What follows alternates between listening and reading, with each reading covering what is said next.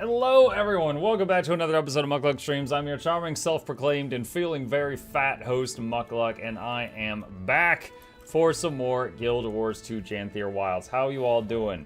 I just got to have a fun birthday dinner with my pops. My birthday was yesterday, his birthday is tomorrow. We went out for hibachi, and they had to roll me home. I am filled with so much rice right now. So much! Happy belated B-Day. Thank you. Yo, I'm getting birthday wishes so many days in a row. Appreciate you. Welcome. Hibachi is great. It was. It wasn't any more ice cream cake. Yo, I didn't have room for it. We have ice cream cake in the freezer. I didn't have room for it today. We'll probably have more tomorrow. Hey, Muk. Sorry for the question. Me and my friends are having a debate on this and would like your opinion. Canned chicken, yes or no? I don't know that I've ever had canned chicken. So, I gotta say, it doesn't sound appetizing, but I've not had that. I've been saving my sap of the furnishings the past couple of weeks. Happy birthday, old man. Thank you, Digital. They had ice cream cake at home. We do have ice cream cake at home. I got the most important item in the Janthir X Pack today. I got the frog with the top hat. Do they mean a whole canned chicken? Yeah, I assume they mean the whole chicken was in a can. Like, the whole thing. Okie dokie. Let's see. Daily routine resets at about 50 minutes, so we got time before that. Let's head on back over here and go out into Janthir. Need more context? I don't know. Is there good context for that? Hi, Mike. Hi, Bluebell. Let's rock. I see you. Hi, Shugo. I hear you. I hear you. See. Hi, Neov, I hear you.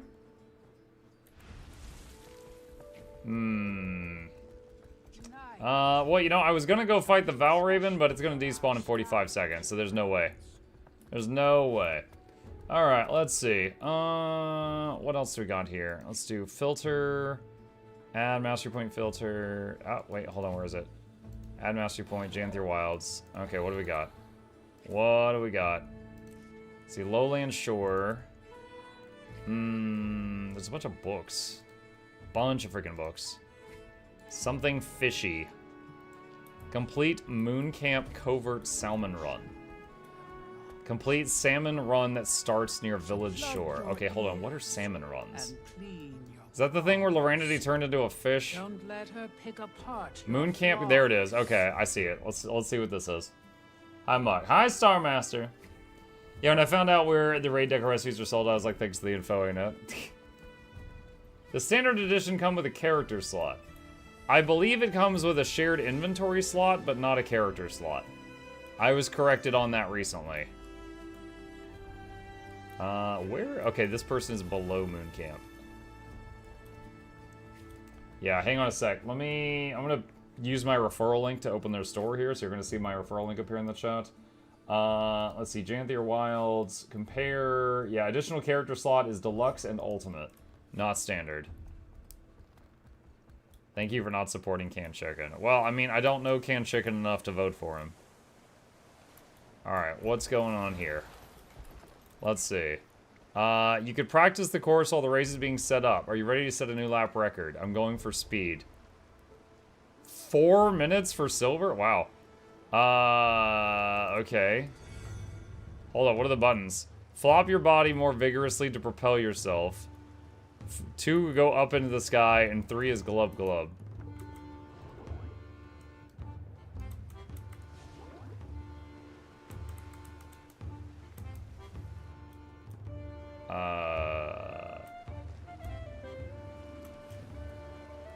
Wow.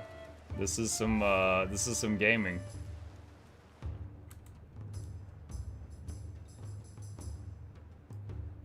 This is some gaming.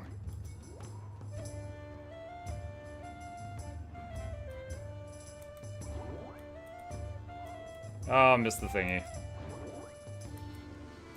Oh no, that's too much. Do I just go over the edge?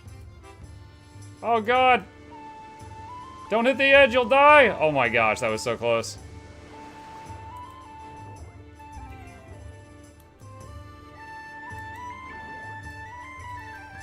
Oh, dude, the surface of the water blinded me.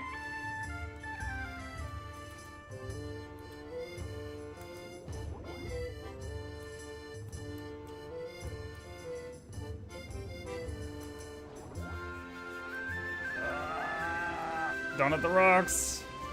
Dude, this animation is too much. Just dying violently. Alright, which way? Over there? The music's pretty good. Oh wait, there's that guy we need to talk to for that other quest. Hold on, can I turn in the quest and then talk to him? Or do I have to talk to him before I turn in the quest?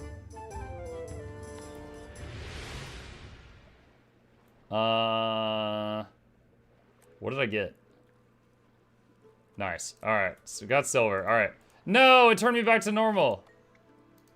Dang. Ah, crap. I have to do that again to be able to talk to him for the quest. That's very upsetting. Okay, well, maybe I could try to get gold then, since I know what to do now. Racist fish strikes again. Yeah. Love the new Make Your Homestead Work For You guide. Thank you, Bob Soji. I'm glad you like it.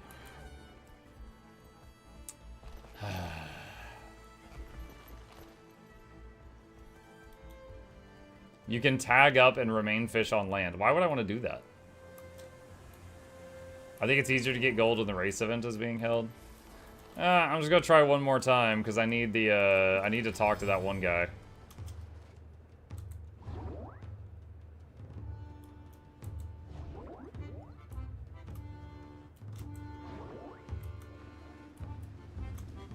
Oh no. Oh no! Are you kidding me? Go up, you dummy! There we go. God, okay, yeah, we just failed. Pretty sure we just failed.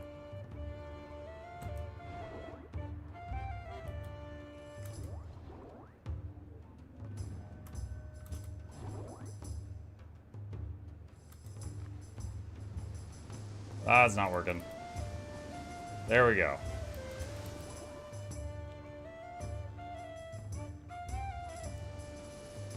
Is this the precursor to a salmon mount?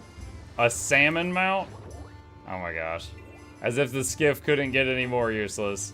We'll have skimmers and salmons.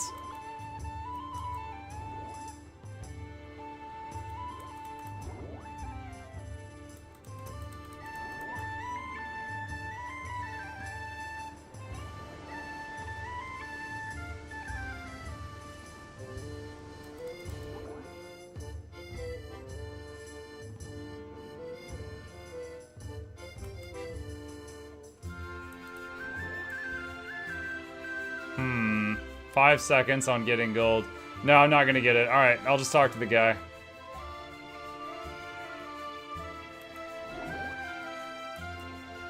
Alright, Salty, you racist cod.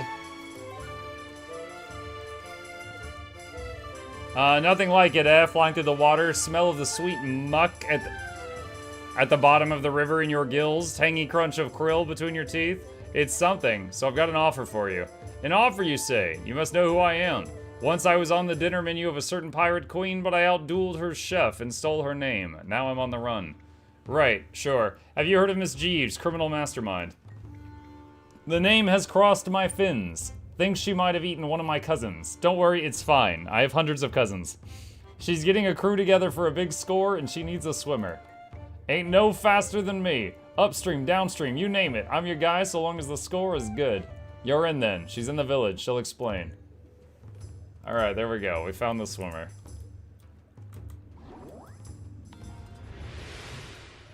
I recall Muck saying he wouldn't become a fish for character development. Well, yeah, but then I accidentally ran into him as a fish, and I was like, oh, well, since I'm here. You know? Where is my pet? Where is my pet?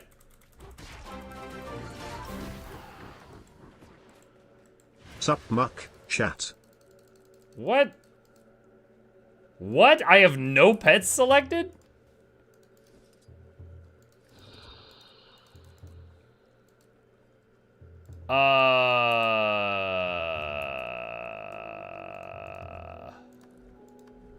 Huh.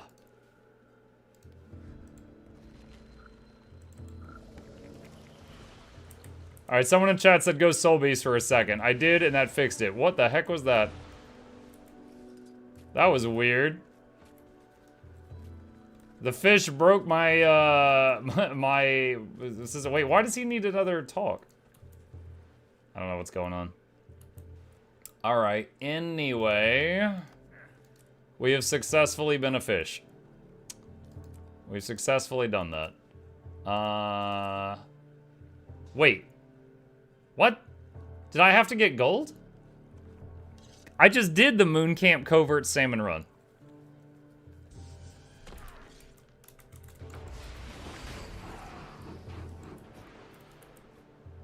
You have to do it when it's an event. Oh my gosh, what is an event?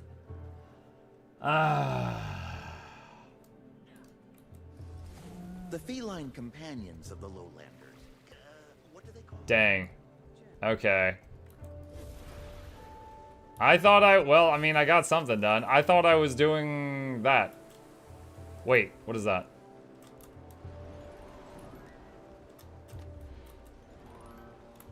Strange tracks. More stuff for the cryptid chase. Return to Echoes of Night and turn in the unknown samples and then get the next step. Okay. I believe he was over here somewhere. See if I can find him. This is the guy that was trying to hunt a cryptid or something. Wait, no, he was in the village. He was in the village. I watched a video on auto loot. I went and checked my account and I don't have it. Lol, working on it now. The Shy Patch video has struck another person. Well, you will enjoy it once you've got it.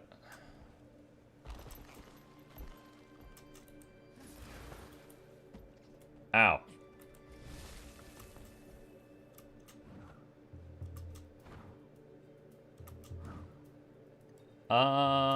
Wasn't this guy over here somewhere? Huh. Hang on. He was in this village. Thanks. Sadly, he doesn't sing Ring Ragtime Gal. Oh, the frog with the top out?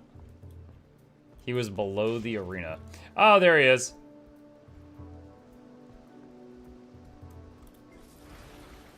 Do you have all the samples? Yes, I do. Wonderful. Could I bother you to pick up some additional samples with which to compare them? Once you have them, you can turn them in directly to Eno. What Will do. prestige samples? Made fast friends I have with a researcher from your bastion of knowledge. Hi Muck, just wanted to say thank you for being the best GW2CC and making me super excited to play this game. Provided you with a list of I am the locations best for GW2 samples crowd I control. have. This time Yes. were documented beasts in the area. We'll check the samples of known creatures against our first batch to rule out any faulty evidence. Hop to it, we shall. Who is that? Funtime Doll. Thank you for the tier 1 sub. 25 months in a row. Appreciate your support. Thank you.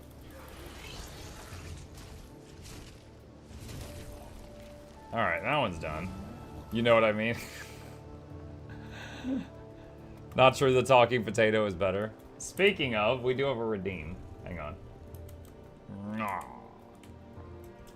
Mike, I received the last 2 rewards of drops twice, even though I haven't reached the target hours. You know if this is a bug? It is absolutely a bug.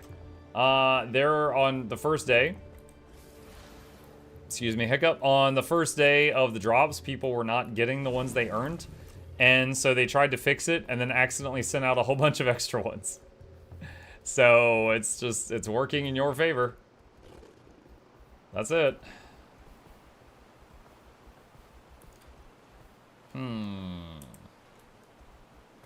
Alright, well, we talked to that guy about the cryptid chase. Let's see. Harvest Shore Salmon Run Adventure. Oh god, I have to get gold in that one. Man, I don't know if I want to do that. I don't know if I want to do that. Got most of it. Charging ram needs help getting warclaws, work off some steam on the tundra. Gold is a lot easier in the race version. Warming sun is tending to displace animals in the forest and could use a protector. Let's see. /wiki a hard day's work. No matches. Okay, it's not on there yet. No luck. NG Spear 2, a charge that focuses an enemy is broken since beta, misses 90% of the time. We report it everywhere so it can get unnoticed or not fixed. What can be done to get ANET's attention? Akeda, I had that issue yesterday morning. I got on my engineer, was using the spear, and I was running around, and like 50% of the time I used it, it either didn't go close enough to the enemy and it missed, or it went too far and it went right past the enemy and didn't even enter me into combat. Then I came back that evening, yesterday evening, and was talking about this, and someone in the chat goes, can you show it? And I logged onto the character and went to show it again, and it started working correctly 100% of the time. And I tested it on like 30 mobs. So I don't know if they fixed it yesterday, or if it just sometimes gets fixed when you log out and back in. I am not sure. But that was my experience with it so far.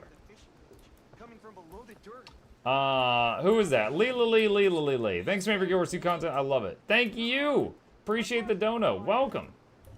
Welcome. I need to stream it to everyone then. Okay, thanks. There you go. Underground bees sound silly. It was odd for sure. How many viewers did you have when it worked? What? I mean, it was last night's stream. You could check the VOD if you want to see it. Just fast forward till you see my hotbar look like an engineer hotbar. Let's see.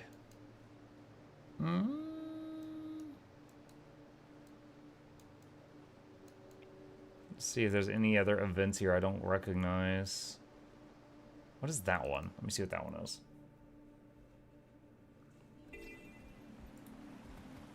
This is the one for preparing fish. I've already done that. Musing Fox. What's your deal? Suppose you might what's ponder up? why we don't opt for a more robust material. Stone, perhaps. For societies that plant deep roots, wise it is to build what lasts. But us lowlanders build what may be returned. Rovers we are, by our very nature.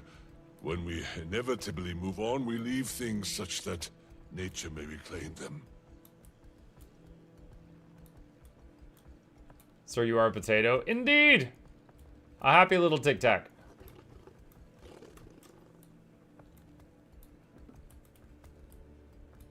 What's the quest here? Oh, is this the one to fix the bridge? Oh, okay. Alright. I recognize this one now. Ah, here we are.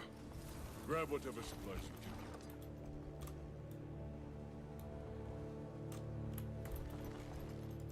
Where? A Wait, what? Springer may be of use for scaling the higher cliffs. Where do I turn it in? Oh, now he's got a turn in spot. I can make do with this, no question. No turn back to potato? I'm busy! Potatoes don't have thumbs. I gotta carry driftwood.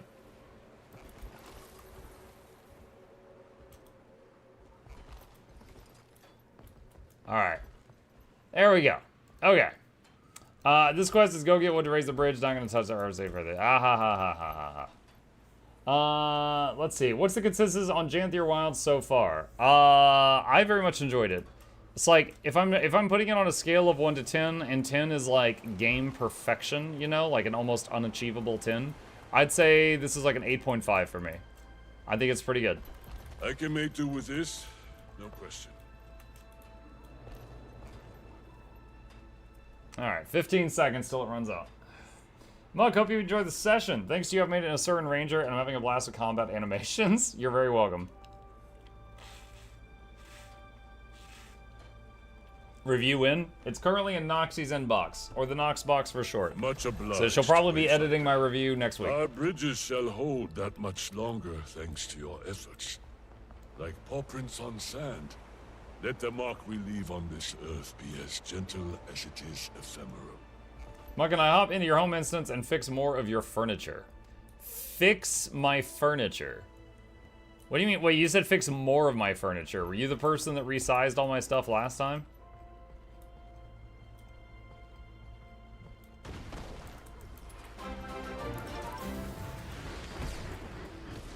It's not Monday, but I hope you saw a snail today. I don't know. Has like a snail been here today? I'm not sure if I've seen any snails. Vicious Bee. Okay, we already did her quest. Is Berserker or Guardian better for solo beginner player? They're both pretty solid. Now, like, if you're in the early game, like, Guardian is a normal profession. Like, a Guardian can become a Firebrand or a Willbender or a Dragon Hunter. Hi, a Berserker is a warrior turns into a Berserker. So, both of those are fine, but one of the things you listed was like a starting profession and the other was an endgame profession. But yeah, they both have some beginner-friendly tools for sure. Hi, Mike. Hi, Pocket Paw. How you doing? Champion Val Raven. Someone fighting it right now? Good evening. Hello, Alien.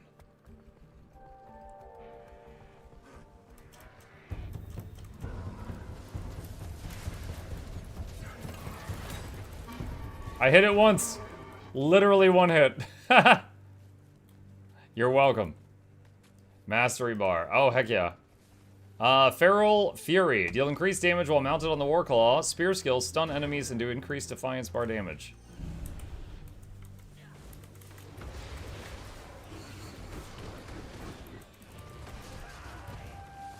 Alright, so let's see.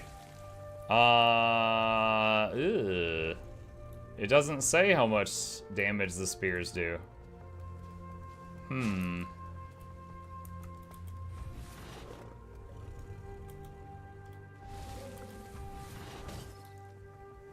So I did a little bit of a knockdown there. I'm shocked you didn't level the mastery that helps you level faster in Janthir Wilds. Meh.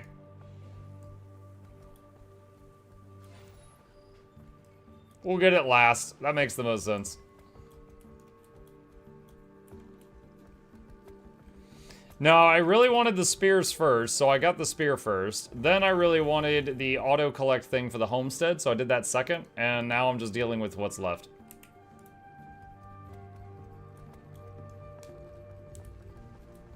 I still think Ranger should be an elite spec. Range should be the base class. So Range would turn into Ranger. And then it would have another build that would be Malayer. Malay. Auto-collect first for me, game changer. Yup. Has me actually looking forward to server reset. So I can get that easy money and XP. The ultimate would be the Rangest.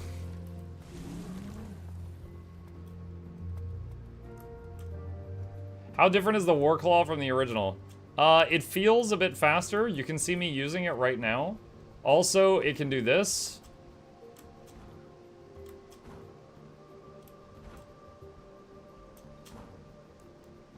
There you go.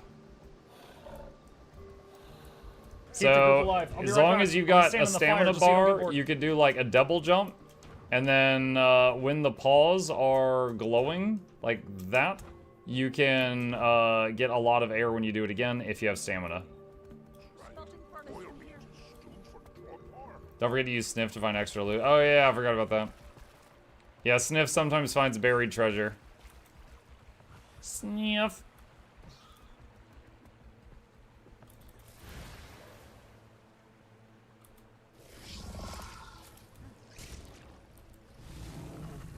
Thanks for the help last night. I got 4 pieces of Ascended gear made for my Harb. I just needed obsidian and stupid cores from a crystal vendor. There you go. I was like, here's the link. I don't want to read the link. Fine. Minor code and cache. What's the other one? Wait, what? Where is it?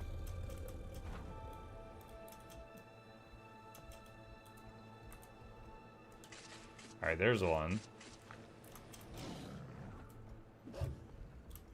There is an achievement that gives a mastery point that's to dig up like 100 of these. So I will pause for them when I see them. Heh, pause.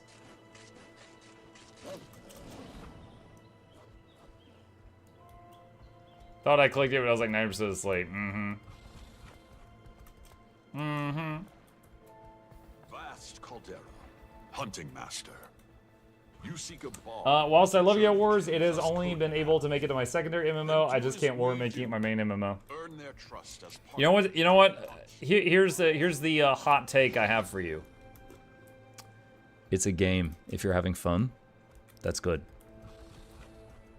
That's the end of my hot take. It's not a marriage. You don't have to commit to it.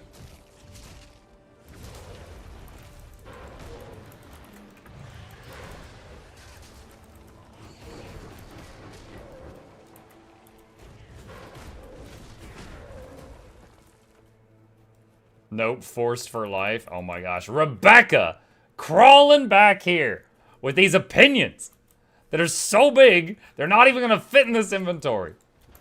Thinking I forgot about you.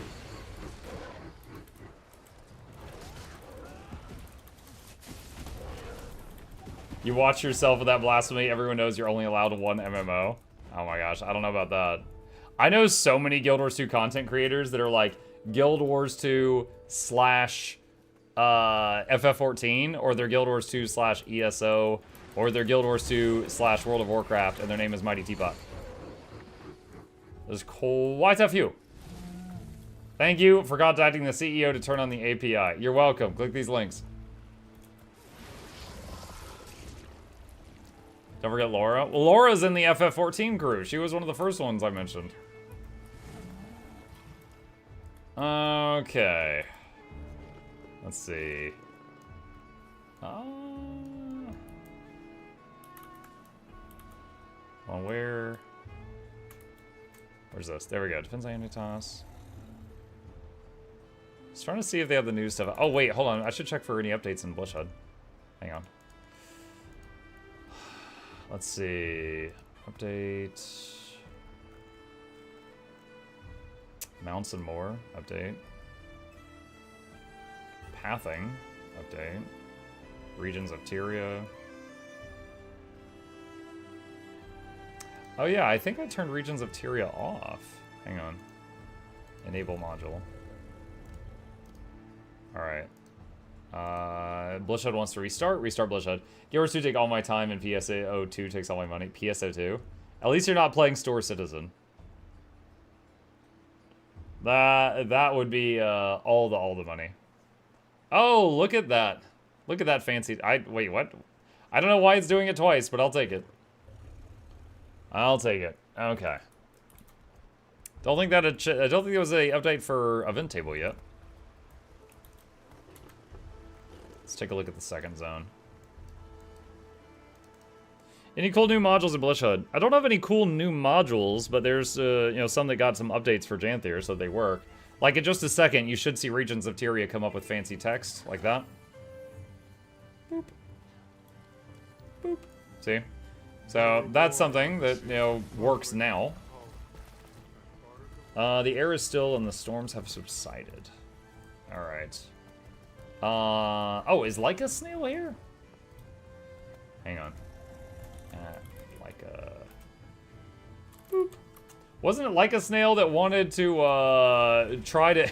He wanted to try PvPing together to see if he could drag down my MMR? Because he was like, hey, I'm really bad. Let's queue together. I'll pull your MMR down, and then maybe you won't fight the gods of the arena. And I was just like, oh, but if this doesn't work, then you're just a bad player fighting against the gods of the arena. It should be a funny thing to try. Someone among the devs really likes number 50, huh? Always 50 points of interest nowadays. Maybe? I never really thought about it.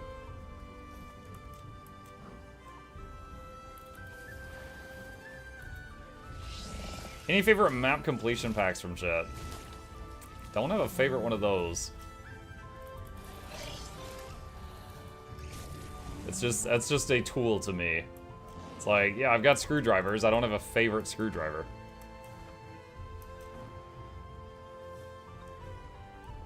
Rotted Titan Amber.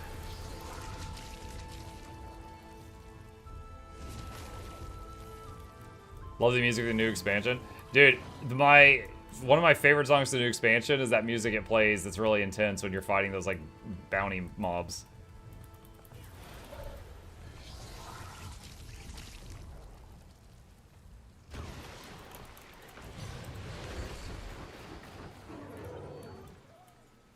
You've helped the Coden.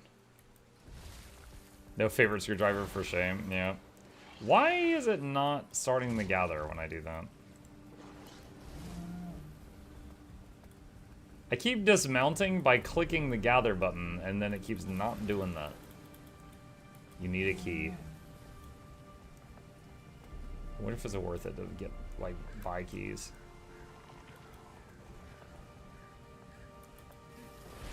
Okay, that time I dismounted by gathering, and it worked. Was it because I had, Unleash on me? Probably fallout there. Need to keep an eye on those things. I don't know what to do. Okay, so that didn't work. So I'll just eat some snacks, get real fat, and stay in my room. Odd. Yeah, I'm having to hit it multiple times. Hi, Eternal! Keep it this, keep it that. Sledgehammer is the best solution. I'm wielding one right now.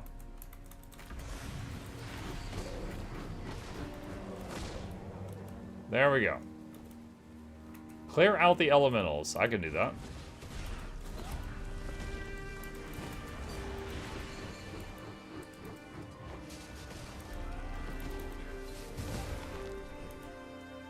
My wife lost her favorite sledgehammer.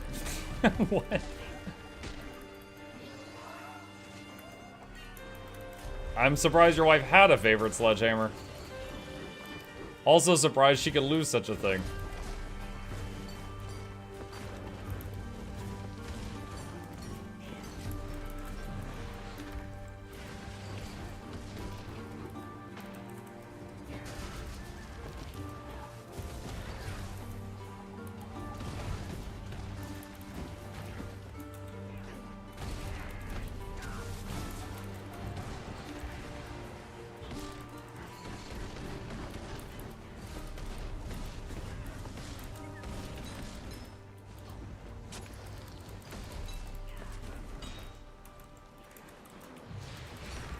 Have you done full bloom MP? Wait, what? What is that? I don't know what that is.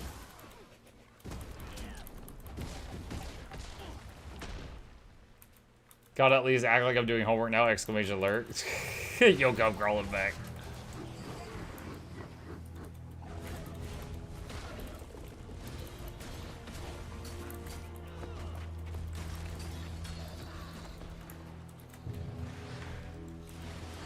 Something Mug doesn't know? There's lots of things I don't know. Like, I don't know why Weavers exist. I don't know why Bram's still alive in the story. Like, neither of those make sense. But yes, I don't know the answer to this either.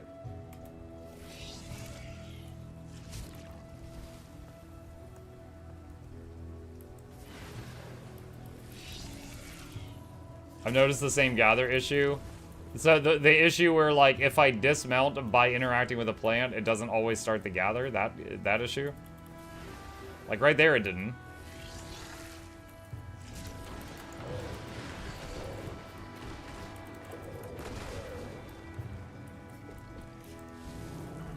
Any plans for today? Any specific videos you want to make? Maybe. I had an idea for one, but I want to structure it very carefully so it comes across as, like, ideas and not, like, whining. Got to be very careful. There's a fun bug where Spear doesn't have the falling ground splat animations. Splat? Happy that the Sky Watchers joined us, I am. First a ship's spindle, now our trails on. What happened? Do you think they'll ever add infinite tools to the armory? They might, but I will say it doesn't make business sense for them to do so. Because, like, I know a few psychopaths that have bought, like, 50 sets of them. Just so that they have them on each character. So business-wise, they certainly, like, you know, it helps them sometimes to have them be separate. I will say that, you know, now there are ways to get infinite gathering tools via just gameplay, but it takes a really long time because they're on the Black Lion statuette stuff. Trying to get a yours stupid keyboard and mouse is hurting my brain. How can I move with WASD and also at 1 through 6 at the same time? My brain and fingers go blank during combat. Pipster, do you prefer, like, mouse buttons? You can, like, bind stuff to your mouse if you want. Like, if you've got a mouse that has, like, buttons on the side. Can we have a 2-hour-long rant video instead, preferably if you're incredibly intoxicated while doing it? Ha! You'll actually never see that from me, Rebecca, because I have never drank.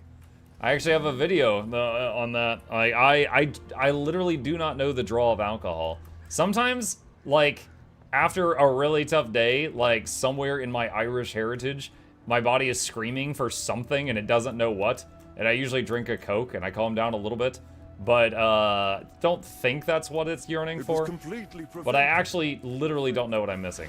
See, I have a tiny bit of a addictive personality. Like, I tried streaming once and I was like, this is kind of fun. And 2,283 days later, I haven't missed a day. So I'm kind of afraid to try an alcoholic beverage because the worst thing that could happen is I like it. So, like, as a kid, I didn't try it because my parents were like, if we catch you with alcohol, we'll kill you. And I completely believed that they would murder me. And so I was like, all right, I'm not doing that. And then as an adult, I was just like, well, that's, you know, I don't think I should do that. Like, I'm kind of scared to find out that I like that. Also, I come from a line of raging alcoholics, so probably best that I stay away from it. My grandpa once got drunk and pulled a gun on grandma. Grandma once got drunk and beat grandpa with a hickory.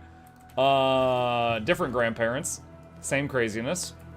I've got one cousin who... Now, this is just unfortunate. This is slightly related, but also not really related. He took... he had a beer, and then he took some medication. I don't remember what it was. And then he laid down to take a nap. And it was medication that said absolutely do not take with alcohol. And the combination of the alcohol plus the medication you weren't supposed to take with the alcohol and laying down to take a nap made his heart rate just stop. That was a really rough time for someone to raid me. So yeah, may he rest in peace. Keioku, thank you for the raid. I was telling sad stories. Thank you. You know what? This Keioku's here to cheer us up. Thank you, buddy. What is this? Fox Flop. I don't know what that is. I'm scared. Thank you for the raid. I appreciate you. But anyway, yeah. I've never drank. So, you're not gonna ever see me do intoxicated rants. If you ever see me just ranting, it's just sober, extra angry rants. Firewatch. Nice. They ready. Yes. Intoxicated rants sound fun. No! No. Someone told me I should do an intoxicated rant. I was like, I don't drink. You're not gonna see that here. No. But thank you. That was wonderful of you to do that. Appreciate it. As I'm sure you well know, those are a huge help for us streamers. You also said you wouldn't sport a beard, and yet here you are. To be fair, I dragged my feet for like over 20 years before actually trying it out.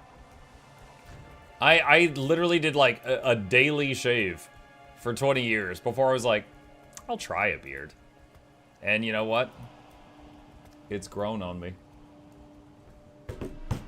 That's both a fact and also a dad joke. How does the wife likes it? My wife loves the beard from a distance of 3 feet or more. How can I say this? She loves it at range, but not in melee. She's like, oh my god, that is so hot. Stay over there. She loves it at range. Did you grow it yourself? Yes. What? Like, no, I'm a chia pet. I just sprayed some of the solution on my face. Why is Warclaw so fast? Janthir made it get zoomy. It can also, do this.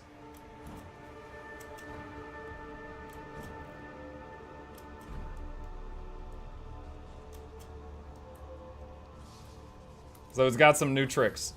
Oh, wait, it just sniffed out some buried treasure. Hold up.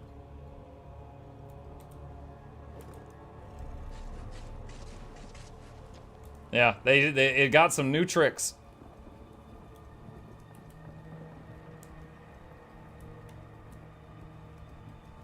There's also a ranger pet that is a juvenile warclaw, and it has the skill bop.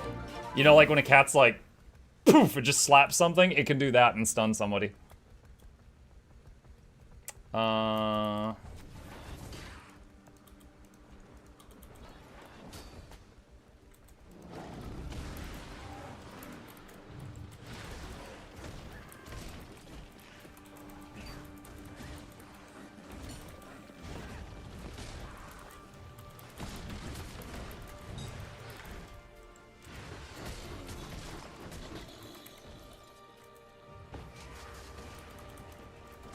That's the warclaw. I thought it was a map-specific mount. No, that was the warclaw. There is a new skin you get during the new story, and I am using that new warclaw skin, but that is the warclaw.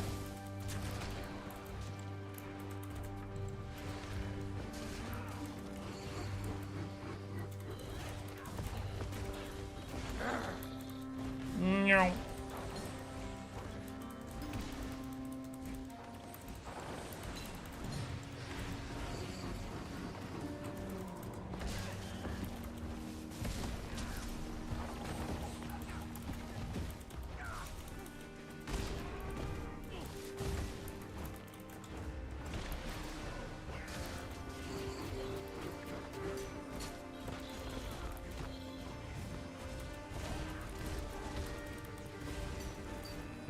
Yeah, for a short distance, the Raptor, I believe, is faster, just because you use its hop and then that's it.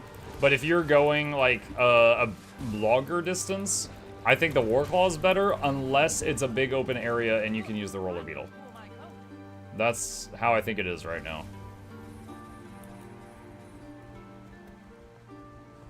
It also is immune to falling damage now, if you have the Mastery done. So, like, you could fall off a cliff, it's not gonna get hurt.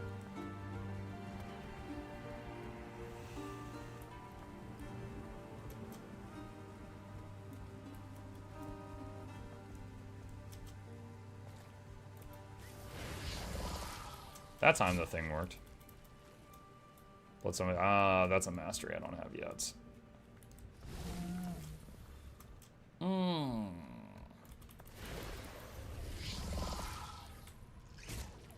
Alright, so someone asked me if I had any ideas for projects to work on today. So, here's one that I had, and I'll pitch this to you guys, and I'll take your feedback. So, I love PvP in Guild Wars 2. It is a very fun game mode. The combat system is extremely fluid. It feels good to move around and use skills. Like, just everything is really, really fluid, and I love it, okay?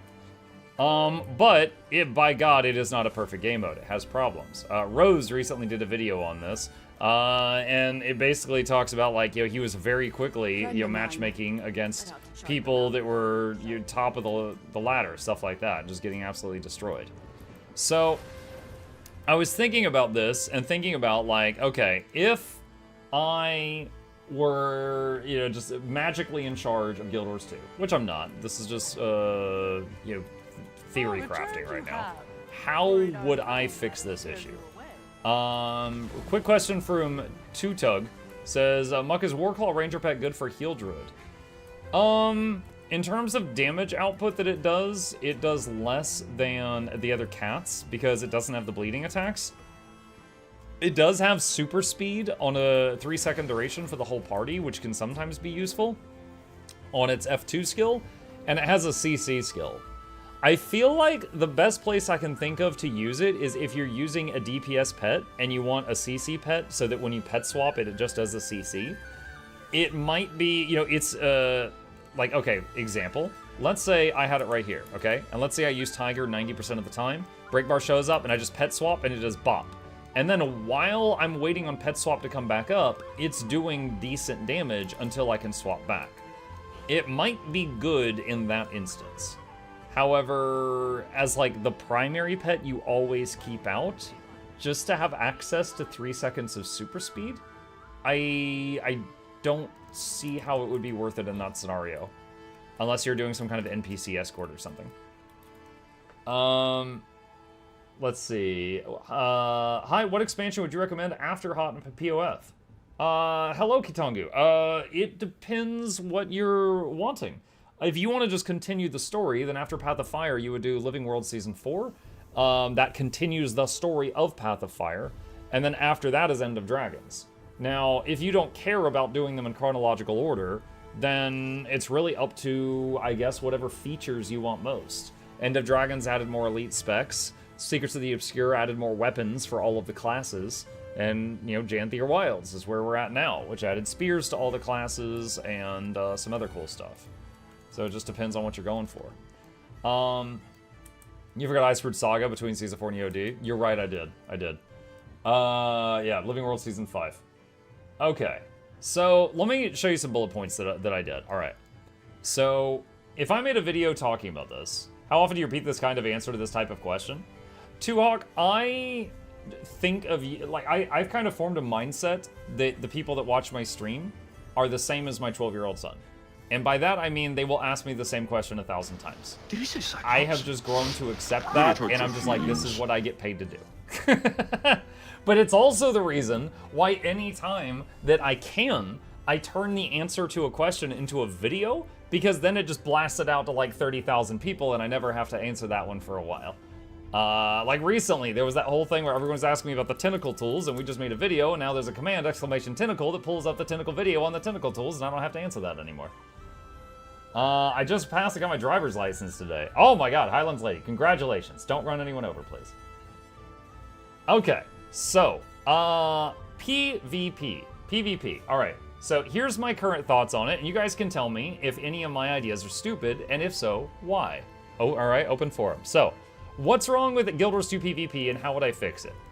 Matchmaking is bad, alright? So, right now, very low-skilled players are sometimes thrown against very high-skilled players. All right, that's just true. Okay, how would we fix this? I think right now, let me see, Guild Wars 2 PvP matchmaking. Let me see, does the wiki page have this? Let's see, algorithm. All right, hold on, here, we've got something. Let's see. At the heart of PvP matchmaking algorithm is, let me pull this over here, Glyco2 matchmaking, MMR. This rating, which is an approximation of your skill level, helps match you with other players with similar skill level. In addition to 2 core ratings, one for unranked and one for ranked, a rating is also kept for each profession, but the profession ratings are not currently used for matchmaking. What the hell? This is one of my bullet points. We'll come to this in a second. So Glyco was used as a main alternative over ELO. Like ELO, Glyco tracks MMR for each player and updates that rating over time as you play the game. Glyco's main improvement over its predecessor is the inclusion of a ratings deviation, which measures the reliability of the rating. By using RD, the matchmaking algorithm can compensate for players it has little or incomplete information about. A volatility measurement is also included to indicate the degree of fluctuation in a player's rating. The higher the volatility, the more the rating fluctuates. Volatility changes over time in response to how you play the game. During periods of stability, your volatility should remain low and reciprocally. The point of this is to allow the system to hone in on your appropriate rating as quickly as possible. This system is also set up to increase your RD after periods of inactivity, just in case you're a little rusty. So it's supposed to, I actually have this as a bullet point. It feels like it doesn't decay your rating after a period of inactivity. Okay. And then there's a whole bunch of stuff here. Matchmaking is the process of organizing players in such a way as to encourage competitive and fun gameplay. The system uses a two-phase score-based search method that takes into consideration several metrics. A score-based search method was used over other methods because it's a good compromise between the often completing goals of match quality and short wait times. At the start of matchmaking, the system attempts to find a match customized for the first filter iteration roster party in the queue. If no match can be created, these players will be put at the end of the queue to ensure that other players have a chance to add a match customized for them. While this may seem unfair at first, this has actually been shown to decrease wait time for all players. The first phase, called filtering, gathers players based on their current MMR. The primary purpose of this phase is to both reduce the number of players being considered for a match and to ensure that the match is appropriate given each player's skill level. Over time, padding is added to your player rating. While this may decrease match quality, it helps ensure that outliers still receive matches. Okay. Gathers players based on their MMR. So does I read this and assume that this means if you have like a silver player and a gold player that queue together, like a silver one and a gold one, it might average them and just say, okay, this group is silver 2 or silver 3. And then it throws them in with that. Dream says, how long do you think you'll continue streaming? If you mean tonight, 4 more hours, and then I'll raid someone else for people that are still farming drops. If you mean, like, in my life, as long as I can. Dude, I love what I do. I love what I do. I wouldn't have done this for 2,283 days in a row without missing a single day if I didn't love it. So, like, if I won the lottery tomorrow and I didn't have to worry about money at all, I would still be here tomorrow night. I probably wouldn't tell you guys I won the lottery, but I'd still be here. Okay, so the second phase of the algorithm is the scoring phase. During this phase, each player is scored against every other player being considered for matchmaking. The metrics used during this phase include rating, rank, games played, party size, profession, and dishonor. With each metric, the system is looking for players that are close as possible to the average of those already selected. The system also attempts to keep a number of duplicate professions to a minimum.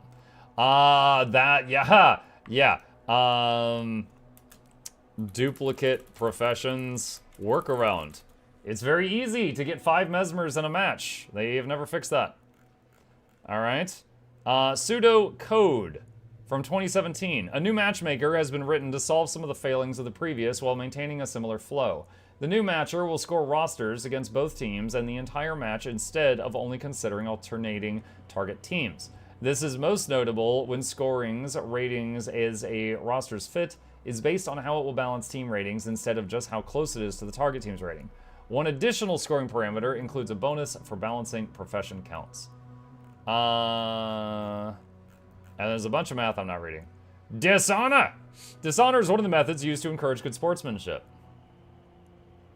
Behavior is tracked in the medium to long range through stacks. Each stack represents a duration that decays over time. Every time you receive dishonor, you also receive a timeout. The length of a timeout increases exponentially based on how many stacks you currently have. In other words, your first offense may yield a short timeout, while your 20th may keep you from playing for a much longer amount of time. While in timeout, you may not participate in ranked or unranked arena, but you can still play in custom arenas. Dishonor also impacts matchmaking by preferring to place you with other players that also have dishonor. This isn't a separate queue, but merely a suggestion to the matchmaking system. Oh my god, just put all the cancerous people together. It's possible to have stacks of dishonor without having an active timeout because dishonor decays at a slower rate. Okay. This is no longer in use. Let's see, match prediction, no longer in use. Wait, what? Event table is unavailable. What's going on? Okay. All right, so there's all of that, blah, blah, blah, blah, blah, blah, blah. Okay, so what do we got? So I wrote down, matchmaking's bad. Very low skill players are sometimes thrown against very high skill players. Okay, so currently, as I understand How are we liking the X-Pack? I like the X-Pack. If on a scale of 1 to 10, if 10 is unattainable perfection and I should almost never assign a 10 to something, I think the X-Pack is a solid 8.5 for me. It's very good. I enjoy it. I have many good things to say about it and very few bad things to say about it. Review video will be out soon. Okay, so currently, as I understand it, if a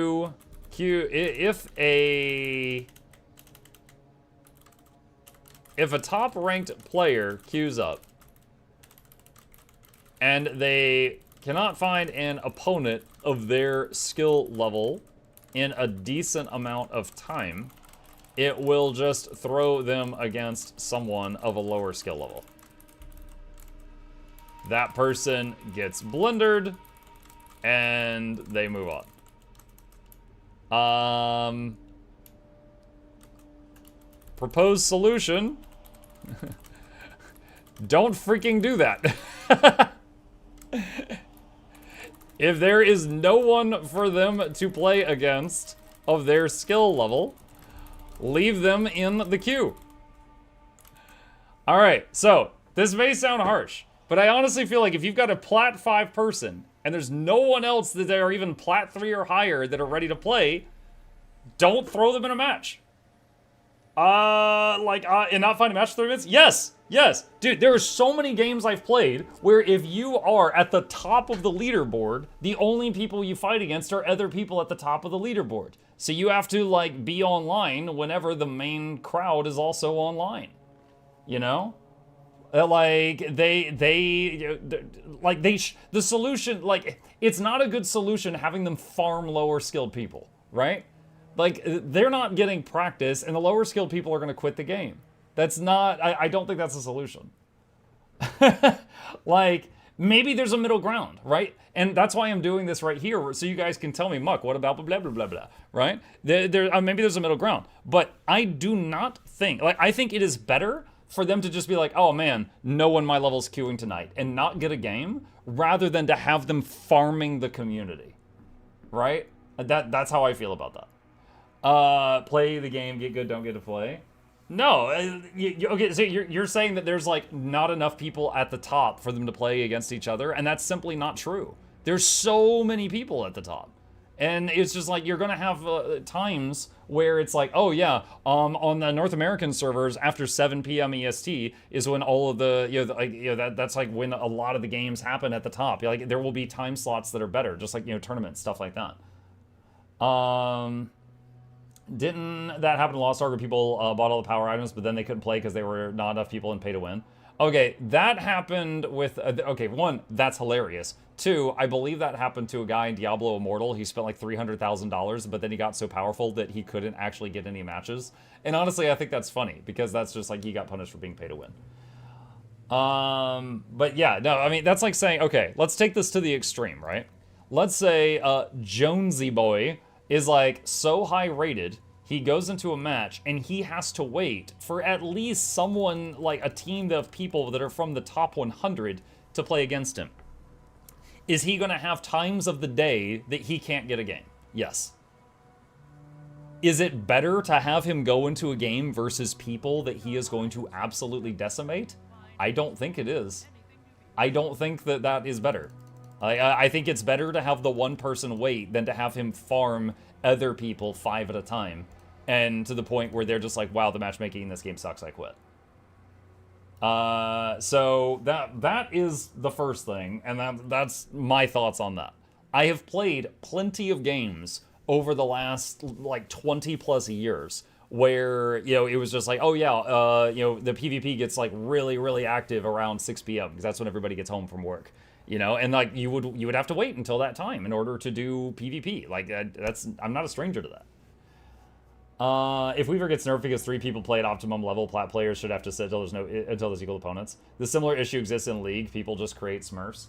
And they might do that. And just because there is a way that they could like do something like that to try to get around that, I don't think that means we should give up on trying to solve the problem.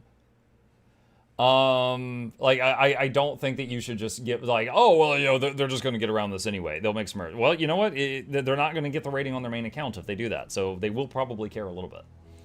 MMR feels like it never decays. Okay. I came back to the game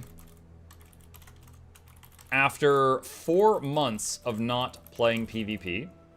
I should say I came back to PvP after 4 months of not playing PvP, and in my first match faced people that were top 25 on the leaderboard. And dude, it was insane. I am a decent player, right? I am not the best. I'm far from the worst. I'm a decent player. I don't think after 4 months of inactivity, I should be fighting the top 25 people in North America when I get back in the first match. Like, if there is a rating decay system, it is very poor. It is very, very poor.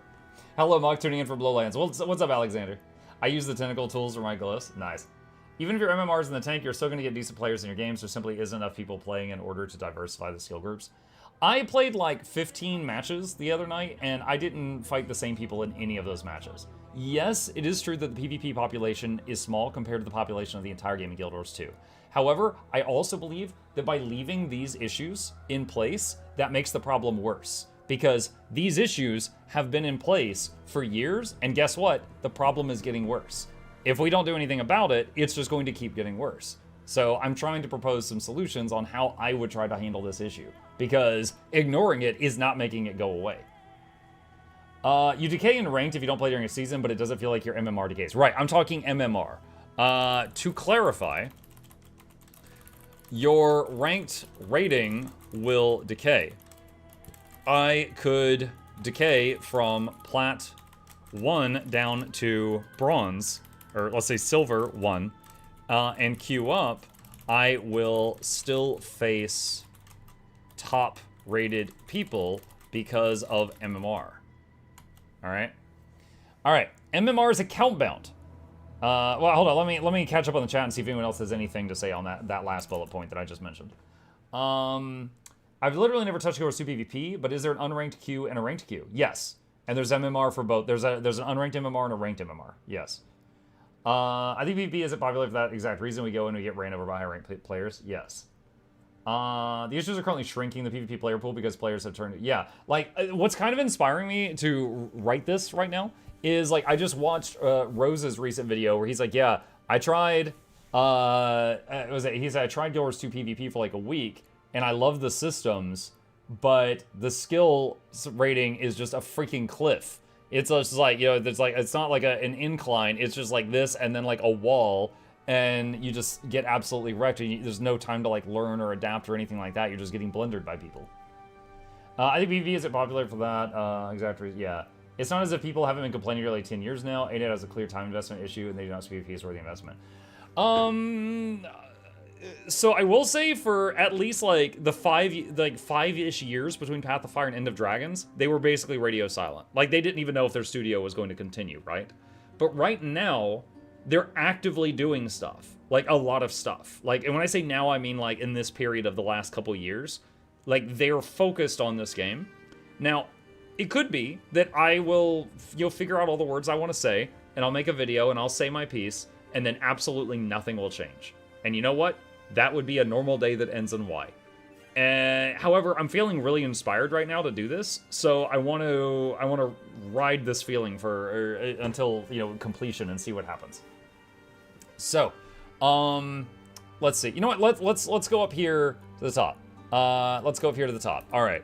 Let's do a introduction. Introduction. Okay. Who am I and why should I know anything about this topic? Okay.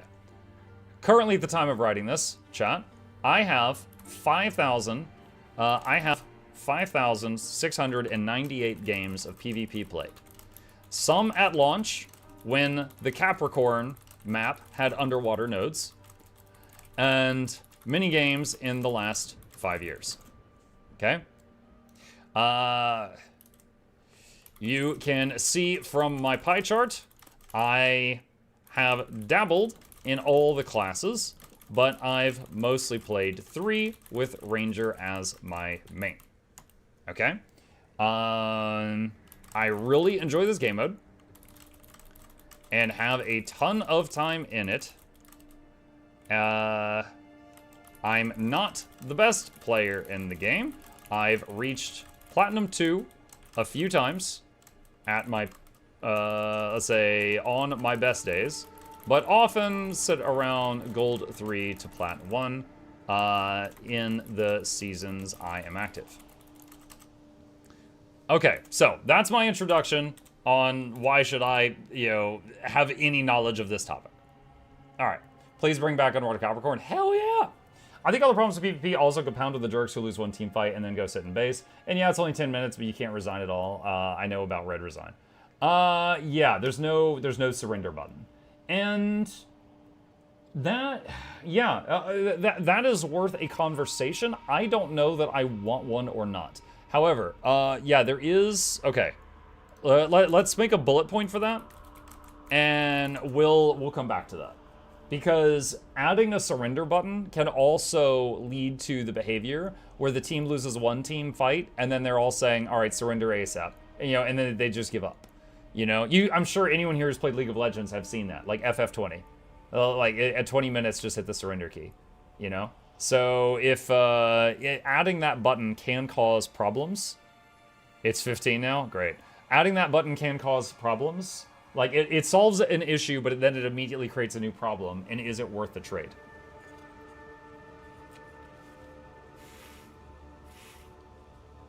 Okay. So I wrote, MMR, it feels like it never decays. I came back to PvP after 4 months of not playing PvP, and in my first match, I faced people that were top 25 on the leaderboard for North America. If there is a rating decay system, it is very poor. To clarify, your ranked rating will decay. I could decay from Platinum 1 down to Silver 2 and queue up. I will still face top-rated people because of MMR. All right. Let's see. All right, so the next bullet point I had was MMR is account bound. Not character bound. This means if you have 1,000, hang on. If you have 1,000 games played as a firebrand, and you decide you want to try to learn how to play a Tempest for the first time, you will immediately be thrown against the same people you've been fighting before.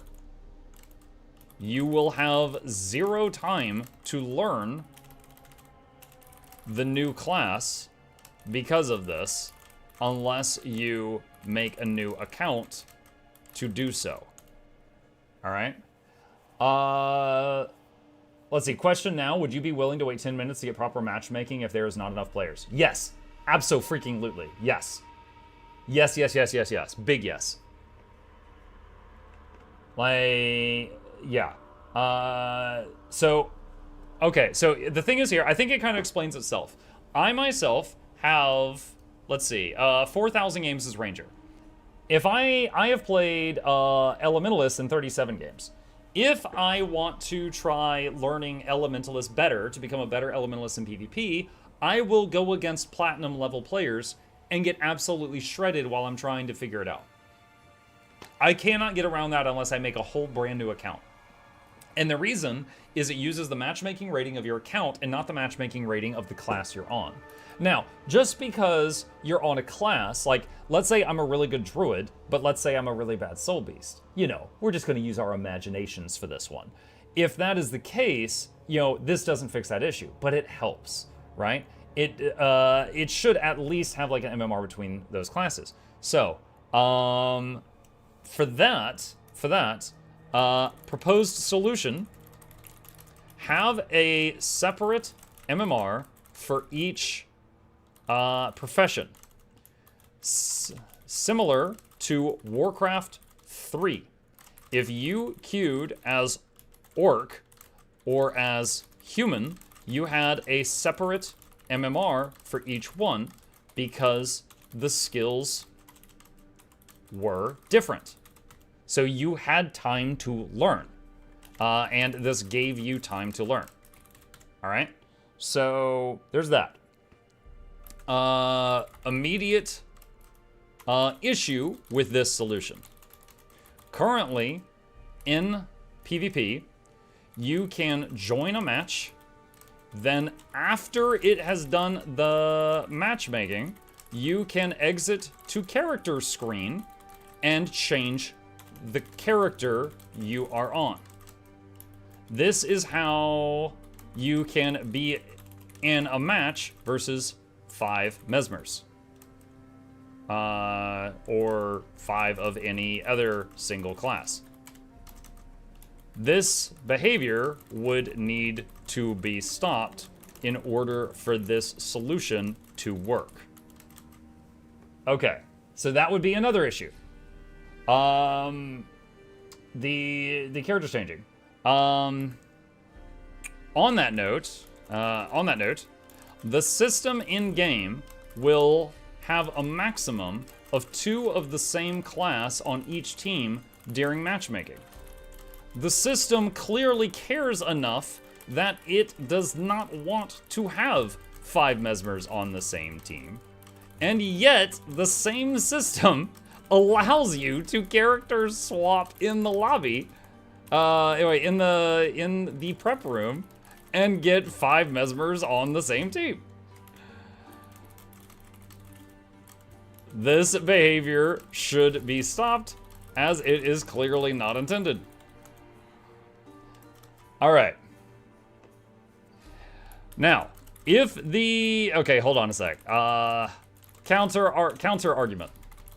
If the developers want us to be able to swap characters in the lobby after getting a look at our opponents, like this is Overwatch, then why are there restrictions on how many of the same class you can queue with in the first place?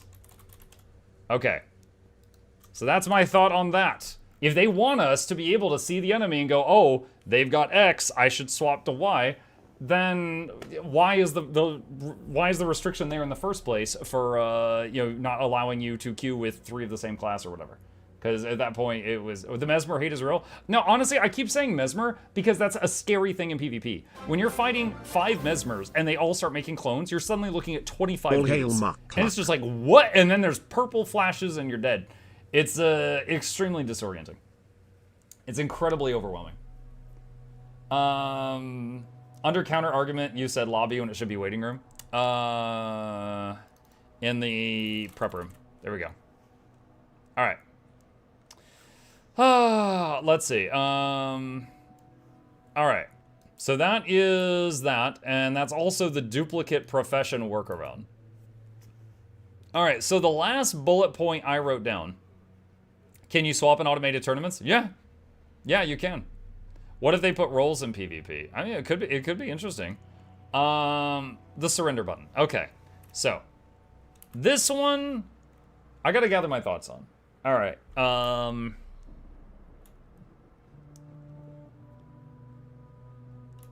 What if you join a game and someone is not moving at all or goes AFK soon after the start? Okay. What is the best way to handle this? 500 plus words, save the dog. Hang on a second. Guys, think of any PvP system from any game you've ever played. What is the best way you've ever seen a game handle someone rage quit and their team was left hanging? What's the best solution you've ever seen? Let's see. Save this. Yeah, just save it to my desktop. That's fine. Okay. I'd like roles PvP. They need to take damage in order not to get kicked. Drop in, drop out. People come back to match and say, I had to answer the door. I got one for you. Just got to write it a sec. Loss mitigated to avoid win trading. Deserter buff. Depends on how early this happens, I think. Some kind of leave penalty, rank lowered, or time lockout. The League of Legends one is nice. Most FPS have a drop-in system to join in progress. Okay, when you say drop-in system, do you mean like it grabs a new player in the queue and drops them into an existing match? 16-bit? Is that what you mean by that? Let the others leave without penalty, penalize the leaver AFKer. First game detects AFK player, then gives team with AFK player option to leave immediately. Timer on deserter. LOL lets a unanimous early surrender happen. Temporary ban from joining another ranked match. I think if someone rage quits in Overwatch in like the first 5 minutes or so, the match just gets closed. Team with the lower player numbers gets a health buff. Just make them raid bosses. Another thing is give out a button instead of having to wait in your down state or something to finish you off. Have a give up button for down state. Hard to be goers too. I think rotating game modes would really help. Having an Earth mode, Devil Toughness mode, Festival mode, etc. That would suck if you get queued in at the end, instant loss. I would say if you get dropped into an existing match, you should not be penalized if it loses. But, or maybe it could give you an option, like, okay, I'm thinking of Elden Ring or Dark Souls 3. When you join in as the blue guys to defend the host, you know? Like, you're going for, like, a different award. Like, you could get the option, and it could be like, hey, do you want to drop into an existing game for these other prizes, but you won't get rating? So you could try that. I don't know. They could have a remake button.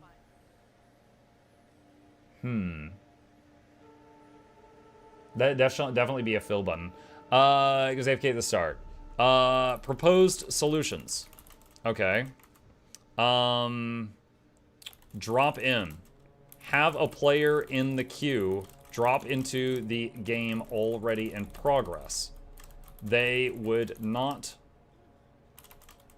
gain or lose rating, but can earn other rewards for saving that game. Prompt them before dropping in, asking if they are okay with doing it.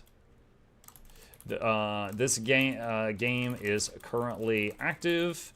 Would you like to drop in? Question mark. Okay. Next proposed solution. A remake button.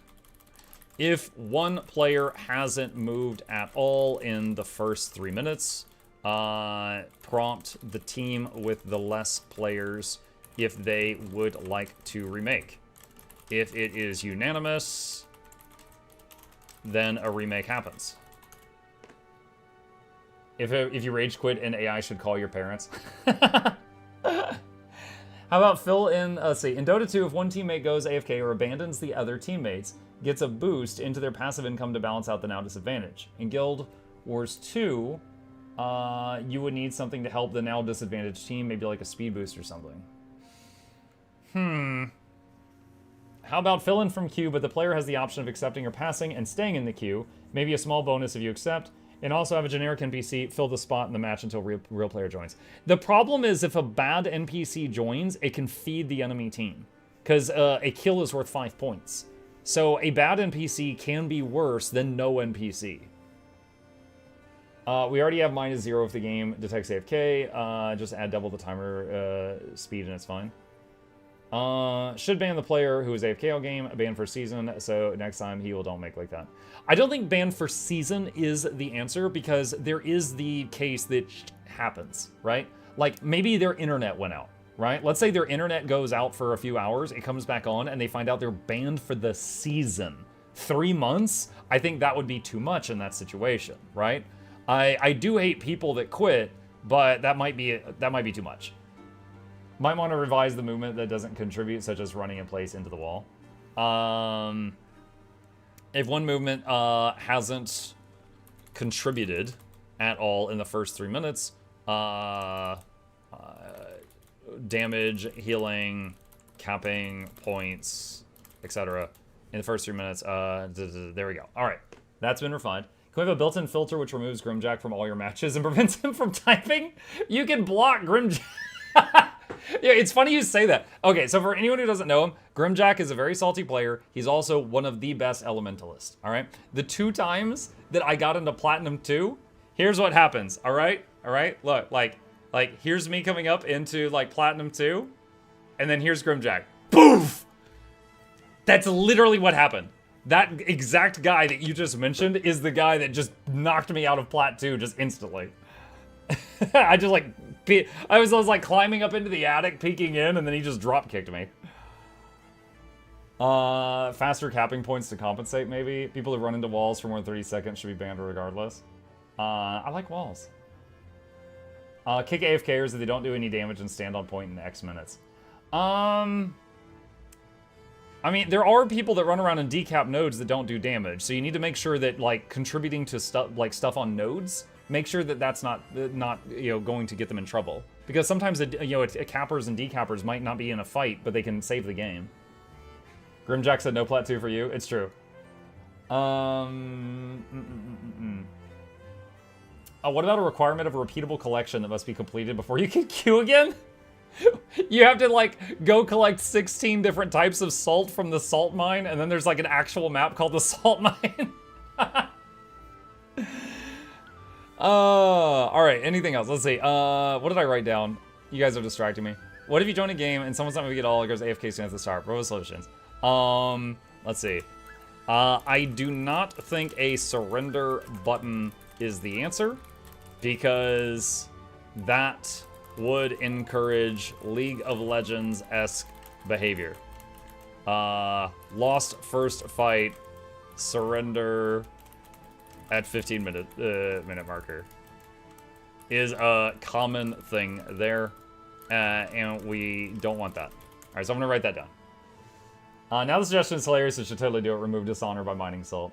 Temp PvP and World v World or deserter debuff should be needed for droppers, even if they get IRL problem. That is already in the game, though. THK, that is already in the game. If I have to go AFK or my internet goes out and I'm in a ranked game and I come back, I will have deserter. And I will not be able to play again for like an hour or something. No, I think usually when I get it, it's like 10 or 15 minutes because I get it so rarely. It's like a 15-minute debuff. But yeah. So we got the drop-in player idea and the remake button. Do you play League of Legends? What rank are you if you play? I played League of Legends back when they released a new hero every 2 weeks. Like, many seasons ago. The highest I ever got in that game was Platinum 2, I think. I think I got to Plat 2 in that game as well. I was trying to... Now, in that game, it goes like Plat 5, Plat 4, Plat 3, Plat 2. So I was up here, and then it's like Plat 1 and then Diamond 5. I was never able to get to Diamond.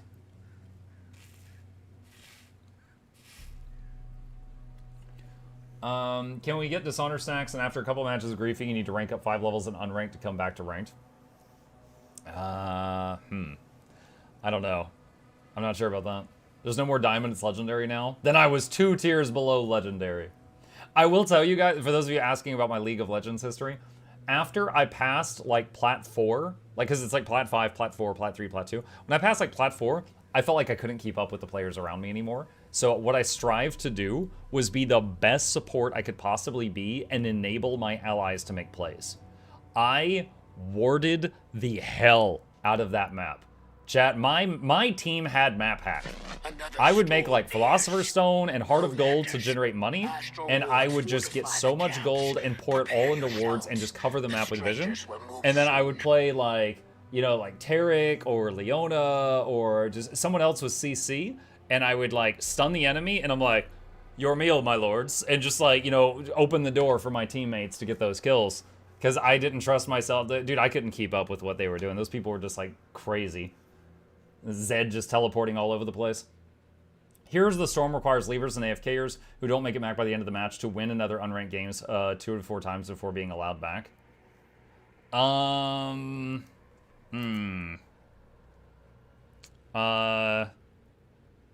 Could make people who earn deserter debuff be required to win some ranked games, so some unranked games, before being allowed back into ranked games.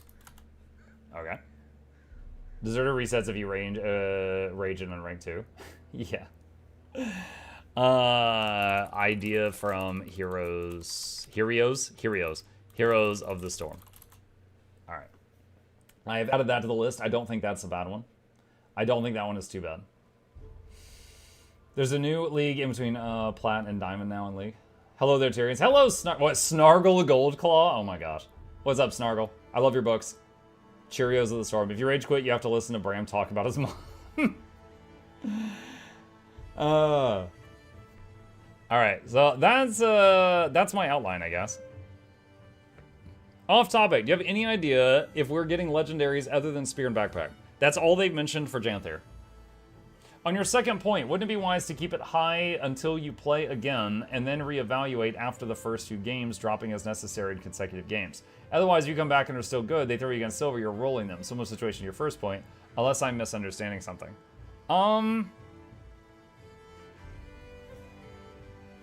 That is a valid point.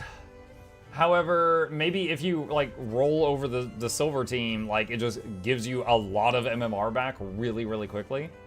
It's like if you're like, you know, climbing back up to an area where you've already been, it gives you your MMR much more rapidly than normal.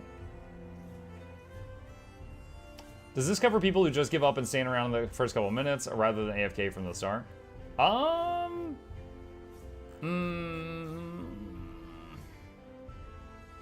Well, I wrote someone not moving or they go AFK soon after the start is what I wrote down.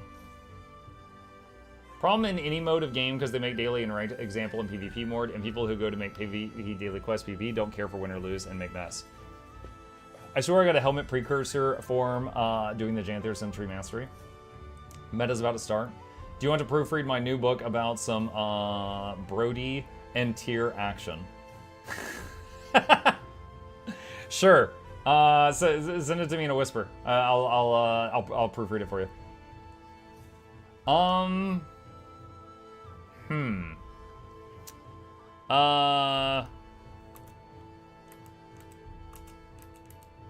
Okay, what about problem?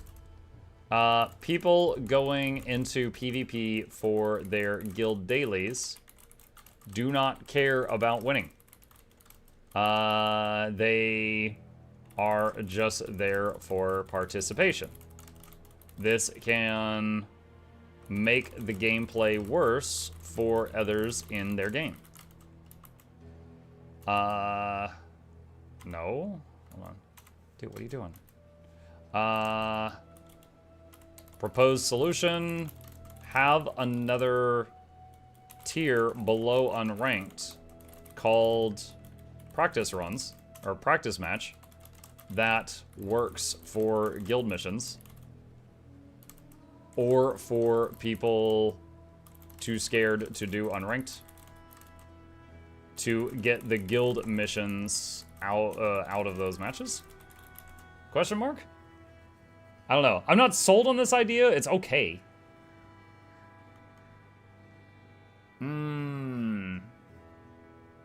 Don't know if anyone has this idea yet. How about the team with more players is capped, so the lower number of players respawn. So 5v4, and once the team with 4 kills opponent, that opponent is held in respawn until another member of their team dies. And they wait in line in that way so that the match continues as 4v4 until the team missing someone has spot filled. The winds are picking up. Huh. The storm nears even more. That's an interesting idea. I don't know if I like it, but it is an interesting idea. I've not heard anybody else mention something like that. Make sure to not to do very grand plans. They don't touch PvP at all for a very long time. Yeah. Yeah. Let's join that.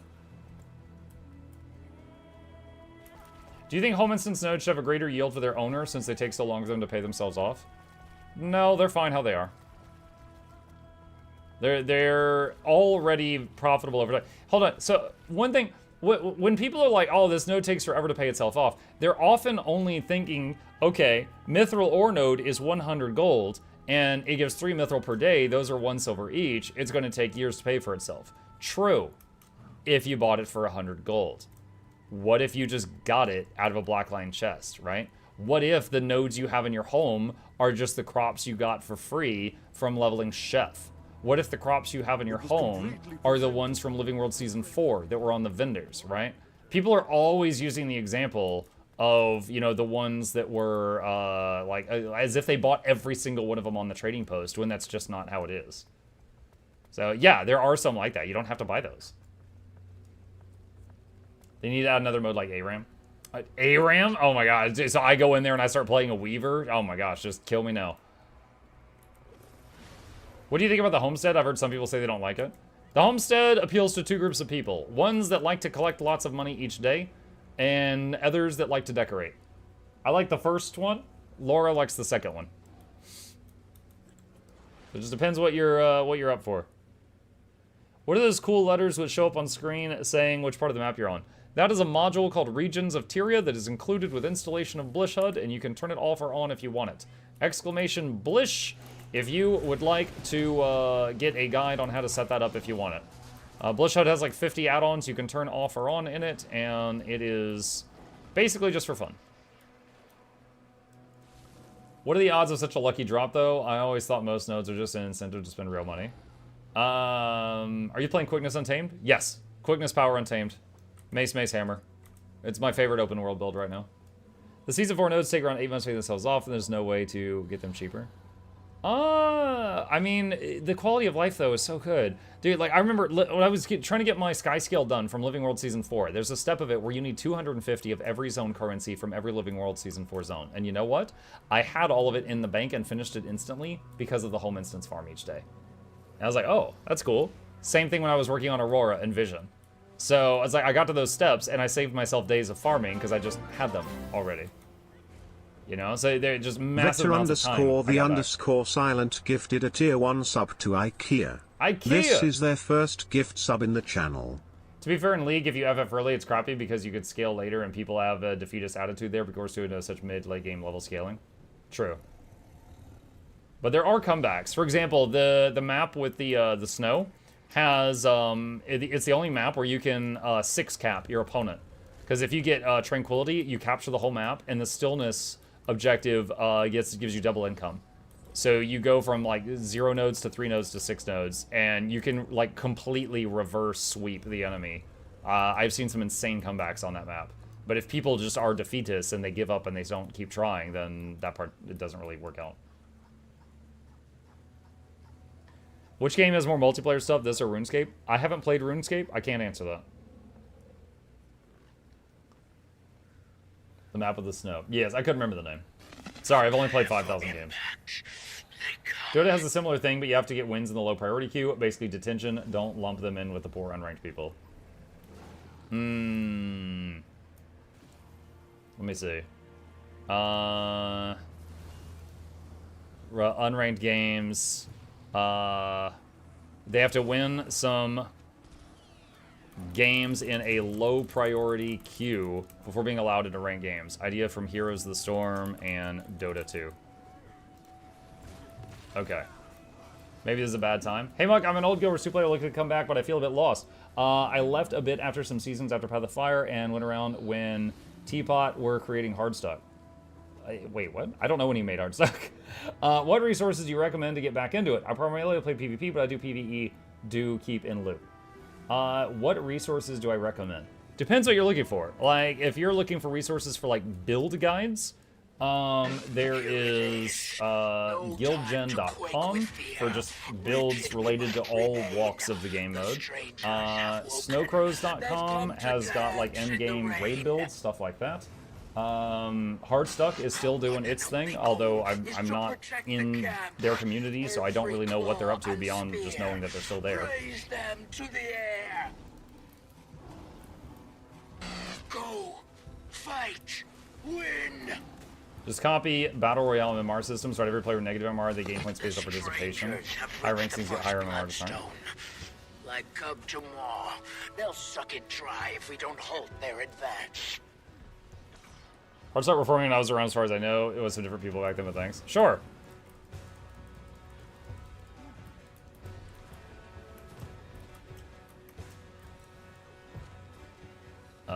When does it start? There we go. I won't let you live.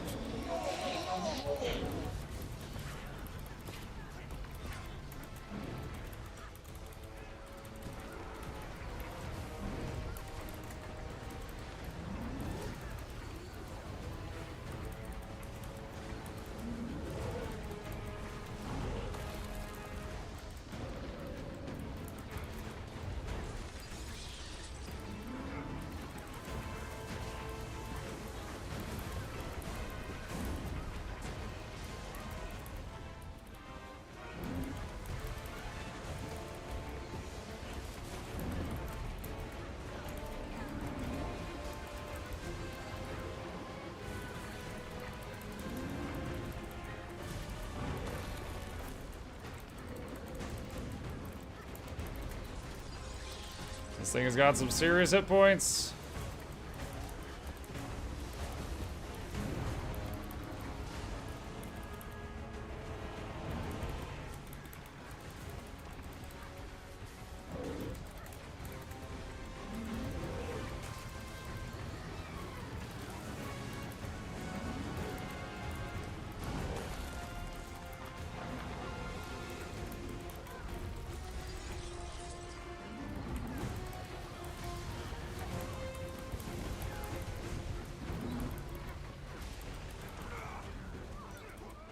Dude, why is she picking me for that debuff so often? Good lord.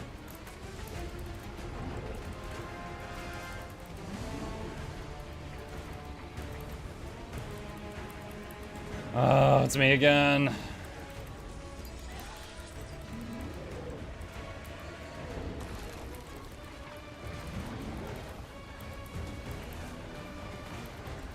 That's me again! Clearly, she is going for the largest threats here. And clearly, that's me.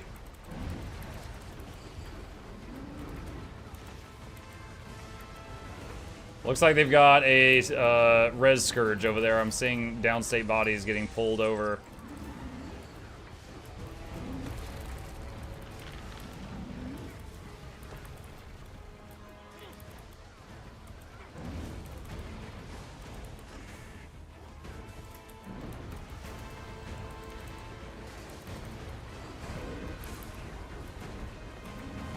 Is the meta still bugged? I've been told by others it's been fixed. I cannot say firsthand. Let's roll.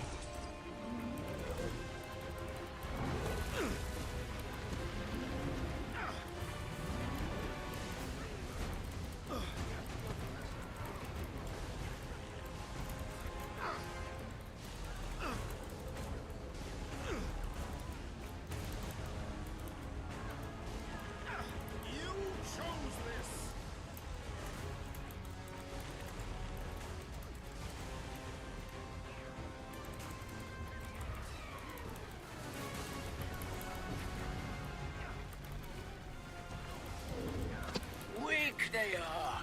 Mount your journey. Titan's armor protects it. Do the chain thing. Okay. Ribbon dance.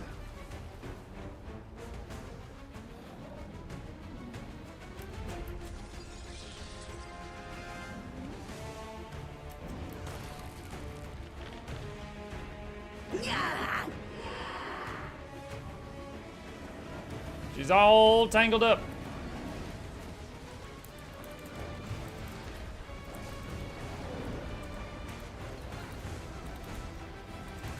Gotta run through the race icons? No, you just gotta go zoomies. I was having too much fun. Is the mob a Mayfair poll? That is the joke, yes.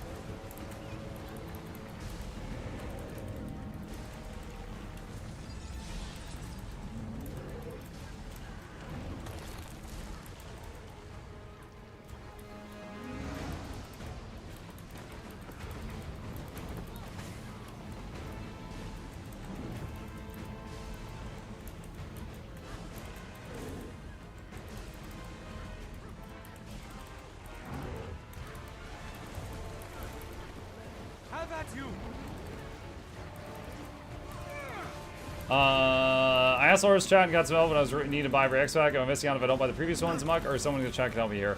The previous ones. So Fiskin, every expansion had features, right? So like End of Dragon added more elite specializations. If you wanted to play a Mechanist, which is a type of engineer that gets a giant robot as a pet, you're gonna need End of Dragons for that, because that was added in End of Dragons. Secrets of the Obscure added new weapons for every class, including like swords for Necromancer, guns for Guardian, stuff like that. If you wish to use those and have access to those builds, you will need the Secrets of the Obscure expansion. And then, of course, this whole expansion added spears to every class, so as usable on land weapons. First new land weapons they've added since the launch of the game.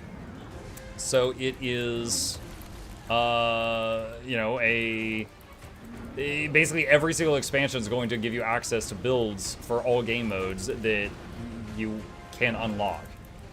Now, it's up to you if you care about those builds, but that's it.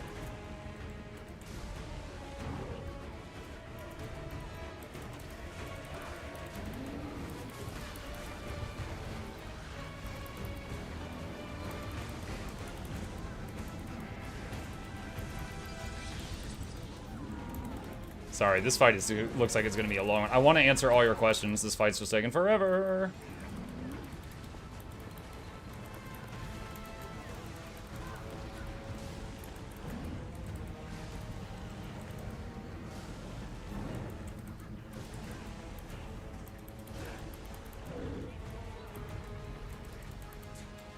Alright, I'm throwing a Spirit of Nature over there to res all those people.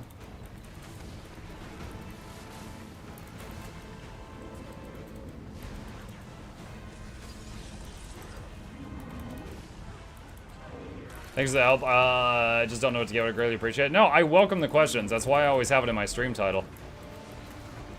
But yeah, I mean, it's just, it depends on what you want to do. Like, if you want to be a Mechanist with a spear, for Mechanist you need enough dragons. For spear, you're going to need Janthir. If you want to use, you you know, a scrapper with a mace. Well, mace is from Mechanus, and scrapper is from Heart of Thorns. But for a scrapper to use a Mechanus mace, you're going to need access to Weapon Master training, which is from Secrets of the Obscure.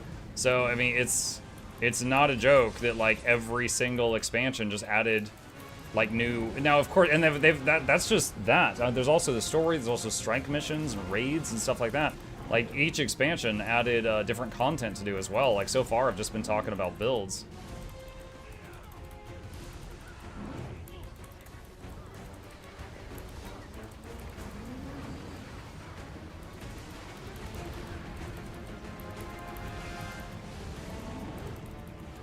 I like how high up we are on the damage meter right now while I'm playing an offensive support.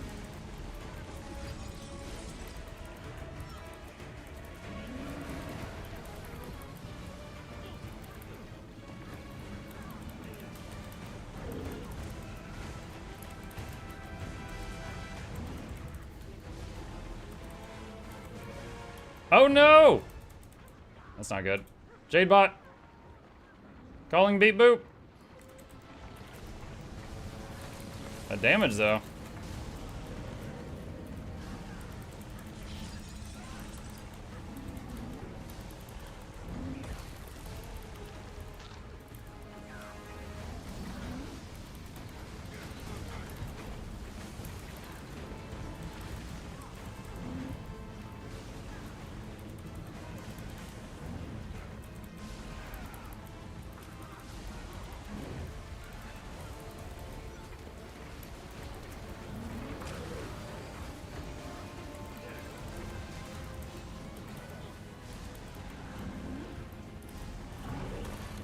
An AoE res over there.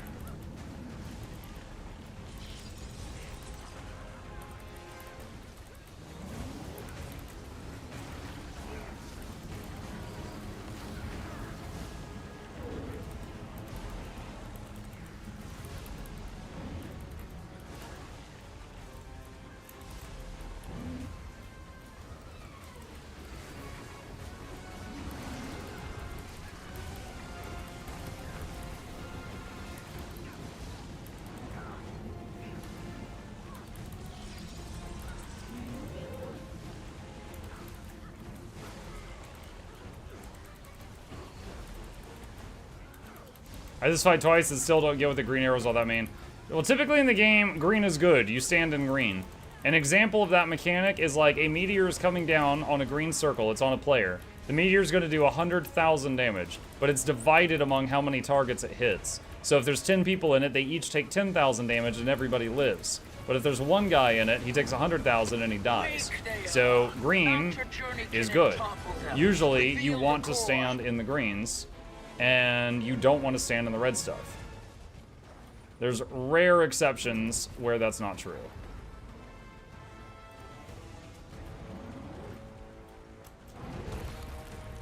Whoa, that guy got splattered.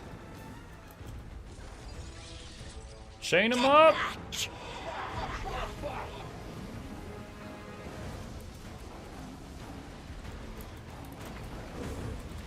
Now this thing has to die at the same time as a boss that's on the other end of the map, and we can see both their health bars on the right-hand side of the screen. So we gotta keep that in mind.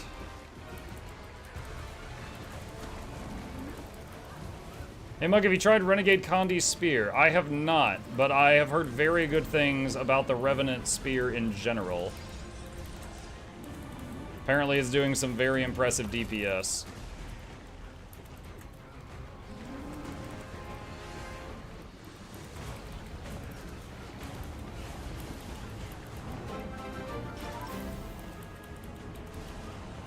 Mukluk dancing. Mukluk dancing indeed, thank you. Who was that? Lady Mirkwood, welcome back. Appreciate that. Is there any mod that helps with visibility of your character or can help a lot during this fight? I mean, there's a lot of stuff. I mean, like, hang on. Turn this down to lowest. Okay, now I'm not seeing most of the other players.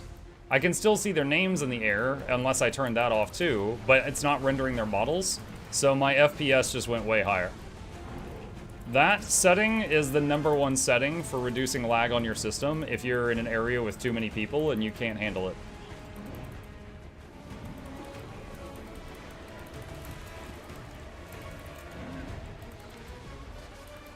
Now, I also am showing health bars of the other players because I play healer sometimes, but you can turn that off as well.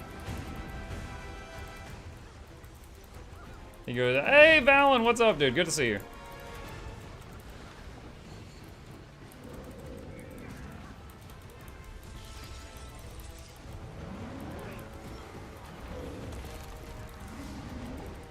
I'm just gonna AoE res right here.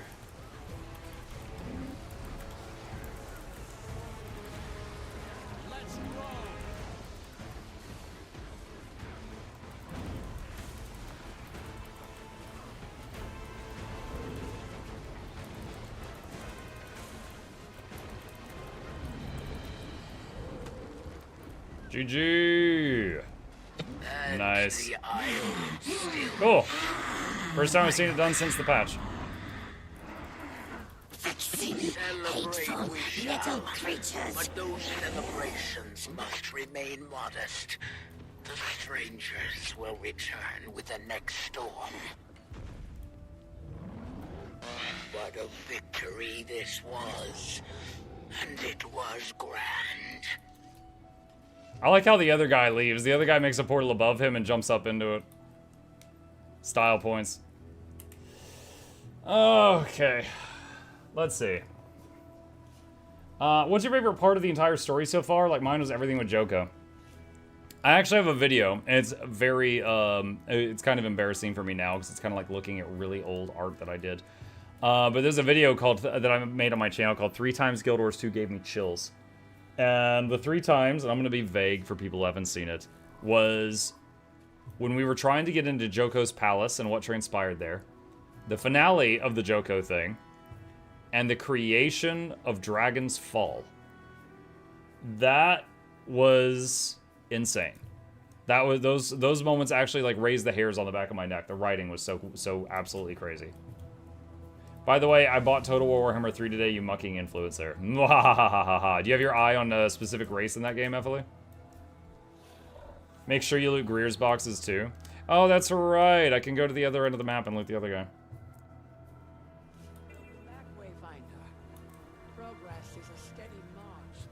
Still haven't been a successful meta. Am I the problem? Yes. Honestly, a lot of people, there were problems. Do you have VODs of those moments while playing it the first time? I don't know. I probably do, but God, I would have to dig for it. But they're in that video. Hang on a second.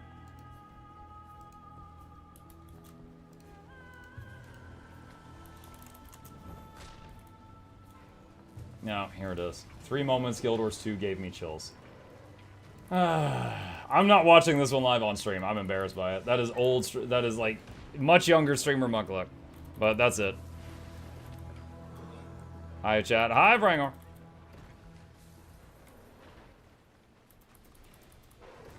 Thought you had to be President Greer to loot the boxes. Apparently not. Can you please showcase the new home instance from Janthir? It's past the, yeah, it's past reset. I can go farm it. All right, well, I'm here now. You get a button in Janthir, and I need to leave the squad. You can summon a doorway in most zones of the game, and you go through the zone, the doorway, and you go into your home.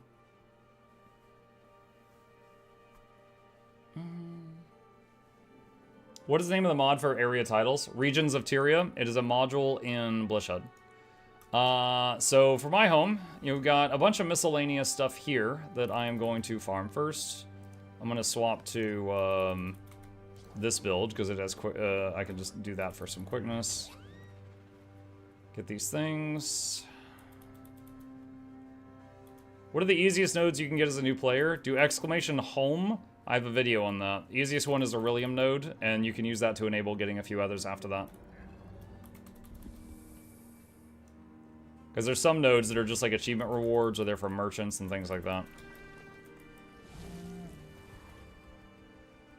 Okay, so we got all these crops here. We got this lovely new box in the new Homestead, and just said collect all. Boom! Massive pile of XP and resources. Over here, we have the logging area. Not nodes, exclamation home, for building a home. So that's that. And collect all. And it just collects all the trees. And you can see all the loot on the right-hand side of the screen. And over here is a mine shaft full of nodes. And we're just going to go here and say collect all. And there's a bunch of XP. And you can see all the stuff still collecting on the right-hand side.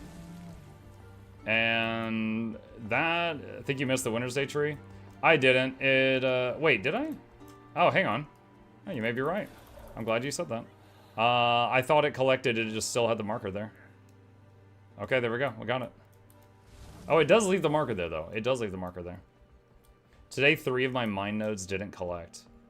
3 of your mine nodes? Let me see. Oh, there is a Mistonium there. Maybe they got some kinks to work out. Okay. I mean, that's fair if they do. It's day 4. But anyway, the idea is you can use the collect all box to save yourself a ton of time, and it does save a ton of time. Let's see. Okay, so that's that. And the other thing with the home instance is the decorating. Like, you can go into decorate mode, and you can turn into a worker bee, and you can fly around, and you can, like, place trees and walls and build whole new buildings. Like, you can't tear down the house that's already here, but you can make like, whole new things and stuff like that. You can do whatever you want with that, depending on how creative you are. You can also turn daytime and nighttime on and off in here. So you could be like, I want it to be nighttime. And boop. There we go. So you can change that. Make it look how you want. But yeah, I'm not much of one for decorating, so I don't have much of that to show you. But that is something you can spend hours on if you wish. If you invite someone to your homestead and they have permission to customize your homestead, are they limited by their mastery count or yours? Can they only build what they have unlocked, or can they build whatever you have unlocked? I don't know the answer to that. Chat, do any of you know the answer to that? At Mukluk, what glyphs are you using in your collection boxes? Volatile. Using volatile. I had one set of volatile glyphs, and then when they did the tentacle thing, I got a second set of volatile glyphs, and I put those in the boxes.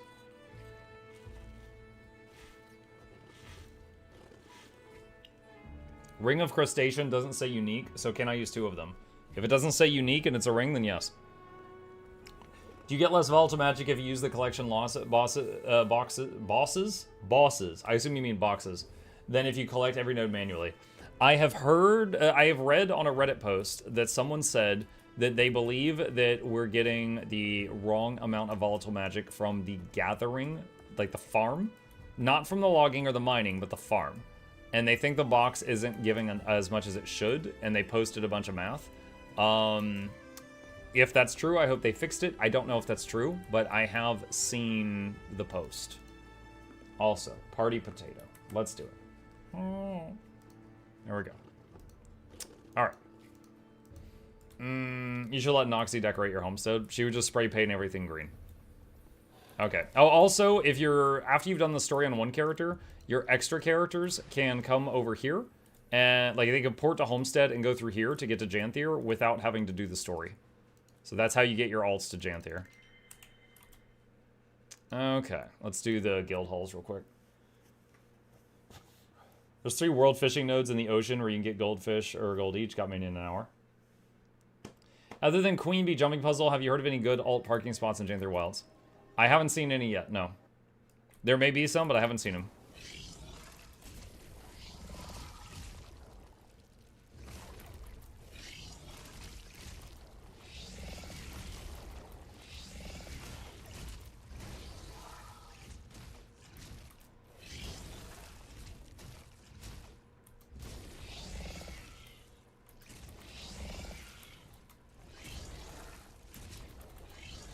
Okay, Guild Hall 1 done. Janthir warclaw is the cutest thing ever. It's great. Are you pulling the glyphs off your boxes, off your tools before interacting with the boxes? No, Bluebell, sorry, never mind. That wasn't addressed to me. That was to someone else in the chat. How do I pull them off? Alexander, if you'll look here, if you want to do that, you right-click the tool and hit remove glyph. And then it goes into your bag. So here it is right here. And then if you want to put it back, you just double-click it and put it back on the thing. Yeah, if you've got one set of volatile glyphs, you'll need to remove the glyph, put it on the box, then hit collect all, and then take the glyph back off the box. Slightly tedious, but will make you way more money, and it's still worth the time.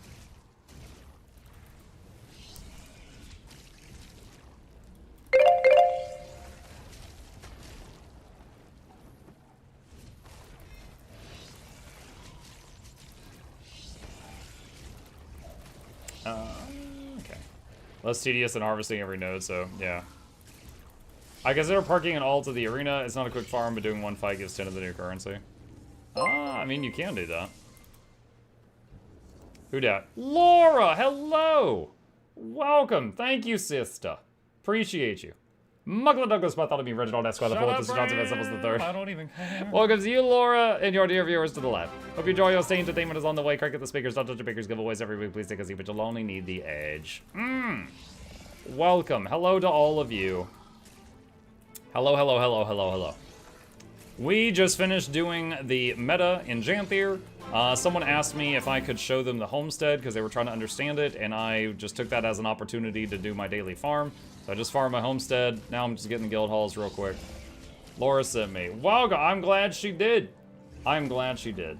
I missed the meta, dang. Yeah, you did miss. Oh, praise Joko. Yes. I'm glad she did. But yeah, the meta will be happening again in like an hour and a half if you missed it and you wish to do it. How do you muck a chat? How's the stream today? It's going good, Rujani. It's going good. Yeah, yesterday I recorded a couple of videos. Today we were discussing one topic that I found interesting. So I think, didn't Loranity just recently do Guild Wars 2 PvP for like the first time or something? I feel like I saw that in a video of hers recently. But we were on that topic. Like, I love Guild Wars 2 PvP.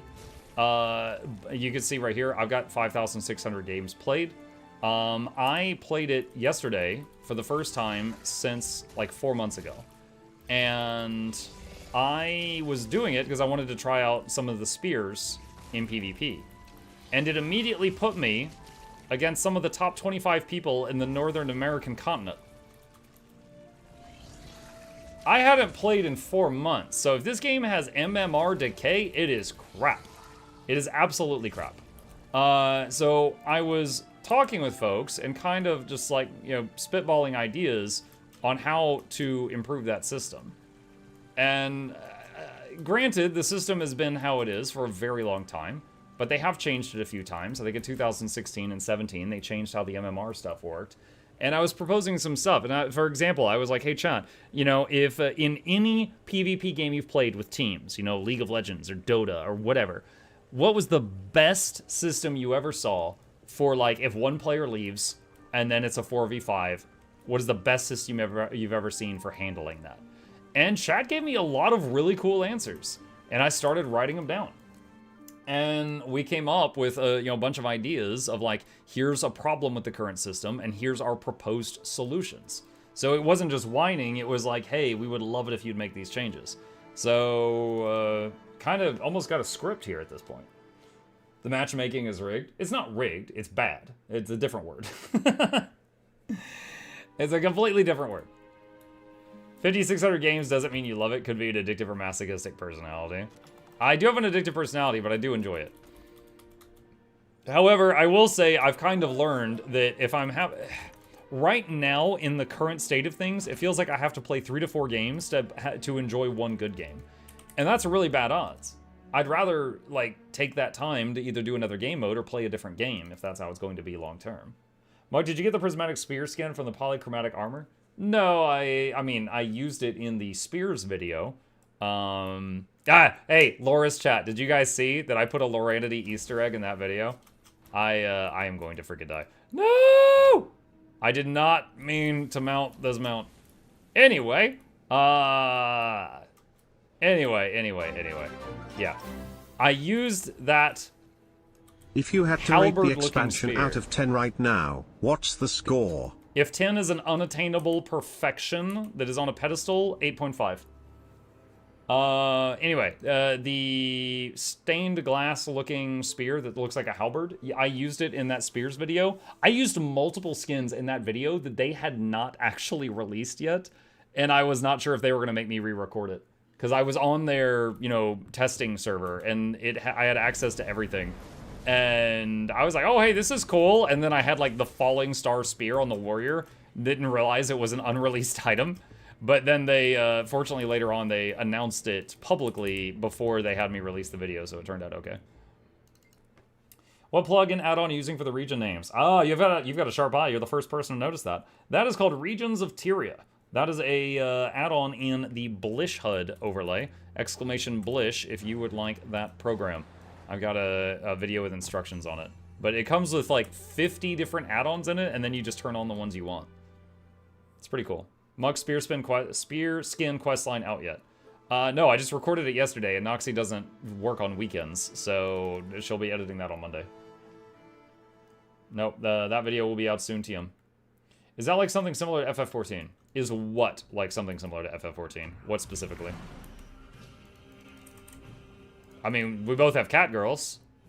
Ours are, like, very different, but we do both have cat girls.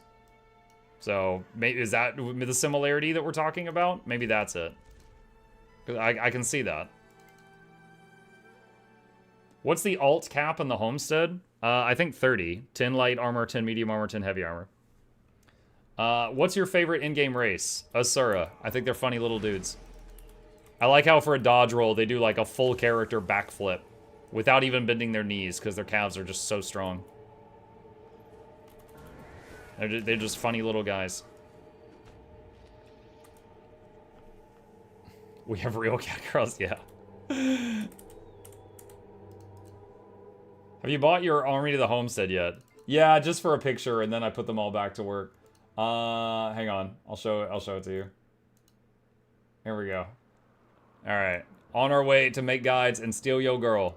Alternatively, don't talk to me or my sons ever again. There they are. That's all the Mukluks from every guide you've ever seen of mine. And freaking Rose here. Still yet to see this group defeat this final boss in game with a rat trap.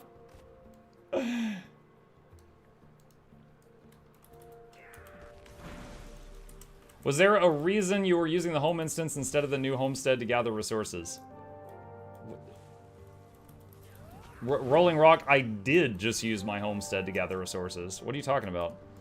Okay, after I went to the homestead, I went to my guild hall and farmed resources. Perhaps you saw me in the guild hall and thought it was the home instance. But I did just do the homestead. I hit gather all, and then I went to guild halls after. Cod Matroskins says, I've tried FF14, I could say it can be fun in its own strange way. Guild Wars 2 is like driving a Porsche. F14 is like an old rusty car from 1940. It could be fun. I mean, people do enjoy different games. I tried FF14 for like a weekend, so I played it for like 12 hours. And for me, it was incredibly boring. It felt like I was playing WoW like when it first came out.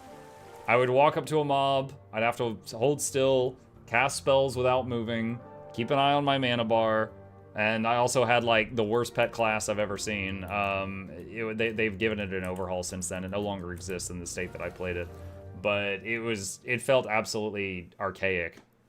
So, yeah, I wasn't a fan at the time. Maybe I'll try it again someday. Now we need to collect all for other maps from the comfort of your homestead. Wait, that's too OP. Well, yeah, they don't want you to completely skip playing the game. My bad, I saw a glimpse of the gathering tool. Gotcha. Story is stellar, so they say. Yeah, the thing is, I was playing the beginning of FF14. Like, I started at level 1, and everyone's like, no, boost past it. The beginning sucks. And I'm like, I don't want to skip part of the game, you know? And so I played the beginning. And I didn't enjoy it much. Maybe they were right. I don't know. But, yeah, I did not enjoy it much. I am in my healing setup. That's not good. This is going to take a minute.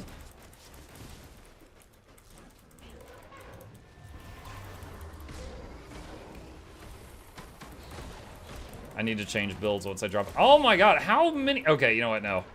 We're leaving. We're leaving. Now that I've got 18 stacks of poison.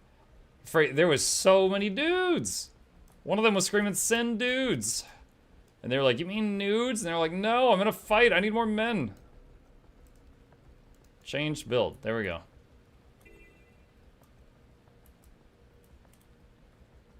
Got scared by the Titan Mafia? Yeah. Trying to break my little knees. Type people to skip entire sections of games is something I'll never understand. Yeah. What's your favorite Ranger PvE build? The Power Quickness Untamed. It is capable of doing like 28 to 30k DPS. It does a lot of self-healing. It does permanent quickness around it. It does permanent 10 stacks of might around it. It helps keep up fury, regeneration, protection, and vigor around it. It gives itself stability constantly. It does cleansing on itself constantly. It gives itself barrier constantly. And it has a 10-man res available if anyone needs it. And it has access to 1200 CC, which is 1050 CC more than a Weaver. And like 10, I would say it's like 10 times that of the CC, like 10 times the utility of a Weaver. But 10 times 0 is 0, so that doesn't really work out. Hi. What's up? Is it your real time? Yes. Okay. Chat, I'm going to tell my boy goodnight. I'll be back in just a minute. Hang on.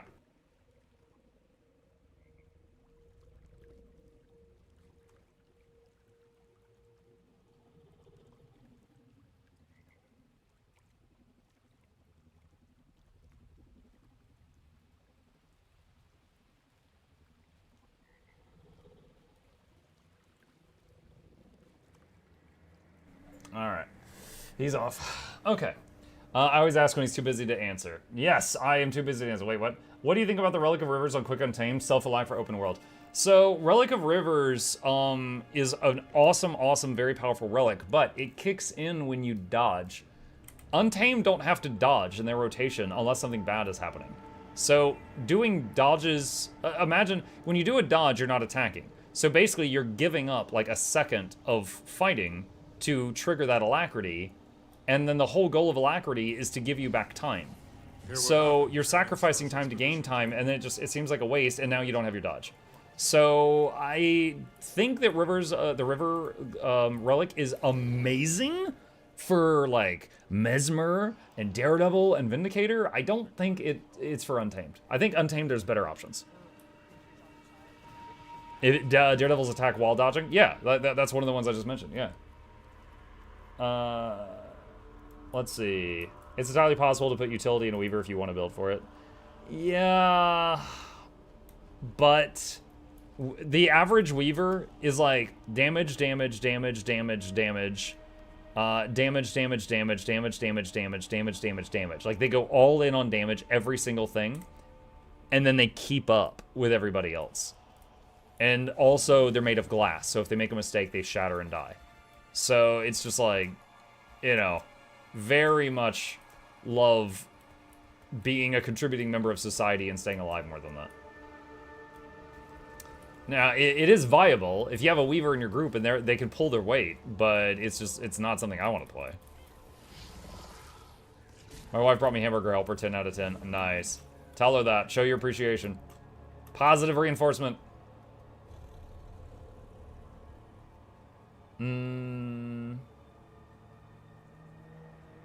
Have you checked out Relic of the Claw for Mace Untamed? I think I've obtained Claw. Which one was that?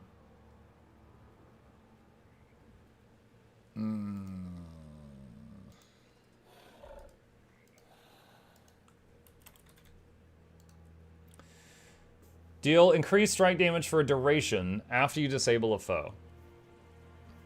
So after you do a CC, you do 7% increased strike damage. And I'm currently using... Wait. Did it reset? Oh god, what was on it? I think I had Thief on it. Hang on a second. I think I had Thief on it. So Thief is you stack up a 5% damage bonus and try to keep that up permanently. Okay, so Power Quick Untamed can be played with many weapon options. I personally, my current favorite is Mace Hammer. It is possible that Mace Hammer could keep up the buff from Claw full time. 8 seconds. So the main thing is, let's see. When you're in Unleashed Hammer, you have no CC. other than like Storm Spirit.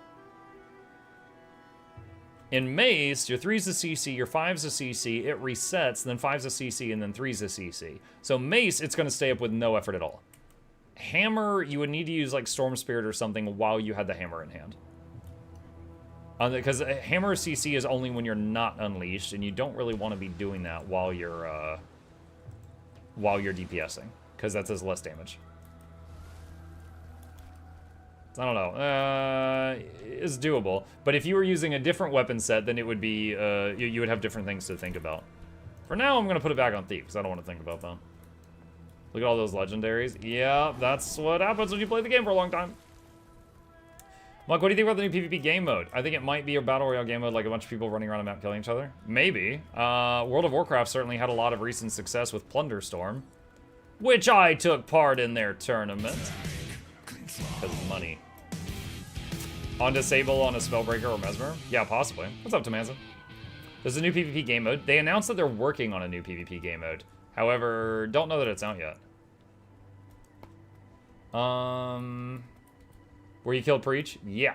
Are you going to do all the side story achievements in Janthir? There's an extra category achievements in them. I don't know if I will, but I made a little bit of progress on stuff today. Mike, do you think we will have Guild Wars 3 before GTA 6? Okay, first of all, I'm just assuming that we don't have GTA 6. I don't play GTA, so if you told me GTA 6 was already out, I'd just believe you, because I don't follow that at all. Speaking of WoW, will you be streaming the new X-Pack? No. I very much enjoyed my time in WoW, and I'm not going to, like, bash on WoW or anything like that, but I did play it for 10 years. I led server first. I did it 20 hours a week as, like, a job, basically. Well, 20 hours a week raiding. Outside of that, I played more just on my own time. It was an enjoyable time, and I was really proud of the accomplishments I made there, and I have friends from there that I still keep in touch with today. I think I completely burned out the part of my brain that can enjoy that. Which is why Final Fantasy XIV was just so bled to me, because I felt like I was just playing WoW again. So you're not going to see me in WoW anytime soon. That might change someday, but not anytime soon. It's, there's no pull there anymore. There's no pull there. It was fun while it lasted, but I ended up quitting that when my kid was about to be born. So that was right at 12 years ago. And I remember, like, recently I saw people bragging about bosses they killed in Cataclysm on the classic servers, and I was just like, those are the same bosses I cleared 12 years ago. What? And I was just, like, blown away that people are so excited, and it's just like Blizzard's just reusing those. I was like, okay. What class did you play in WoW? It depends on the expansion. In vanilla, I played a shaman. In Burning Crusade, I wanted to play a warlock, but the tanks in our guild sucked, so I ended up playing a paladin. That's when Horde got access to paladins. And then in Wrath of the Lich King, we had to get some Death Knights in our raiding team because the Malagos fight required a Death Grip, which is only Death Knights had that at the time. And so you had to have some Death Knights. So me and another guy leveled Death Knights so that our raids could continue competing for server first in Wrath of the Lich King. And then I ended up just... I wanted to play a warlock, but every time I got in a group, I'd be like, tank, go faster. Tank, pull more. Tank, no, slow down. No, tank, okay, now the healer's out of mana. Are you not watching his mana? Like, dude, I would yell at the tank faster than the healer could yell at the tank. And I got so angry at people that were bad at tanking, I was just like, freaking move. And I would get on my Death Knight, and I would tank it. And I swear to you, I tanked for, like, almost 10 years out of anger. Out of sheer hatred and spite at people that were bad at the job, I did it. Not because I really loved doing it, but because I was really good at it, and they made me angry. And that was it. So I was a tank Death Knight for a majority of the time that I was in WoW, just because other people made me mad. Yeah, it was legitimately the fine I'll do it myself meme for years and years and years. It was crazy. But yeah, I did that through many expansions. The ones I led server first in were Wrath of the Lich King and Cataclysm. And we continued raiding for fun after that, but we didn't get any server first after Kata. Pretty much why I play tank now in MMOs, especially with pugs. I half play heals because I don't trust others. I half play, dude. As as a Death Knight tank, you know, they were kind of like vampiric with the blood tanking thing. So not only did I not trust my DPS, I didn't even have to trust the healer. So I could heal myself better than he could heal me. It was great. Tanking is one of those things you either avoid like the plague or you're like, fine, I'll do it myself. Yeah. Yeah, I like doing a key role, but that absolutely happened. So that was most of my time in it. Nowadays in WoW, you will get blamed. You are even if a you're loaf. tank good. Hi, Zadrox. At least as far as I know, I haven't heard of any testing yet. Wait, hold on. With the Lightning Relic on movement skills, is that a specific type of skill like tricks or cantrips? Lightning Relic on movement skills. Movement skills are often things that just move your characters. Like, it might be like a leap move. A leap, any skill that's a leap finisher is almost always a movement skill. Have you checked out, oh, I already read that one. It's most skills that move you that aren't teleports, yeah. Tanking is fun, learning to tank properly is not. DK is still a better healer than most healers, so it's fine. Yeah, when Death Knights first came out in Wrath of the Lich King, at first they advertised, there's Unholy Frost and Blood, any of them can PvP, any of them can DPS, and any of them can tank. And I started out as an Unholy tank, and it was funny because I had the Ghoul Pet, and the Ghoul Pet didn't do much damage, but its health scaled with mine, and since I was the main tank, the Ghoul Pet had like 80,000 hit points, and our DPS had like 20. So he would outlive all the DPS. So like the dead ones would be like, "Oh, Billy, you can do it." It was dumb. And then they eventually changed it, and they're like, "Okay, you know what? No, Unholy. This is getting too much. We can't balance all three of these. Blood is now the tank class." And I was like, "Ugh." So then I had to learn blood tanking, which ended up it was just busted. So I was like, "Okay, so I guess I'm a blood tank now." But after I started playing Death Knight, it felt like they gave me a completely new class to play like 3 times. Is dodging considered a movement skill? Dodging isn't a skill in terms of the game, so I don't think so. Unless you've got like a special dodge like a Daredevil, then maybe. But there's an easy way to test it. If you got the relic, you could just like equip it and then try it with the skill you were concerned with and see if it works. I mained a pally healer until Cataclysm was more stress than work. Will never play a healer again. I tried healing once, and I, like, was terrible at mana conservation at the time, and I, like, just dumpstered my mana, and I was like, alright, I'm just gonna go back to tanking. Like, this isn't for me. This is clearly not for me. Let's see. Okay, I think I'm caught up on all of that chat. Muck with the WoW control issues. Not control issues, just the thing, dude, I was leading a server-first raiding guild. We literally had a website where you had to apply to get in. And I wasn't one of the recruiters, but that just goes to show you how serious they were all taking it. So dealing with, like, people that were just incompetent was just like, ugh, it's so beneath me, you know? I'm such an important person. I can't deal with this, God. What do you mean you didn't look at the healer's mana before pulling? Ugh.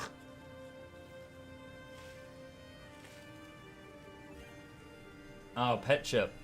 I would love to pet Chip. Unfortunately, he is not in the room right now. So I'm just going to refund those points to you. I liked all the healing classes, to be honest, but I almost always went back to Monk. I got pretty good at the Fist Wing. I just discovered Sigil Torment is 28 gold. How were incompetent people getting into a server for supply only guild? It's just numbers. Numbers. Like, there were multiple guilds vying for server first, right? And people would apply to whatever one fit their time slot. And we had a weird time slot. So we had that time slot on lockdown. We were the only people that raided at that time. However, that meant less pool of people to choose from. So let's say, I don't remember the size of the raid teams in that, because they changed it so many times. It was like 40-man raiding and 25-man raiding and then 20-man raiding. I don't remember what it was at the time period of this story. Let's just say, for simplicity's sake, that it was 25 people. We had a 25 people team, right? I'd say 10 to 15 of them were gamers, right? They were dialed in. The last 10 of them, they filled the group. They showed up, you know? And it was kind of like, we were taking the best we could find, right? I was doing the best with what I could, with what I had, all right? Yeah, high DPS, yeah, they were high DPS. All right, well, I had like 15 people that were dialed in gamers, and the last 10 were high DPS. And you know, I was as nice to them as could be because I couldn't afford to lose them. But we, you know, we worked with what we had, and I still managed to get some of those server first. But we worked with what we had. Some guilds had to go in dummies to show your skills to join. Yeah. So time slot. So here's the interesting thing, right? The server at the time, I was working night shift. Some of you know the stories where I used to work at a hotel.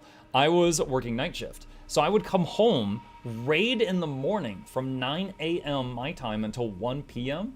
and then sleep during like second shift time and then wake up and go to work for third shift. So our whole guild raided from like 9 a.m. to 1 p.m. So there were no children online. Do you know how peaceful WoW is during school hours? It is so peaceful. Barrens is a wonderful place during that time slot. So one, that was amazing. Two, everyone in our guild were basically adults with either like, they were second shifters or third shifters, or they were freaking jobless. That's it. It was just people with terrible sleep schedules. We all had the worst sleep schedules. But the competing crew on our server was a guild that was literally called Night Shift. And yeah, they were your standard raiding guild. They raided in the evening and nighttime. And so they were the ones that we were always like, you know, competing against for server first. Just because, and they had more of a pool of people to choose from because of the time slot. Adults, yeah. Yep. Most of the large party raids MMOs are always a core of 10 to 15, dragging the rest of the guild through stuff. Yep. Do you have any videos of these raids? One that's kind of embarrassing, but I didn't record it. It's, what was it? Hold on, I'm trying to remember the word. Was the guild name? Okay, hold on, I think I got it. This is it, okay. All right, so one, oh God, I can't really pull this. Okay, so really quickly, this was recorded by the Heal Paladin in our raid group, okay? So this was server first, but it was the 28th kill in the United States, but it was the first on our server. This is one of the ones we led. So, dude, look at this user interface. Look at this UI, you guys. Oh my God. Like, look at all of his buttons down here with these giant Denvers ticking down, but this was our heal, the friggin' giant thing. Anyway, this was our heal paladin. This is how he played. See that guy running away right there, pulling these ads? That's me. That's me right there. All right, my job in phase 1 was to get these ads just murdered anyone. You couldn't tank them, you just had to kite them. My job was to get all, there'd be like 30 of these things. I had to pull them over here off to the side. So I do that, and we're fighting like Zombie, Anixia, and Nefarian, and I think, yeah, he put some horde music over this. So that's me over there dealing with all of these dudes.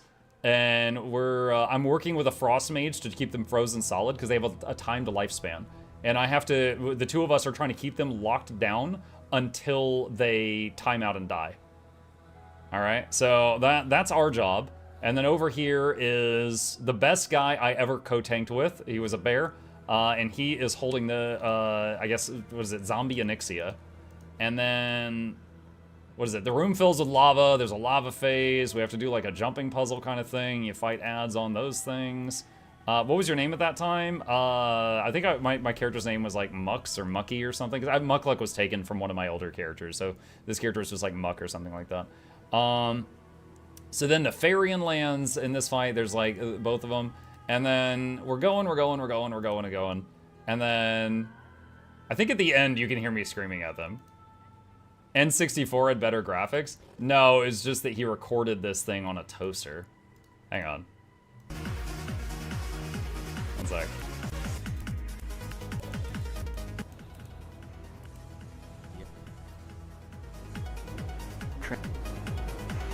Trank him. Blow him up, blow him up. He got this. Shut up. That's me. Shut up! Focus! We're not done yet! The fire is creeping on you guys. Strafe right. The tail's coming up. We already told you not to do a ring of frost. Oh my god, I still remember this. Okay, hold on. Quick story. This fight had a mechanic. You would get mind controlled, and you would turn around, and you would start walking toward a portal, and if you walked through the portal, you just went to hell and died. Okay? While you were mind controlled, you had two buttons. One button was double my power, and you just kept smashing it and getting buffs. The other button was break free of the mind control. And it was literally like, how much power could you get before you went to the portal and died? So if you greeted too hard, you would die touching the portal. Now, in the previous attempt to this pull, our mage threw down Ring of Frost because he got scared of a loose skeleton. Our rogue, while mind-controlled, walked into the Ring of Frost. And after she broke out of it, she was still frozen for like 30 seconds by our mage. And I was like, I already told you not to use that again. And he did it again because he didn't freaking listen to me. The tail's coming up. We already told you not to do a Ring of Frost. So you can see, like, some people become hostile because they're getting hit with the mind control thing. And they're having to choose, do I break free to keep DPSing or keep trying to up my damage? Tail's turning. Okay.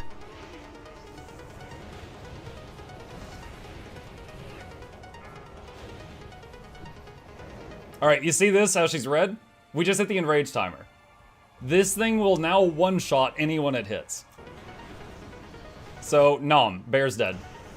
It's now running over to the tank that was holding the skeletons. All defensive, all defensive. He's dead. And now we're basically just like freaking scatter and keep shooting it because she's at like 1% life.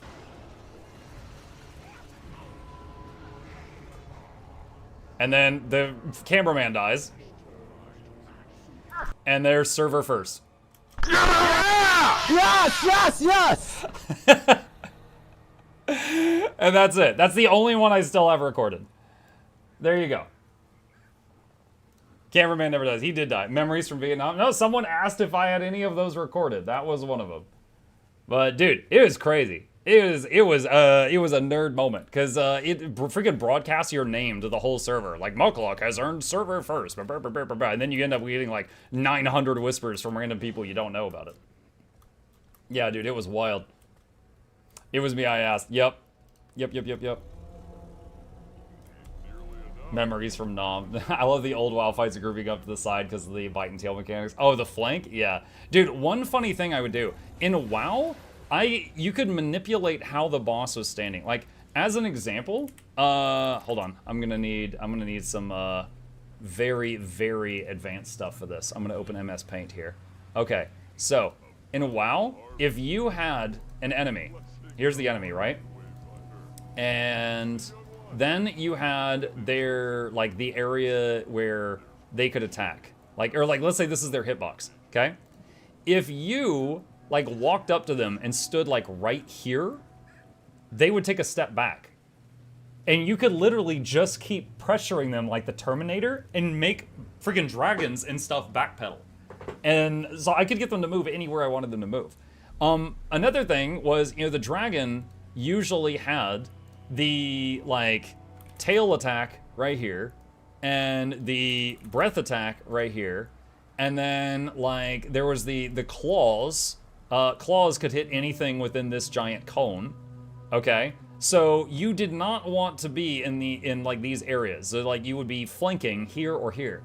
So something that we would do sometimes to, like, when things were going smoothly, we'd get a dragon down to like 3%. I'd see the whole raid is alive. I know we're killing it. And I'd go, cleave training. And I would literally, chat, just go, whoop, whoop, whoop, and I would move right here.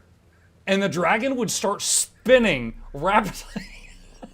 And the claws, the breath, and the tail were just whipping around like a helicopter. And all of the competent people would immediately be like, you mother mucker. And they would live, chat. They would live. The good players, they were like, ah, he's doing it again. Everyone else was just screams.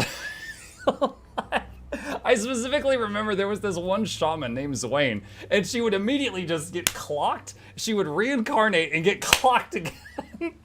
Every raid, if she lived until that point, she would die twice back to back from the cleave training, just instantly.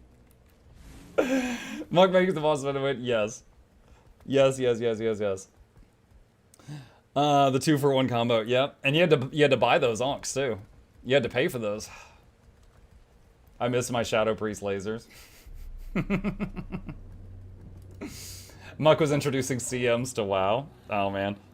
I specifically remember doing that a lot on Sartharian, because Sartharian wasn't that tough. So we get him to like 5%, he was gonna die. And then I just like... Whoop, whoop, whoop, whoop. Everything dies quick when people do mechanics right. It's true. But it's, the whole thing with challenge modes is it's just trying to get all the people to do it correctly. What makes hard raid bosses hard is they usually have a mechanic where if one person does it wrong, everyone dies. So you just have to do attempts until nobody does it wrong. I was always a fan of the Lookout Blanc as a tank. The Lookout Blanc? Repair bills were huge. By any chance your character's name was Leroy Jenkins? No, it was not. I'm familiar with the thing though. That was not me though. Okay. Wondering if Like a Snail is here today. Like a Snail, are you here? At Like a Snail. Let's see if he's in the chat. Did you have the Sword of a Thousand Truths? No, but I did have Thunder Fury, Blessed Blade of the Windseeker. Like a Snail, do you want to try the insane suggestion you had yesterday? I'm up for it if you are. When TPS pulls aggro early a while all day, I would just look out and wait for the boss to come back. Sure, let's do it. So chat, yesterday, I was facing, I was PvP, and I had some fun games, some really, really fun games. I also had some games where I fought the top people in the United States. Those were not fun games. And Like a Snail says, hey, I suck. What if we queued together and I'll drag you down to an MMR where you can actually play? And I was like, you know what? Let's try it. Let's see what happens. So, let's see. Like a Snail, I don't know if I have any snails on my friends list. You might have to add me. Let's see what happens.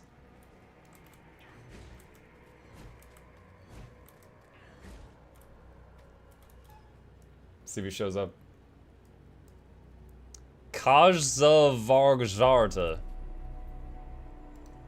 Slash party. Are you a snail?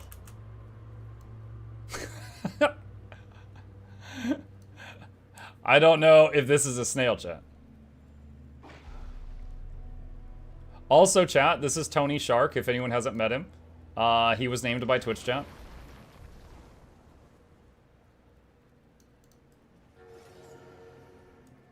Alright, what are you? Dragon Hunter. Alright, let's do this. I am gonna get into the Commander channel. It's a listen-only channel. If you wish to hear me with no delay, you can hop in there. If you don't care, then that's fine too. Whatever. Can you play PvP with people from? From? Yes.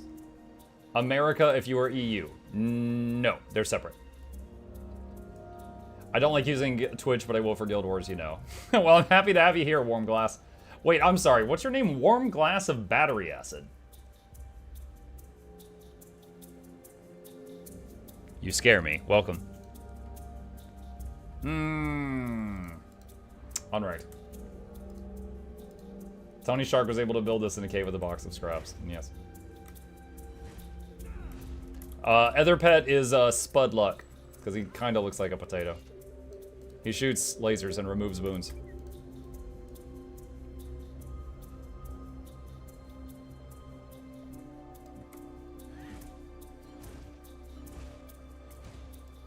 Alright, Dragon Hunter. I would ask what your build is, but I think really Dragon Hunter, there's just one way to play it in PvP. Make traps and pull people into them and hope they blunder. Right? Potatoes with too many eyes would be threatening, yes.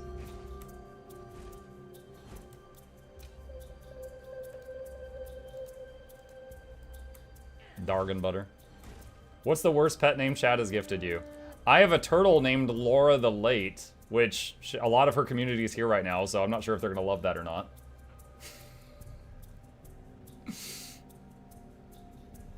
Trying to remember what are the others. We've got an owl named Albert Einstein. A hawk named Tomahawk. The bristleback is Pinecone.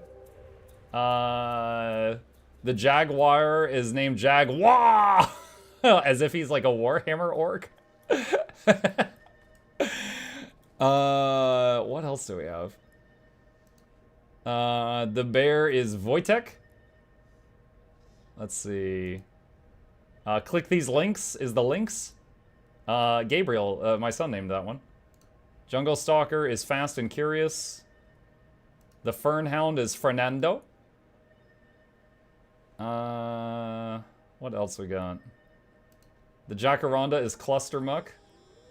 The smoke scale is joint effort. If you don't need that one, I'm not explaining it. The Fang de Boga is fight shrub. First rule of fight shrub is we don't talk about fight shrub. The chalk is Chalk Norris. Alright, gotta go back to the shark before this starts. Still lolling at Albert. Has he named the warclaw? I don't think I have, because I haven't really used it in any content yet.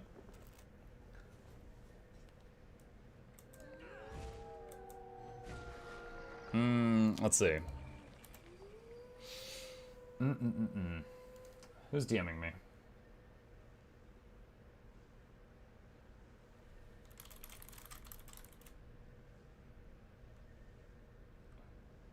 The match starts soon. Okay. Alright, what have we got? We've got Druid, Dragon Hunter, Spectre, Spellbreaker, and Chronomancer versus Druid, Reaper, Warrior, Tempest, and a Core Thief. Wow. Alright. Hold on to your points. Seize theirs. A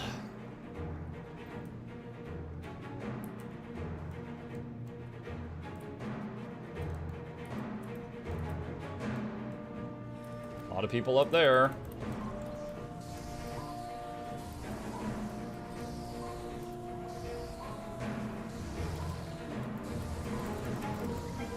You control the gate.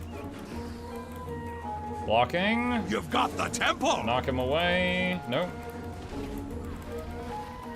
AoE stun break.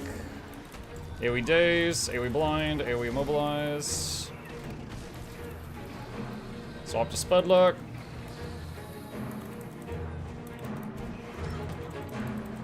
I am not getting this person down. I am going to need some assistance here. Yeah, I'm down. Rip. There's two people on the fight. Too tanky. I'm gonna swap to the shark, knock them down. I'm using lick wounds. I'm trying to bandage. They are interrupting me. I'm up. I'm on the Core Thief. He's very low health. Putting a target marker on the Core Thief. AoE stun break my team that were frozen. Immobilize this guy so he can't get away. Spamming chill on him. They got him.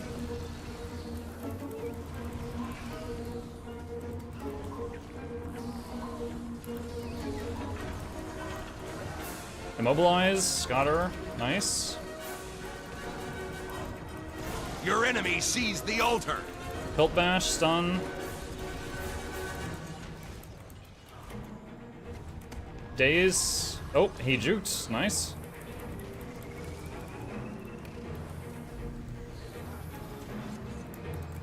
Throw the shark on him. Hilt bash. He's immune. He has stability. Glancing at the mini-map, we do have map control, so we can continue being stupid by their spawn.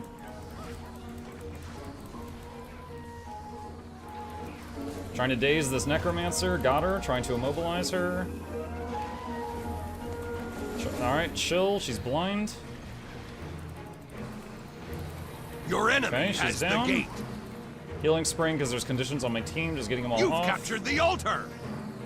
Okay, he's capping that.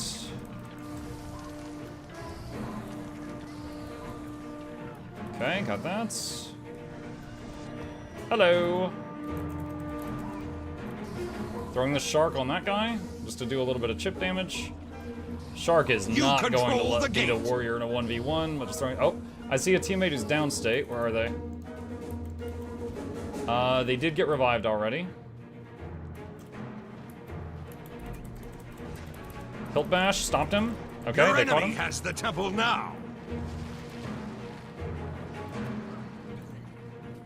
We lost home node. Stillness spawns in 1 second. Stillness has appeared. Immobilize this guy. All right. Daze. Trying to immobilize. He broke out of the daze instantly. Okay, he dropped down.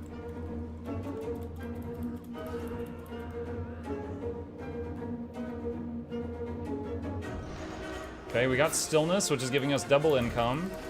Throwing the shark at this guy, knocked him down for a second.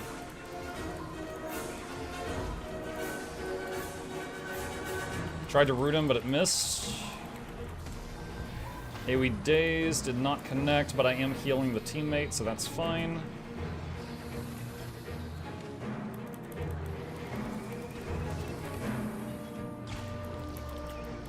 You've got the temple!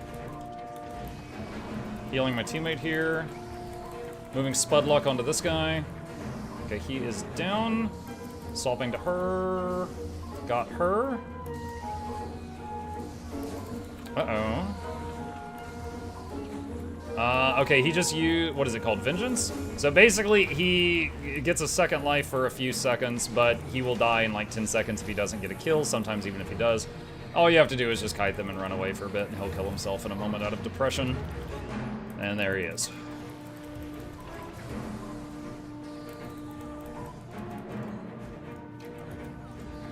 Heal that. You control the gate! We are... This is pretty one-sided. This is pretty one-sided.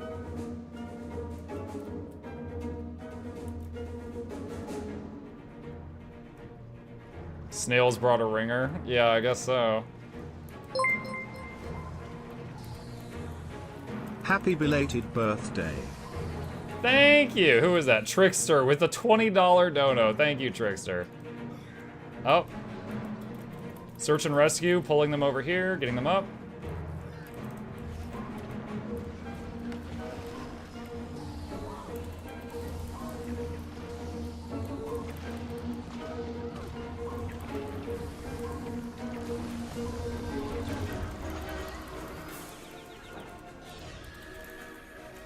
Your team is victorious! Alright, I kind of feel like if I say GG, it's going to come across as me being mean, so I'm not going to say anything.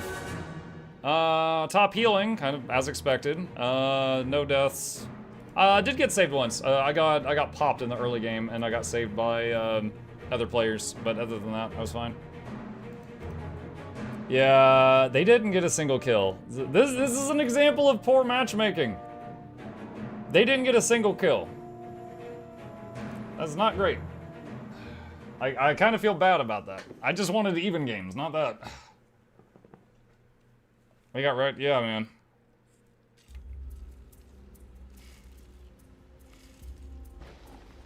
Who decides the team names?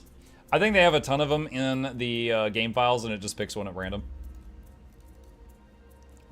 There's one that's like the Dentist Demolishers or something silly like that.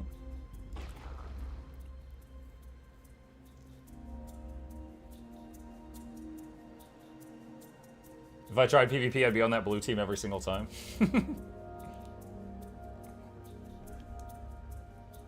Look, I was just there to heal people and throw sharks. And I was all out of neither.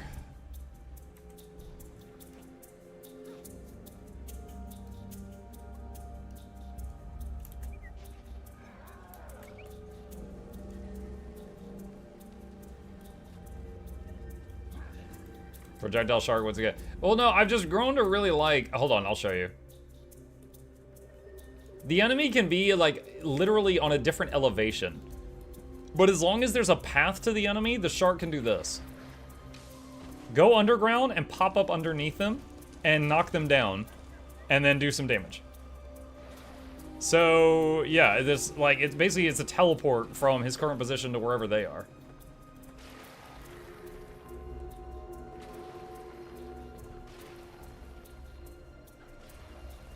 Get him, Tony.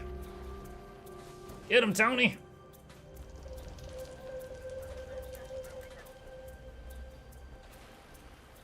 Has Siege Turtle got better tracking? Yes. Yes, it does. Siege Turtle can hit moving targets better now. The projectiles move faster. How do I get that shark? It's in Secrets of the Obscure. I actually have a video that's like a minute long that shows where to get it. Here it is. That's it if you want it.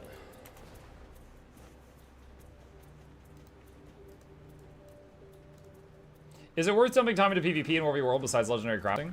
I greatly enjoy PvP as long as I can find even matches. Finding even matches is the tough part.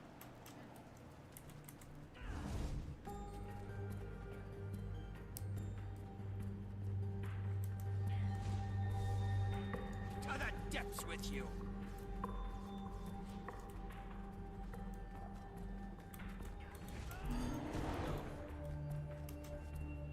All depends on what you find fun in the game. Exactly. Yeah. Now, is it, like, profitable and stuff? Yeah, you make money. There is a reward track in PvP, and when you get to the, this thing right here, when you get to the final box in the track, it gives you 20 gold every time you get the box. You see, it's listed down near the bottom. So, like, yeah, you do make money doing this. Maybe there's other things that give you more money, but you are making money doing this, which is cool.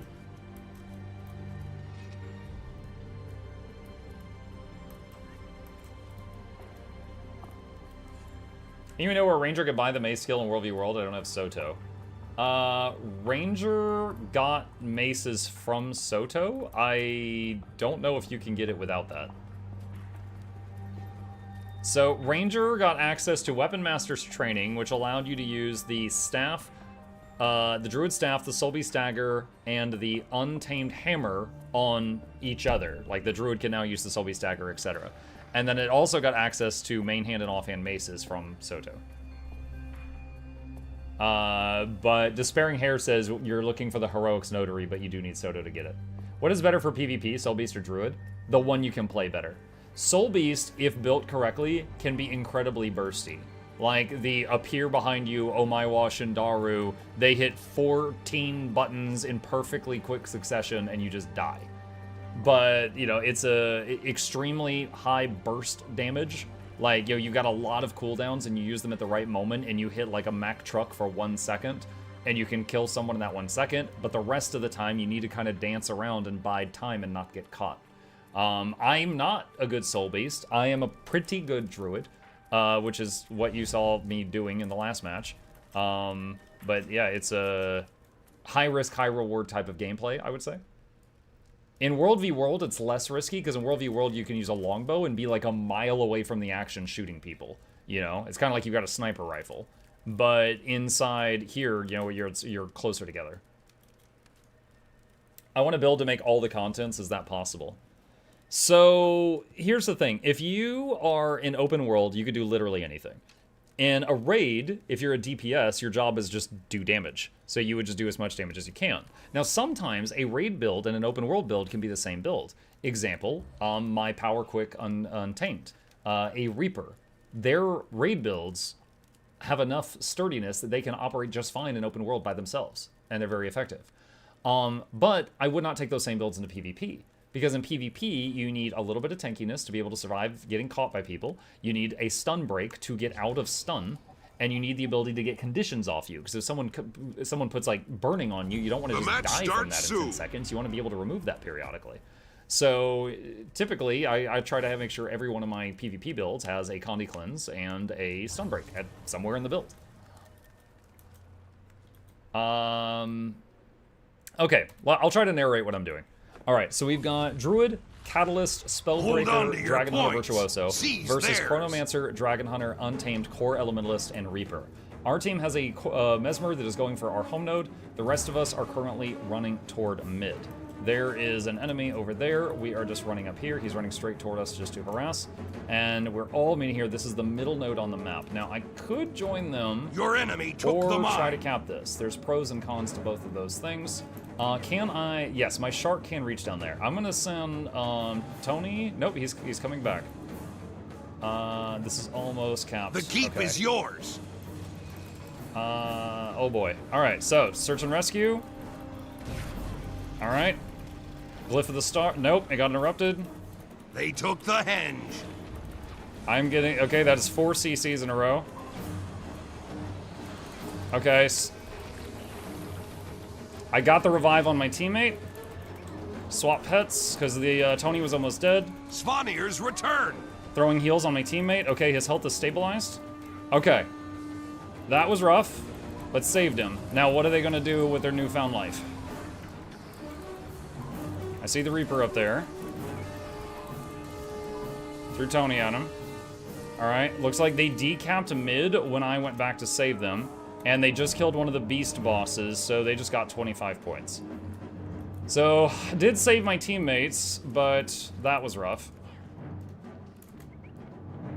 I'm trying to throw Tony at that, but I don't know if he's in range.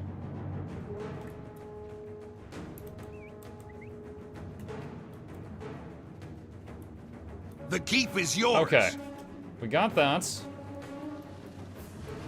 All right. They took the henge. Let's head over here.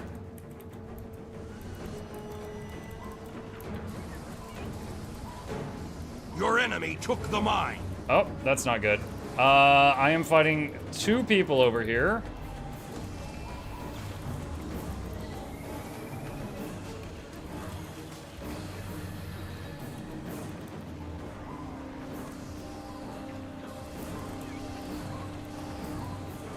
He's invulnerable. Please let us know once we can play the game again, my friend. You've seized the henge. That's okay. Wow.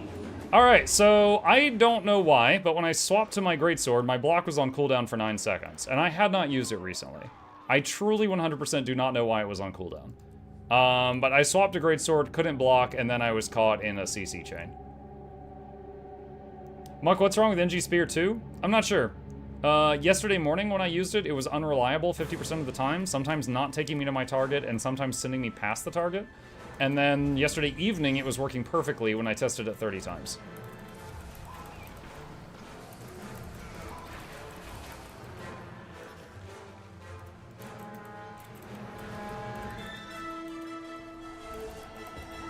The keep's been lost.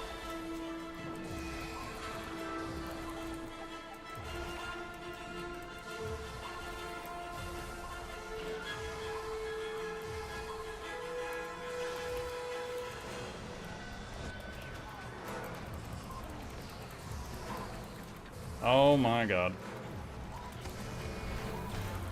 Mesmer clones, elementals, and ranger pets. All at once.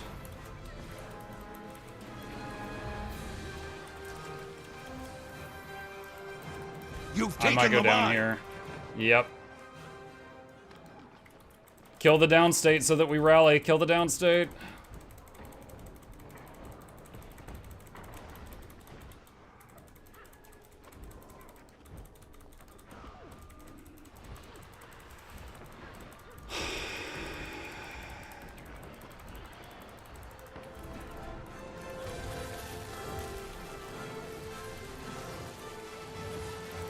The chieftain has returned.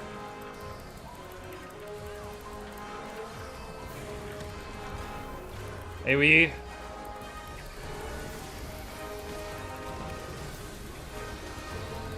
Okay, I got the revive off on one teammate. God, there's just so much CC. Oh, that's another thing that I wanted to add to the game. Was, what is it called? Diminishing returns. You've seized the Okay, henge. Reaper's down. Diminishing returns. Okay, so we managed to get up Spawner's using lick returned. wounds and then use search and rescue to get another player up, and then we turned that fight around.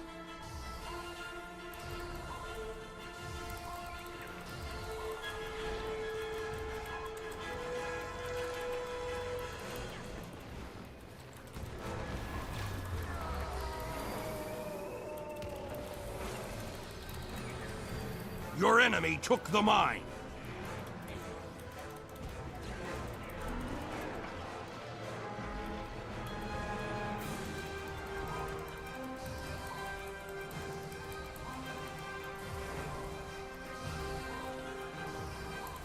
Shark. Get him, Shark. Nice. Nice. The Shark knocked him down, interrupted him for a second. That's all it took. Nice, nice, nice. What rank is this? This is unranked, actually. The keep is yours.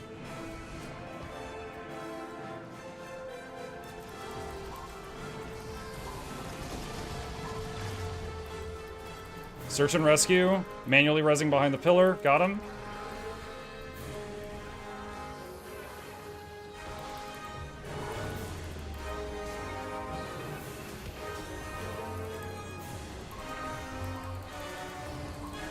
Stacking Torment on her with the Blender. Nice. Alright, she's down. Trusting that teammate to finish her off. Quick draw the Greatsword 3 so I can use it twice really fast.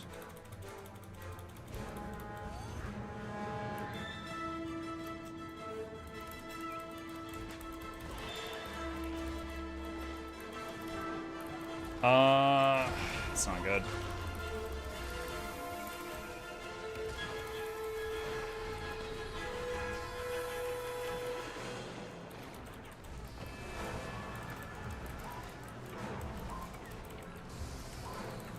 Using the pillar to block the line of sight of the Mesmer to my right.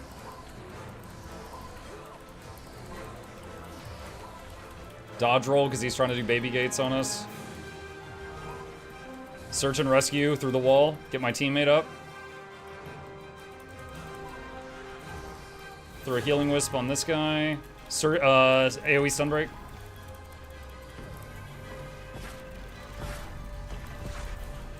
She did get us with a gravity well, but I countered it.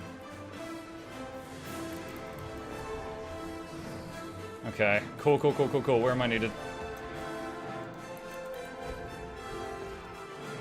I don't like that we're all leaving mid, but I'm not staying there alone. I'm not gonna win 1v1s against some of the people on the enemy team. Glyph of the Stars. Rezzing. Okay, I got the res on my teammate.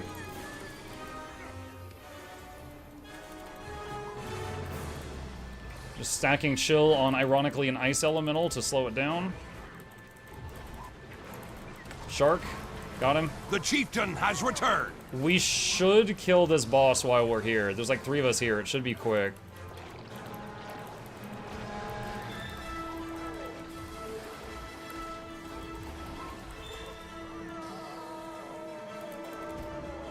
The keep's been lost.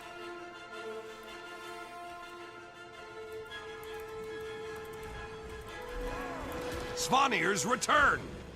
Wow, I have a lot of Kandis on me. You've seized the henge.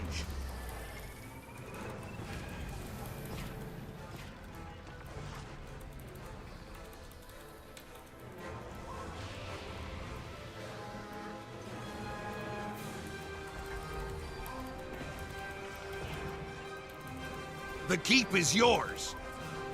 If he goes downstate, yeah.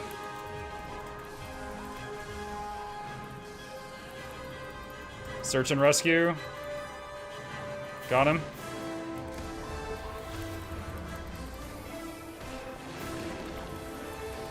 The Dragon Hunter, when he has all his Aegises and blocks and stuff, he's so tough to kill. But when those run out, he's so fragile. The keep's been lost. We need someone at home node. Snail, I don't know if you're anywhere near it. We are behind by just a few points. I think we need to get the other beast. Slash team beast, question mark. The killing the other beast gives 25 points. They just got it. They just got it. Okay, so now we have to play aggressive. The keep is yours.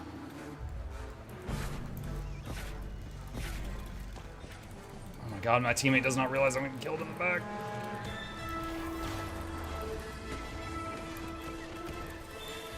Nice, got him. I had the CC, I didn't have the damage. They had the damage. That's 2 kills. Wonderful.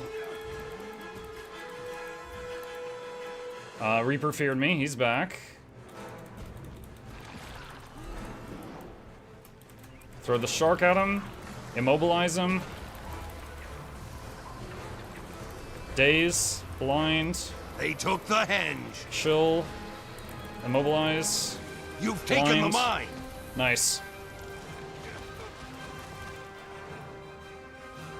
Yeah, we gotta keep them off the points.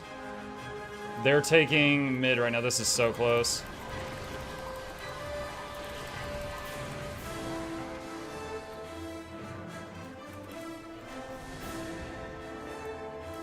Stay on the nodes, stay on the nodes. The keep's been lost. I do not know if I can fight this person.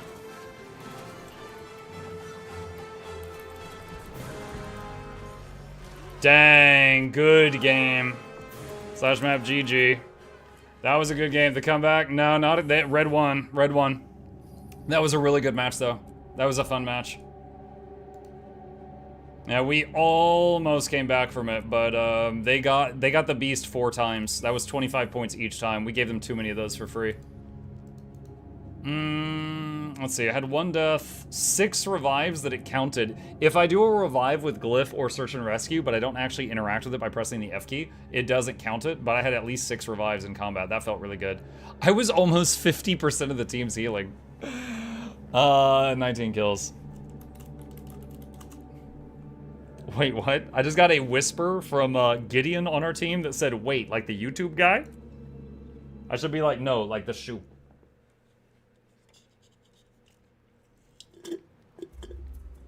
Okay, that's the kind of matchup we want? Absolutely. I'm not even mad that I lost. I enjoyed that game. So, real quick, just for YouTube, this is the build.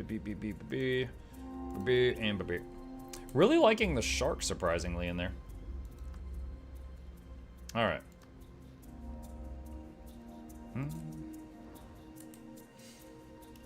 For mainly open world, is Power, Boon, Verd, DPS, Virtuoso, Chronomancer better? Looking to use Spear, but I don't know what to start building. Now, see, I am bad at Mesmer, so if I'm in open world, I like having the clones to help keep things off of me. And Virtuoso doesn't really use clones. But there are tons of people that just play Virtuoso open world, and their whole thing is just rip the enemy to shreds before it's a problem. So it absolutely works. I'm just not great at it.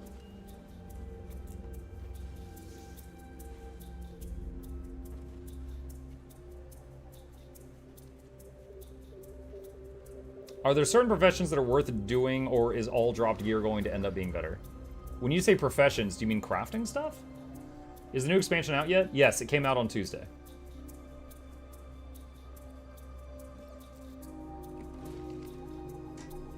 Hi, Zam.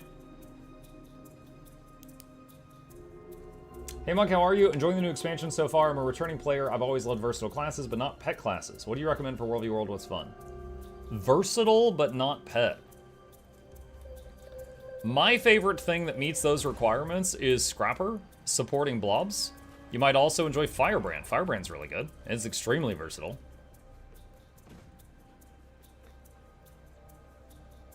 Yes, I am talking about professions. I think it depends on your class. So, for example, if you are a medium armor-wearing class, like a ranger, like myself, then leatherworking is what makes your armor. So you might consider that. Also, all of the armor-making things, like leatherworking, armor smithing, or tailoring, also make bags. So you get the ability to make better containers as well. There's some that are somewhat useful no matter what you play, such as chef or jewel crafter, things like that. And then you might also pick a profession based on the weapons you enjoy. So like a huntsman makes a longbow, or a weaponsmith makes an axe, or an artificer makes a staff, things like that. What do you think of the Guardian's Spear? Do you think it might be a viable healing weapon? Guardian's not one of my mains, so I'm the kind of guy that when it comes to Guardian, I'll wait until the smart Guardians figure it out, and then I'll copy their build. Right now, all I can tell you is I have heard many times from my chat that Guardians in World v World are loving the Spear. They're loving it. That's all I can say. First time you recognize me, thanks for that, buddy. First time I recognize you. I see you, Sam. Hello.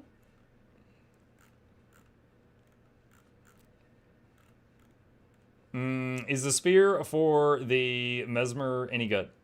I think Mesmers and Revenants and Thieves are doing huge damage with their Spear in PvE. Like, it's kind of redefining their builds.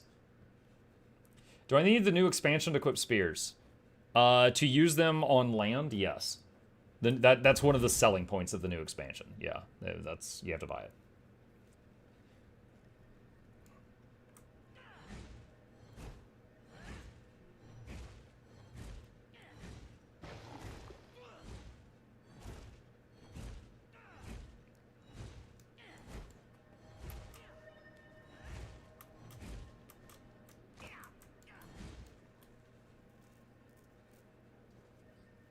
They put music on this map? They actually did, yeah. Soon. It's a basic PvP music, but yeah, they did put some in. It's not like a new track.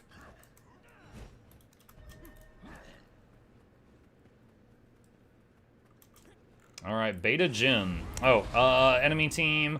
Core Thief, Dragon Hunter, Reaper, Virtuoso, Spellbreaker. Our team is Reaper, Dragon Hunter, Virtuoso. Or sorry, not Virtuoso. Druid, Catalyst, and Berserker.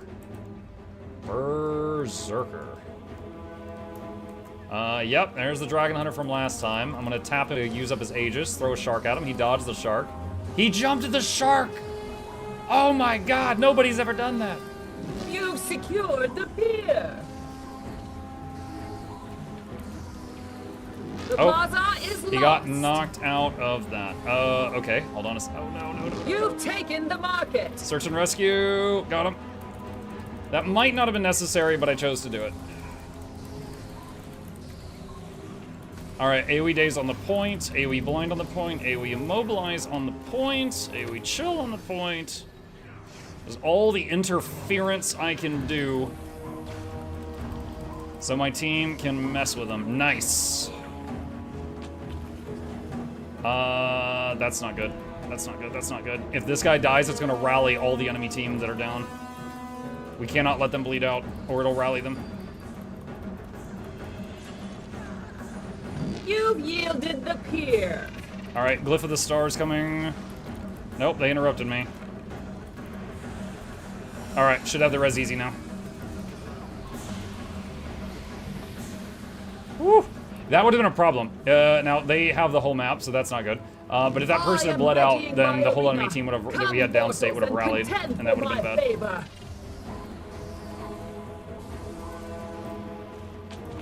Oh, that missed. Blocking. Gotta back away. I could handle the Reaper maybe, but not the Reaper and that other guy at the same time.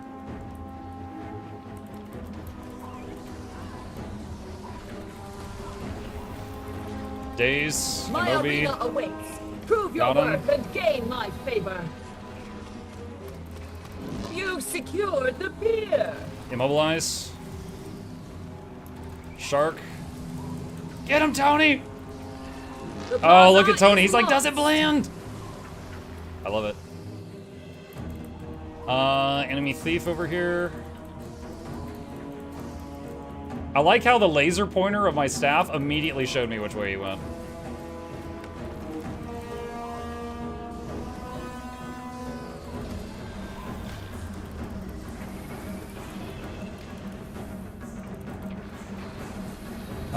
Nice trap, but you triggered it on my shark.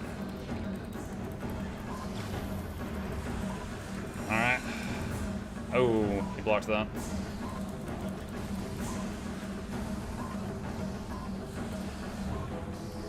The harass.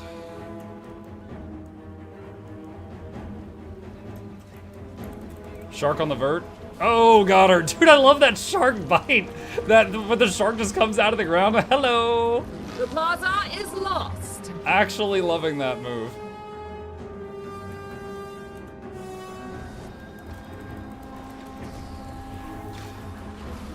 All right. That's done.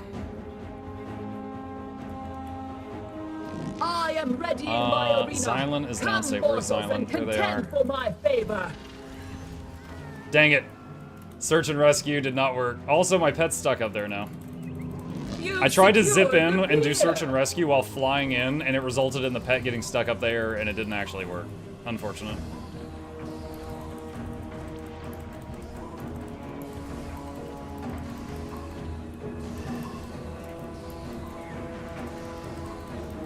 My arena awaits. Prove your worth and gain my favor.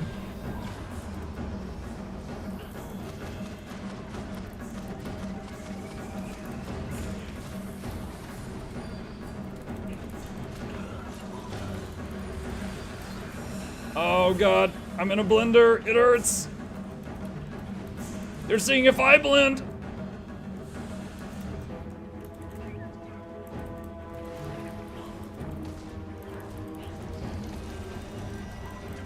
You've taken the market.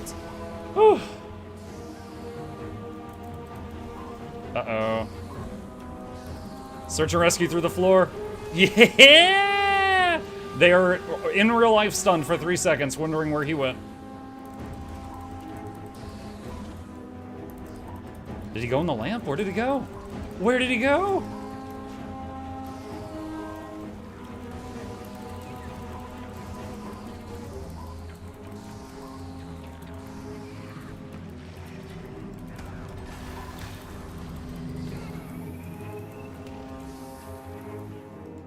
I'm gonna disengage, because I've already used a few of my defensive tools there, and still fighting them.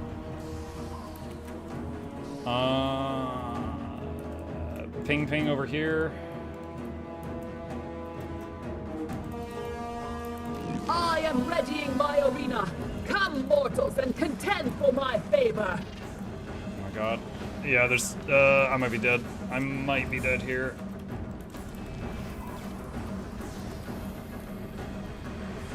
Invisible for a few seconds. This is a Hail Mary. Okay, I got a tiny bit of health. Oh no. Oh no. Oh no. Oh no. Yep, I'm down. My arena awaits. Prove your Dude, I was just constantly running, but but I had like 4 or 5 members of the enemy team, but they were just all around me. And I'm down again.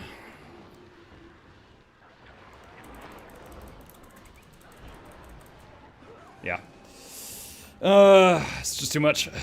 Got ran over. I think that's my first death. Yep, in that match it is. The guy you res got floored in a way never thought possible.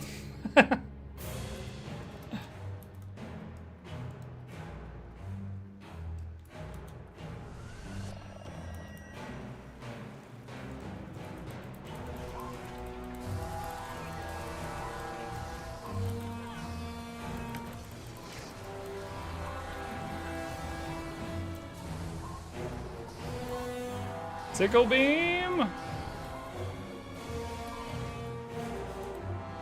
Oh, what was that? Why did that not go past her? That was dumb. Did you see that? I tried to cast and it like went over her, so then it just moved me 1 foot instead of like a lot of foot.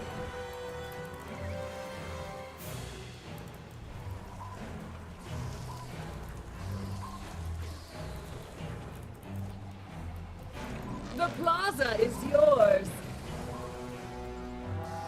You've yielded the pier. Oh my god. Blocking. I am readying my arena. Come, mortals, and contend for my favor. The shark uppercut is too funny.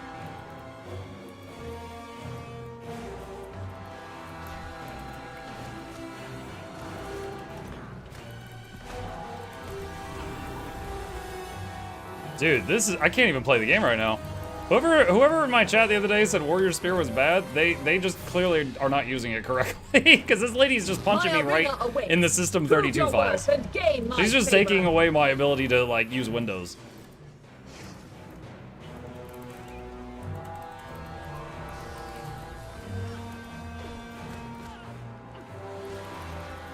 Wow.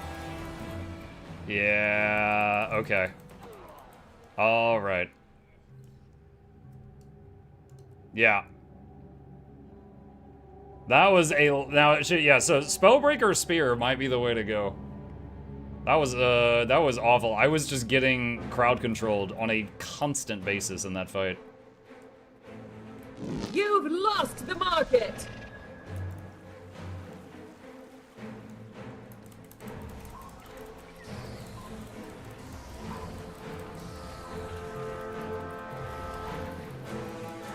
Search and rescue. Got him. The plaza is lost. Got the Reaper down.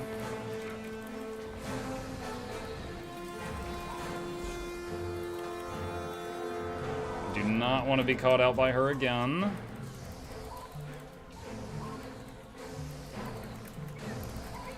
Throwing the shark on the thief. Got him. Oh, that was great. Right when the thief teleported, the shark came out of the ground under him, so it just like went with him.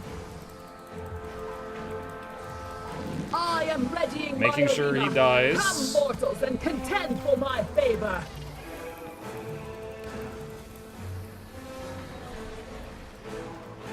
Slash map GG. Dude, look. The enemy dragon hunter took every single medal. Dude, he had top offense, top defense, top damage, top healing, and top kills. What the hell? My arena awaits. Prove your worth and gain my favor. Yeah, I had top healing and I was a part of the top kills. Less average deaths than my teammates, but still died twice and 3 revives. His shoulders must hurt, I guess. That was a fun game. That was a fun game. That Dragon Hunter was the enemy too. Yeah, one of my deaths was to him. It was when there was like 4 enemies around me, but he was the one that like chained me in. I stun broke, and then he pulled me in with his axe a second time into his traps. All right, blah, blah, and blah, blah, blah, blah, blah, blah, blah. All right. That's because there's always YouTube comments. What build were you using? And that way it answers them. Forgot to ask him, like, how was birthday dinner? Delicious. It was delicious. It was cool. Yeah, for those that don't know, because I said this the other day, I live a very cheap life, chat. Peanut butter jelly sandwiches, hot dogs, ramen noodles. I live a cheap life.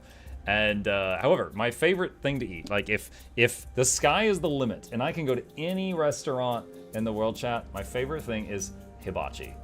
My favorite thing is hibachi. For those who don't know what hibachi is, it's those Japanese steakhouses where they basically like cook the food right in front of you. It's kind of like a food in a show. I'm really just there for the food, honestly. The show's cool, but I'm there for the food. And fried rice with hibachi shrimp is my favorite thing. And that's my favorite thing. That is my like most expensive favorite meal.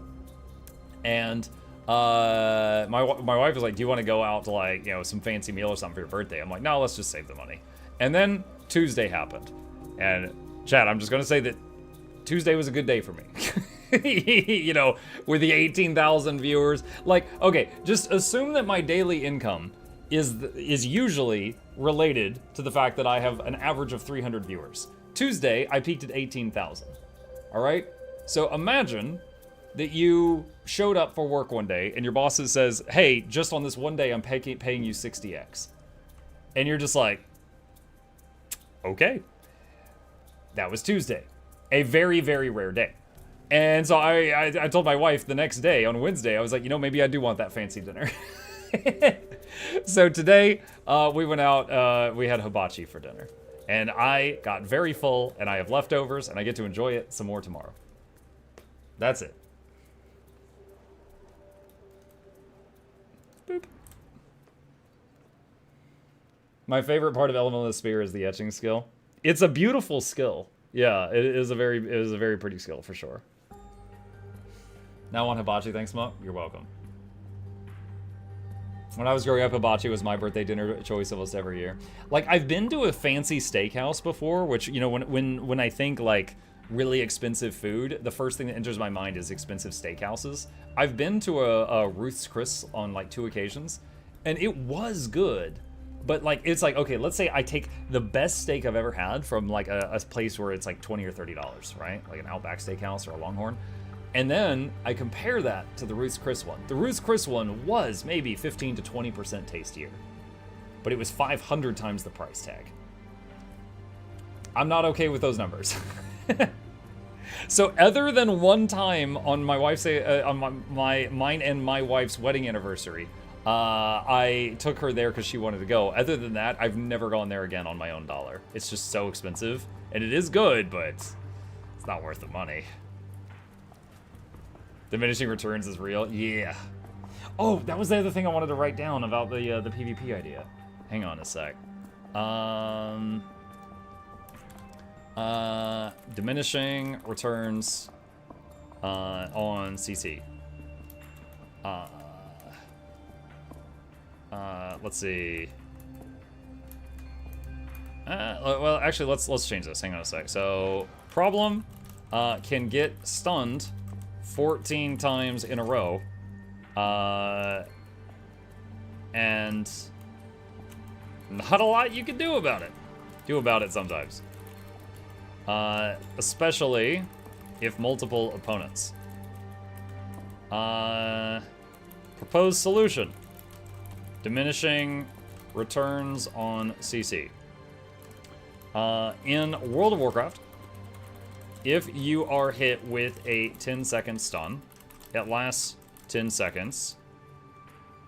Then, if you are hit with it again right after, it lasts 5 seconds. And then if hit... I can't type. Then if hit again right after, it lasts 2.5 seconds. Then you are immune for a short period. So that you can actually play the game.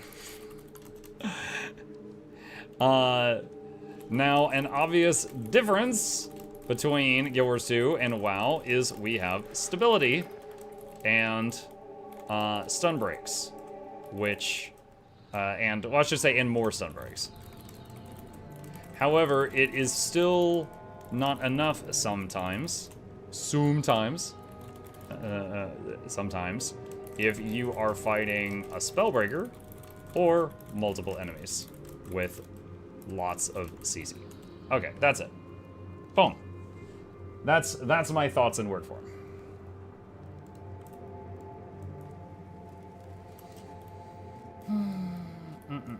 To me, a fancy restaurant is anywhere that doesn't have a drive-thru. I watched a Y Rank Sucks at How to Fix a Guild Wars 2 PvP. Are you talking about me typing, or is that actually a video?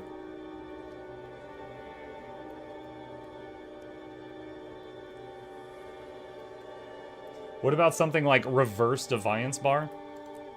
So you're saying, like, after you get hit with too much CC, you get something like a Defiance Bar?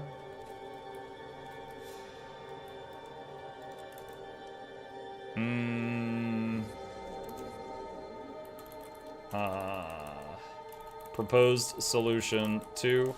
After getting hit with 3 CC in a very short period, you gain a Defiance Bar for a few seconds.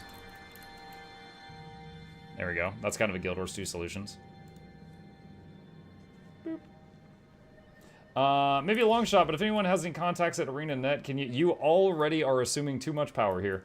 I do not have that.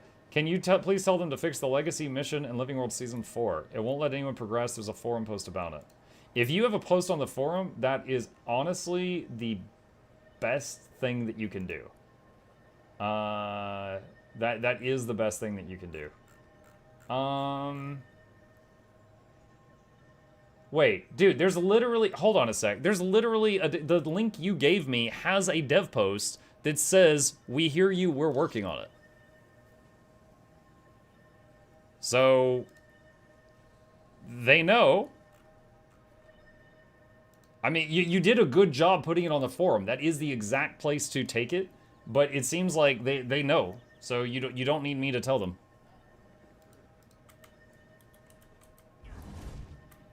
In BDO, there was a CC cooldown for PvP. I didn't do much PvP in BDO, so I can't answer that one.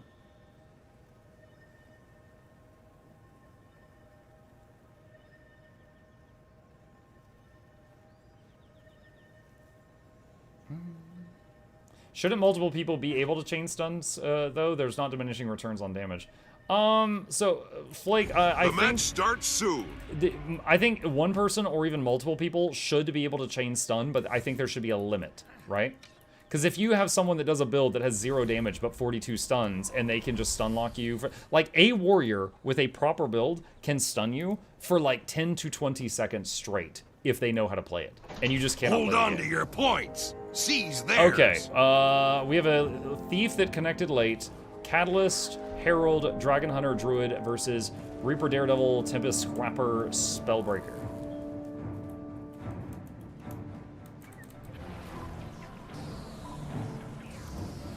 Okay, he's already used a stun break. Alright, I am blocking, because this guy is trying to... He's just chasing me around. You lost the waterfall. You've captured the quarry. Okay. I am getting You pressured lost the graveyard. really freaking hard right now. I have to back up.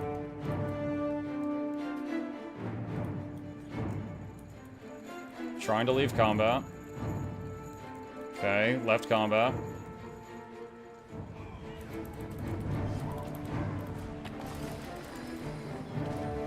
Your base is under attack. Okay, we got this guy away. The thief disconnected again. Hopefully he comes back.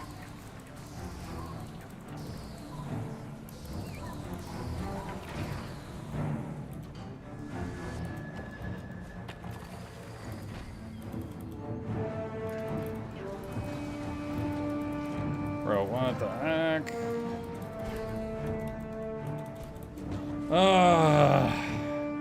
My team needs to get out of spawn.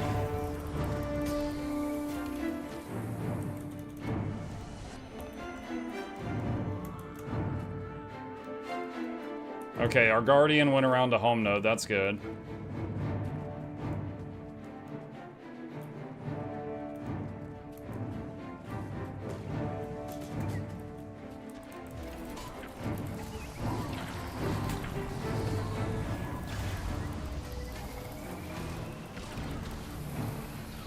Unfortunately, everywhere we go, we're outnumbered right now.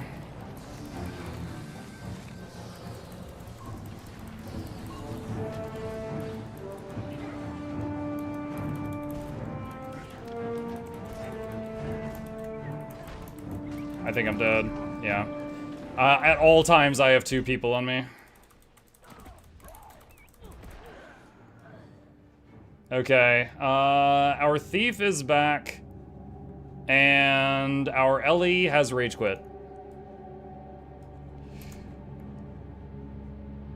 The thief reconnected. Nudist. Play. His name is Nudist. You've lost the quarry.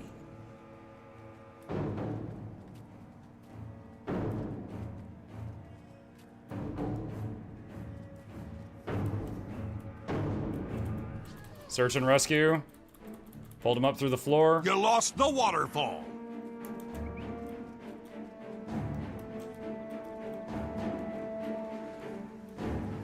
Can't save him.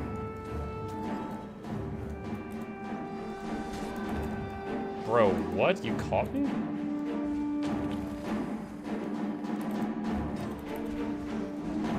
God dang, I'm taking so much damage from this guy. Dude, these shots in the back hurt so much. So these are actually competent opponents, but we have one guy that, you know, didn't connect for an hour, and then another guy who rage quit.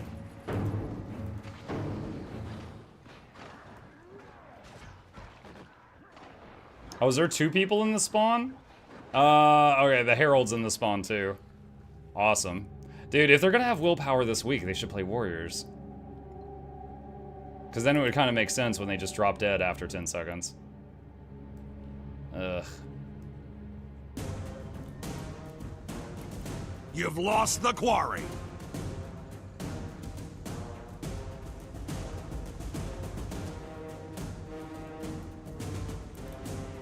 No. That's unfortunate. Alright, we're just gonna dance around for fun now.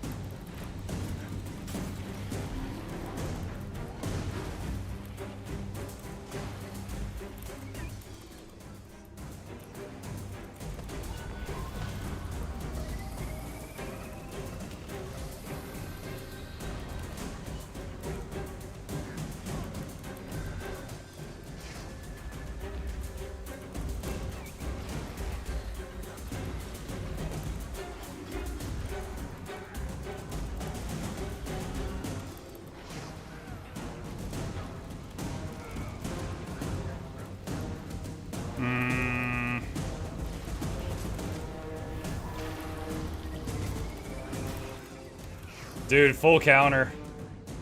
Oh, man. Full counter needs like a Like, I'm not just saying it because I lost that fight. I've been saying this for a few years. Full counter is insanely powerful for a skill that's got like a 10-second cooldown. It should be like 1 to 2. It should be like a minute, honestly. It makes them immune to all incoming damage. And then afterwards, they do a 5-man unblockable hit and stun, or daze all around them. You lost the waterfall.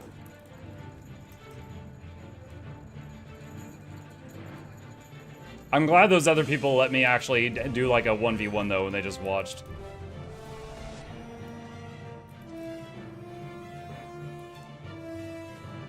Muck, do you even have a team here? No, this guy is Link Dead, this guy Rage Quit, and this guy Rage Quit. You lost the graveyard.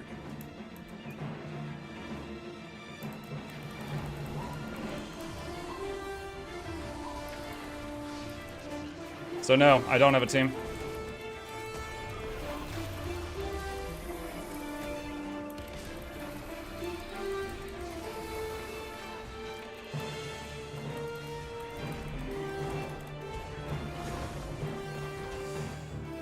All right, so hang on.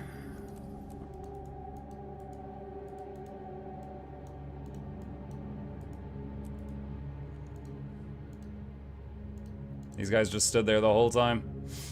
All right, well, that one's on. Why don't you pick PvPers and add them to your team? If you queue with a full 5-man pre-made team, there is a higher chance that you will fight against full 5-man pre-made teams.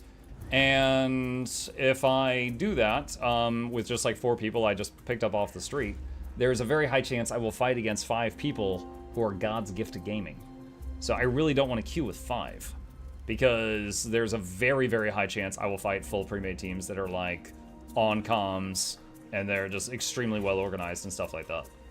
Hello, first time here. How you doing? I'm doing good. Carrigal, how are you doing? How you doing? Good luck with the next matches into bed. See ya, Everly. Enjoy your Warhammer. Whoa. If I want to upgrade one of my expansions to Deluxe, is my only option going to the gem store? 2,400 gems looks more expensive than the difference of price between standard and Deluxe at the shop. If you've already gotten standard and you're trying to upgrade to Deluxe, I think you have to do it through the gem store. If there's a way to do it through the, like, just money shop on their website, I'm not aware of it.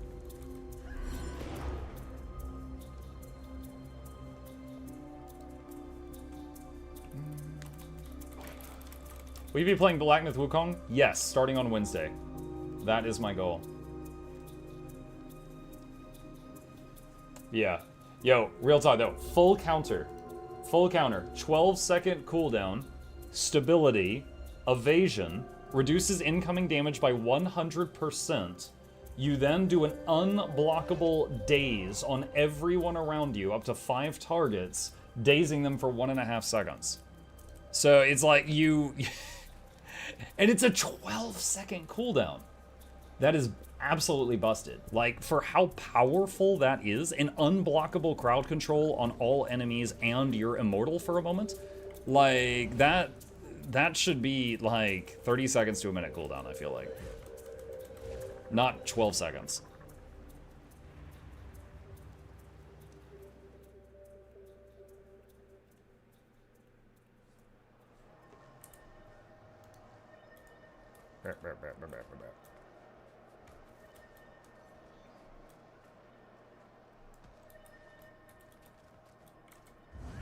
Spellbreaker at least spec is too loaded. No, real talk, Spellbreaker is my favorite. If I was a warrior main, I would absolutely play Spellbreaker. It is, this full counter is so much more fun than like berserking, just hitting the F1 key repeatedly, or Bladesworn to me.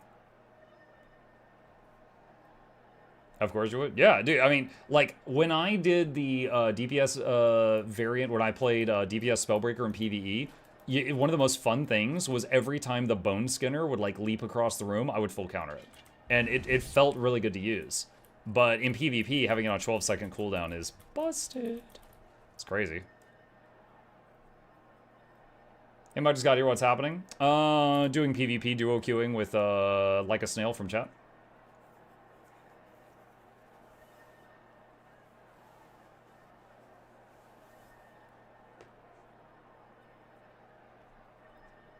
Also, the counter argument to me saying that I hate fighting Spellbreaker is why don't you just not hit them when they use their full counter?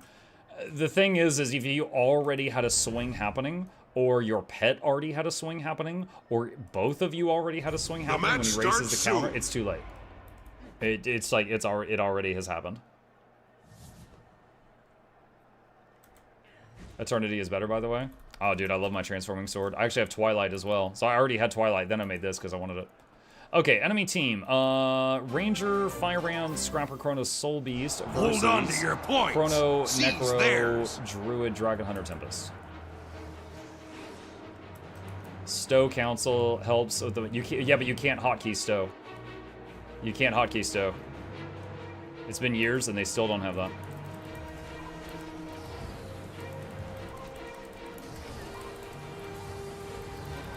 You've lost Dragon. You've captured Lion.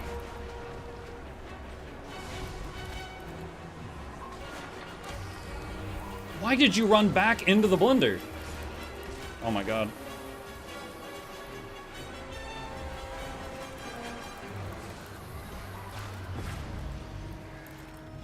Oh, I can't save you again. I cannot save you again.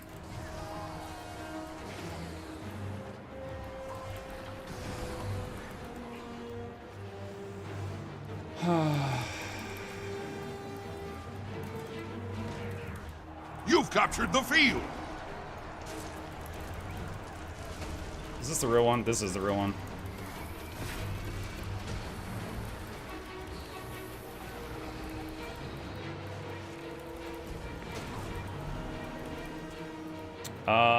Great. She got rallied.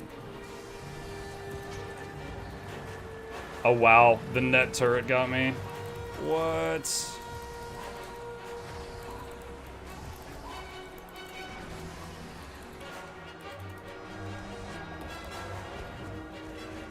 Alright.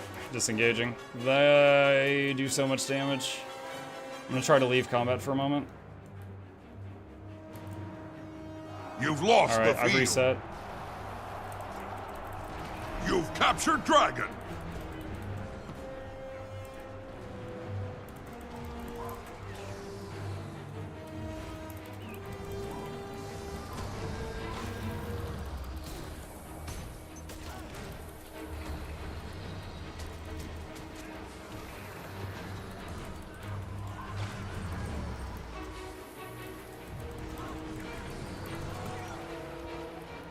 Freaking wall. You've lost the field. Ah, try to search and rescue. I couldn't do it fast enough. The Colosseum's artifacts are accruing power.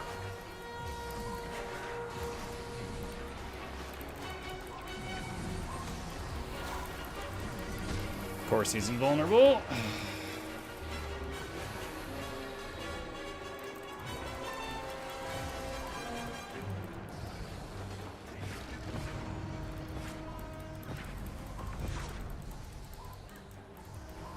Okay, at least we have side nodes, so we're winning income during The this. artifacts have reached maximum power.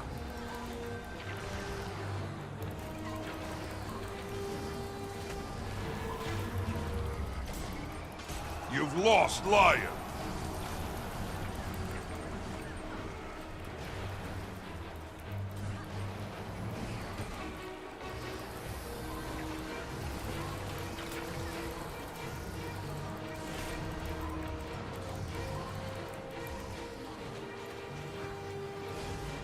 Okay. Wow, an enemy using the land shark. I've never actually fought an enemy using the shark before. I'm setting new metas, chat. I am making new trends. This is the year of land shark.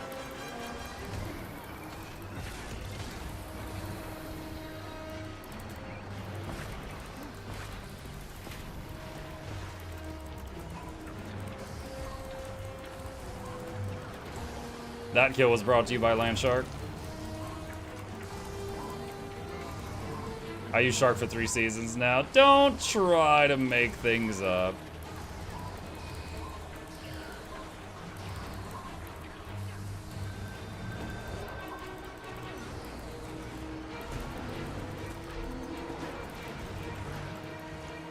Is that Signet of Stone? She's like immune to incoming damage for a minute.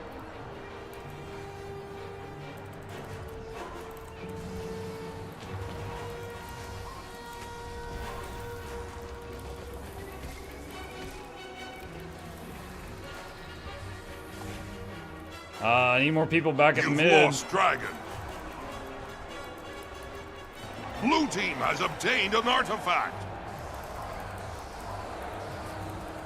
You've captured lion.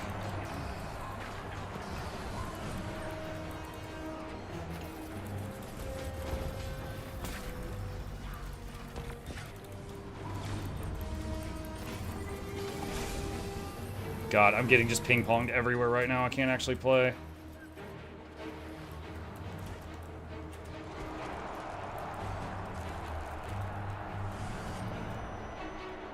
You've I have to lost disengage. lion. The Colosseum's artifacts They lost are accruing power. Oh yeah, one of their players only dead. You've captured dragon. You've Is it lost the the Ranger? field. No, the Ranger's still there. It's not him.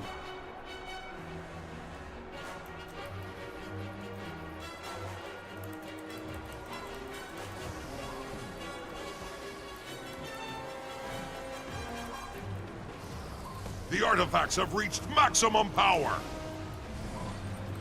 Alright, got the res.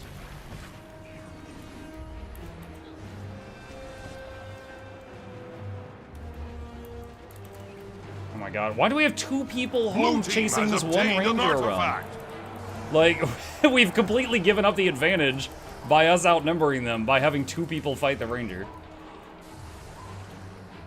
You've captured lion. Red team has obtained an artifact.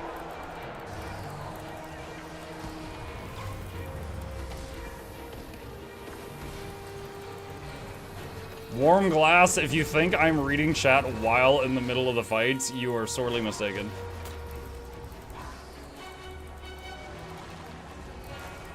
Got the decap.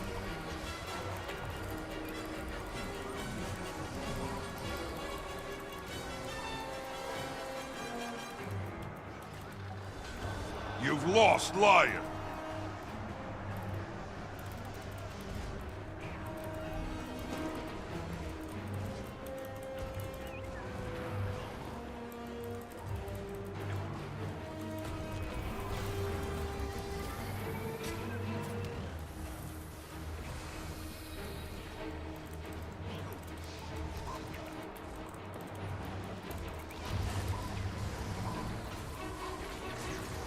You've captured the field.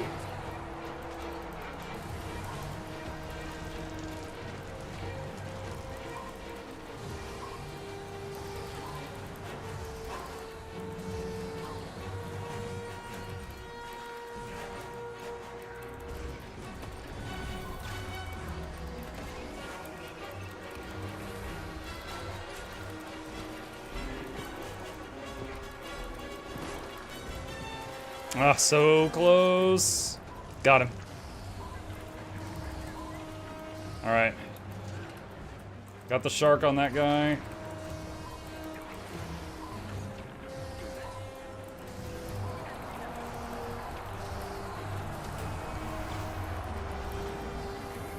They still don't have their last guy. These guys are pretty good. If they had their fifth person, they...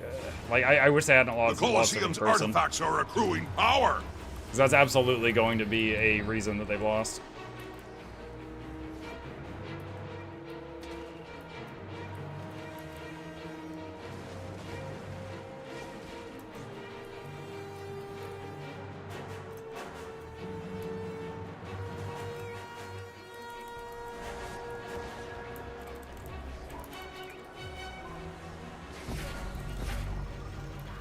The artifacts have reached maximum power.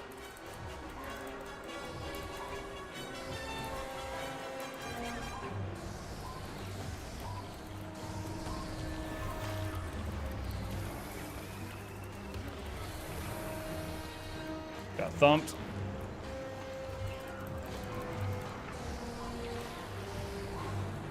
You've captured the field.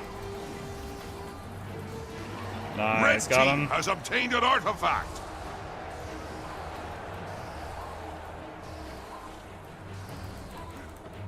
We lost the other points, though. All right, there's 3 of us here. I'm gonna trust that they can finish this guy and move on.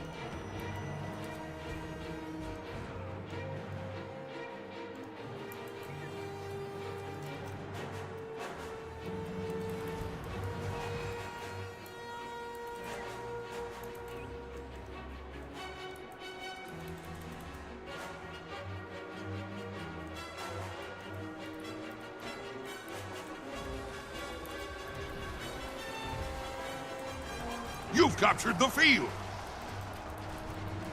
Dude, I have a teammate hitting this guy, and it's like the guy's just ignoring him. Like, the teammate might as well not be there. You've captured Lion. Blue team has obtained an artifact.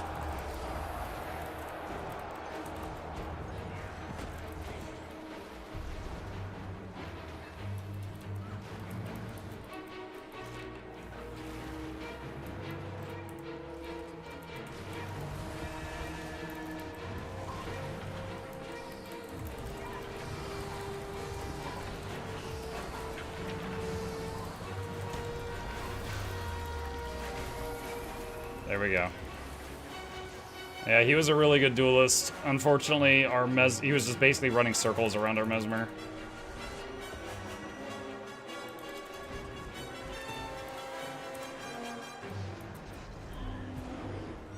Wow. Even the clone had a block.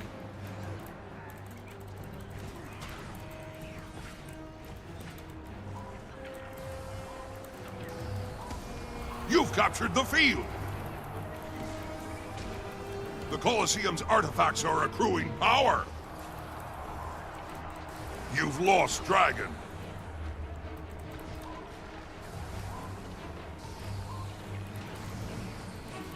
Trying to stay on the capture point.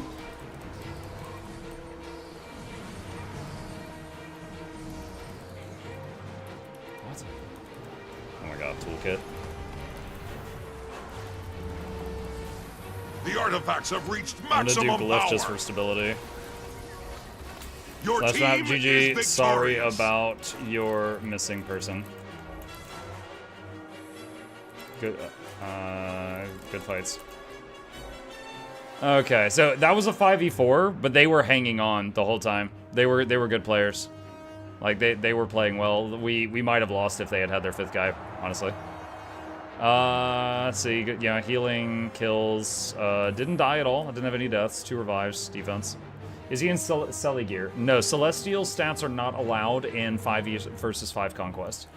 They deemed it to be too powerful many seasons back, and they removed it from being accessible there. Also, any stat combination that has extremely high toughness or vitality extremely high combination of like toughness, vitality, plus healing power is not in there. Like Minstrels is not in there. All right, I need a quick AFK break, chat. I have got to use the restroom, and then I will be right back with more.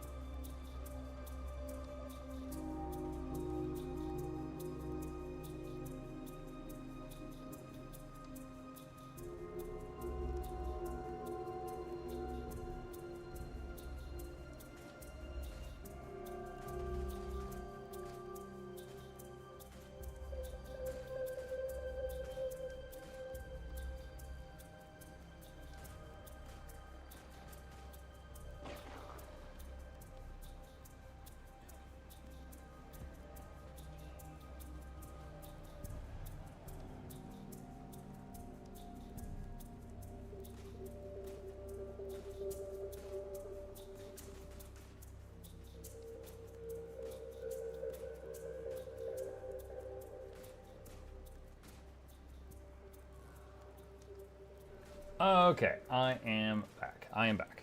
All right. I wonder if it would even let us play ranked together. I'm curious, because I don't know what rank he is.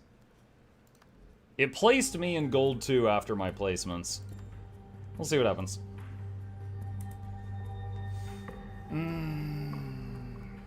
Let's see. I tried for years to be good at PvP, but the game outpaced me, and I went from being meh to terrible, so I gave up. 2 days ago, when I was trying out spears from Janthir in PvP, was the first time I PvP'd in 4 months. And we could tell because the date the date for game history was 4 months ago. So my PvP in the last 2 days has been my first time back after a 4-month hiatus. And I still enjoy it greatly. Like, it's kind of like the bug has bitten me again. But, you know, there's some issues with it for sure. Hey, Mike, I found you because of a video on YouTube of yours. It was your reaction video from 4 months ago, and I was crying, laughing so hard thanks to that. I don't know which reaction, but I'm glad you like it. I'm a returning player of 2 weeks about 5 years ago, and I'm hooked. Also, I saw you were in the middle of a fight and waited till you're done before posting this. Well, that's good, because otherwise I might have missed the chat. I read as much chat as I can, but sometimes I miss it when I am in combat, for sure. I just don't want to do Skyhammer, honestly. I'll do any of the other stuff. I just don't want Skyhammer. Muck, you play Elden Ring, right? I cleared it. Yep. And I found Melania to be unimpressive. I think she was overhyped. However, I did not do what other people did and try to go in there naked with a stick to try to fight God. I did not put restrictions on myself. I just blew her up. But yes, I cleared Elden Ring and I cleared the DLC. Why does everyone simp over Guild Wars 2? Oh, the one from Rose. Yeah, I've reacted to, I think, at least 2 of his videos. I watched his most recent Guild Wars 2 themed video off stream to see if it was safe to react to it. Dude, I don't think I can. Like guys, I usually watch them live on stream and then do like a react and then censor them for YouTube. I don't think I can watch it live on stream. He has so many rated R references in that, like rated X references in that thing. I was like, oh my god. Do you know there's a Renala Armor Guild Wars 2? I did not. Did you play Horizon Forbidden West DLC? I think I did. I'm pretty sure I did. Hold on. Try Sekiro? I did. Sekiro's the only Souls-like I didn't like. Hold on. Forbidden... Yes. Burning Shores. I did. Yes, I did finish that DLC. I did clear that. Yep, and the full playthrough is up on the Mukluk Plays YouTube channel. For anyone who might be interested, any game that you ask me about that I have played through, you can go to the Mukluk Plays YouTube channel, which I've just linked in chat, and there's a playlist for all of them. I even have one for Guild Wars 2 PvP matches. But if you like to binge watch, I've got over 10,000 videos on this channel. A lot of people don't know I have 2 channels. I do have 2 YouTubes. The match starts soon. There's a weird DC and quitter problem in casual PvP that makes me mad sometimes. Yeah. 10,000? Yep. Yeah, because that video is essentially like VOD content. So, for example, like if you want to watch my full playthrough of Monster Hunter World, you know, there's just a whole bunch of episodes of those all in a row. Hold on to your points. All right. Seize Dragon theirs. Hunter Reaper Virtuoso Warrior Core Guardian versus Core Warrior Dragon An Hunter enemy Reaper ship is pulling Druid into the and harbor. Dragon It's Hunter. the Capricorn. That is a lot of Dragon Hunters. Huh.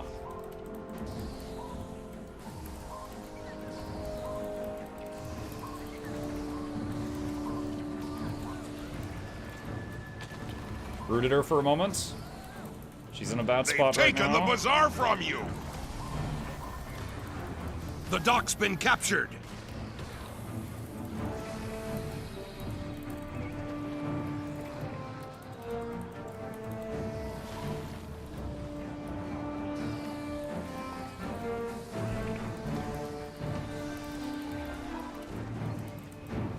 Okay, they got one down. We should focus on that one. Your enemy took the archway.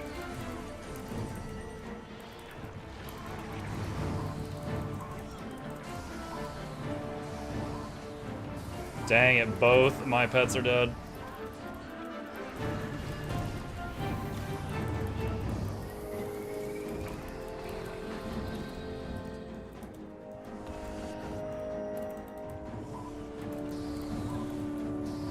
I'm not sure if search and rescue actually works when your pet is dead. I just tried it there, and I don't think it worked.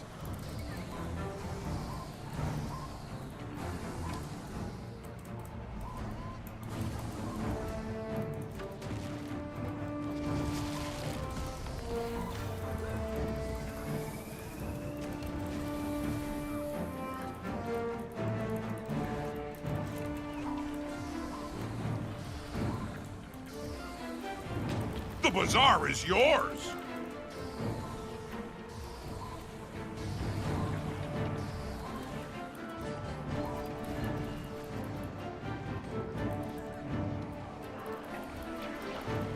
Okay, I got him up. Oh my god, those are the moments I play for, chat. That was 4 enemies beating on me and a downstate ally, and I res the ally, and now we've downstated 2 of the enemies. I did Healy things and turned the fight around. Those are the moments.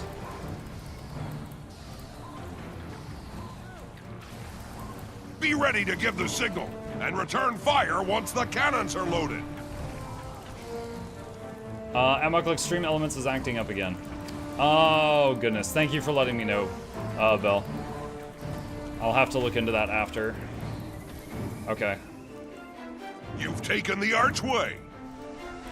Weapon swap, quick draw.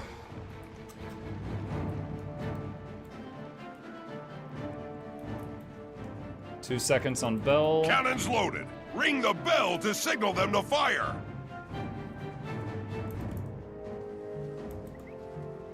Sending Tony to try to CC that Reaper to buy time. Successfully knocked her down.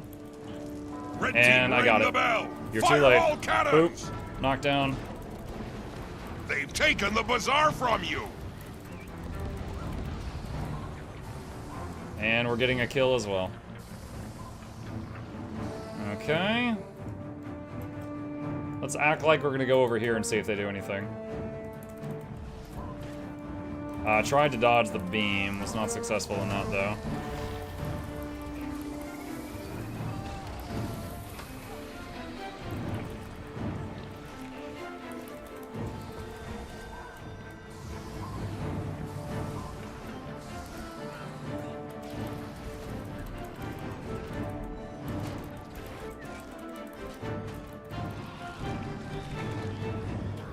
Okay.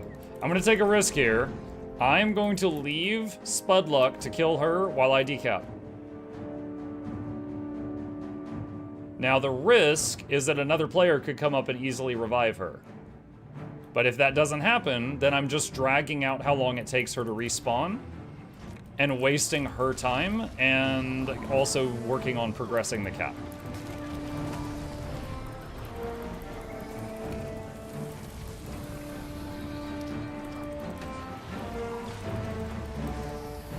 The bazaar is yours.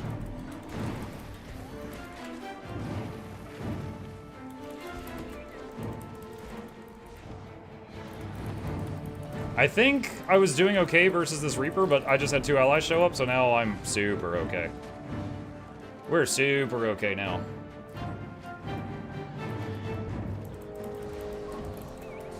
Shark. Boop.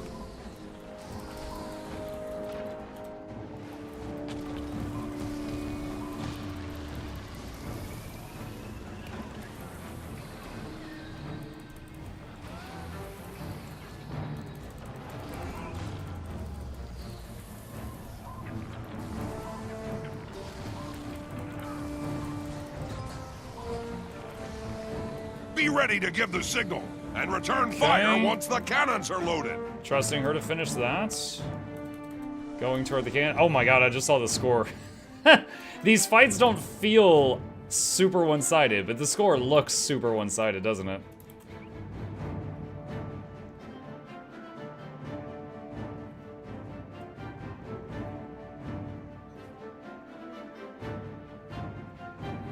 Am I getting interested in trying PvP with Inji or something? Not really at the moment, no. Cannons loaded. Ring the bell to signal them to fire. Thinking you may win this one. We might. Red team, ring the bell. Fire all cannons. Money.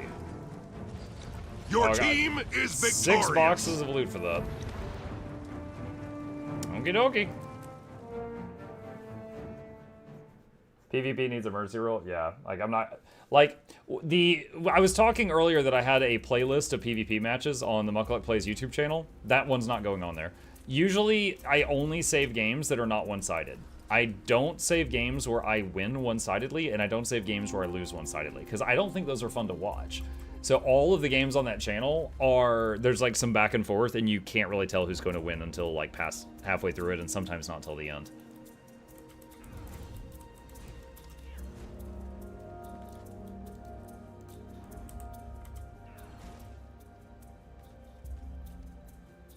Good choice, I would say. Yeah. Yeah, like with other games, like for example, like when I played Horizon Zero Dawn, I just posted the entire playthrough. But something like, you know, and this is an MMO, so you know, just posting all the footage would be just ridiculous. Is there a good strat to follow for when to go to nodes and how to, and with how many people? It's very situational. And for example, just like 2 games ago, I was playing to the best of my ability, and there was, who was it, Warm Glass in chat was screaming the whole time that I was doing it all wrong. So, I mean, I'm not perfect either, but you kind of get a feel for it. Like, for example, if I have finished whatever I'm doing, and I look at the minimap, and I'm like, okay, there's a fight mid, my allies and my enemies are fighting each other. We own the rest of the map, I'm gonna go mid, okay? But let's say the enemy owns the rest of the map. Then it's a much more difficult decision, because if I could go mid and maybe we win the fight, but they're getting income from the 2 other nodes the whole time we're fighting. But if I abandon mid and run to another node and decap it, I stall their income out. But there's now a higher chance they kill my team and get 5 points for each kill they do. So, you very much have to make judgment calls, you know? In that situation, it really just depends on what's going on. If I am in a fight, I'm almost dead, and I do something like I just like zip out, weapon swap, zip out, and I'm out of the fight, but I'm almost dead and my cooldowns are used. I cannot go back into that fight for another like 20 seconds or I'll just die. I'm just gonna go somewhere else. I'm gonna use the time that I'm recovering to run to another node and start decapping, you know, in that situation. So it's very, very much, it depends on the situation, and like, I would say I have good map awareness. I don't claim to be the best, and there are many people who, like yourself, might be like, you know, Muk, why did you decide to do that? And then there's other people that are like, Muk, you did that wrong. But most of the time it serves me well. There's also, you could say map awareness of the players. Let's say, for example, there's I'm just gonna pick something. There's a warrior on the enemy team, and he freaking destroys you in a 1v1 early in the game. And you just come to the conclusion, I cannot beat that guy. So when you see him do this, you do this. He does this, you do this. And you start mirroring opposite what he does. You just go, look, I acknowledge the fact that you can kick my ass, and I'm gonna go wherever you're not. I've won games by doing that before. It does, you know, it's bittersweet, but if you just kind of come to the conclusion that you're like, I can't fight that guy, go wherever they're not. Now, sometimes it's not always possible. If they're playing a highly mobile class, they just decide to gun you down. You can't always do anything about it, but that is something else I take into account. Another thing that you sometimes have to think about, I see you too, Cameron. Another thing that you sometimes have to think about is, do I kill this guy or do I let him bleed? You know, when someone is down on the ground, they're not respawning. You can leave them to just lay on the ground and bleed for a very long time. However, if you do that, there is a risk that their teammates could come up and just instantly resurrect him, you know, and then you feel stupid for leaving them there. But if you kill him as fast as possible, then he respawns as fast as possible. So you have to make a decision. And a couple of things about that. One, if the guy's a ranger, don't freaking do it. Rangers have the best downstate move to get themselves back up. Do not try to bleed out a ranger. The next thing is, have I seen the enemy team use instant revive skills, such as Signet of Mercy on a Guardian? If I don't think they have that, maybe I'll let the guy bleed for a while to stall his respawn. You know, or if we just wipe their whole team and there's only one dude left, I'll definitely let the guy lay there for a while. But it depends on the situation. Also, Ranger can control the pet while downed. Yes, a limited amount, but yes, they can. They can issue some pet commands through the whistles. They can't see the bar, so they don't know which moves are off cooldowns, but they can slam keys.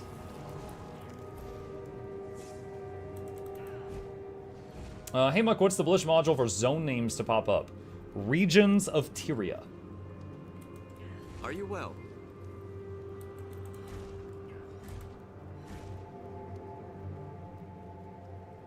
Yeah, you need press in case the cooldowns. Yeah. So sometimes you get a feel for it. So like if you're a ranger and you're downstate, and if you pet swap, you know the other pet's skills are up. So you might do like if I'm like right here at this thing and I'm downstate and I can't see the bar, I can hit F4, F1, and I know it'll swap to the shark and then throw the shark at that target. You know, I know that if it pet swap, the shark has all its cooldowns available. You know, stuff like that. But if it's beyond that, like the F2, I don't know if the F2's off cooldown or not. As a new player, which class should I boost to 80? Gothel, I would recommend you try some classes out before you use the boost. Because I wouldn't want you to regret it, you know? Hell, if you're a brand new player, I don't even recommend you boost, if I'm honest. I have a video on this, if you have a few minutes to spare, that I just linked in the chat, called The Pros and Cons of Using Your Boost. But to TLDR, some of it is like, imagine you're level 1, you got like 2 skills, okay? You're level 5, you got like 4 skills. Okay, you know, you can kind of digest this. If you're suddenly level 80 with 30 skills, you're drowning in information. You might get frustrated, and you might honestly just quit the game because it's not a good experience. You can absolutely do that, and if you are a person who is very detail-oriented, you might be fine with that. But it is my opinion that there are more people that boost and get frustrated than there are boost and they're happy about it. IMO, don't boost your first character. Save it for like your second.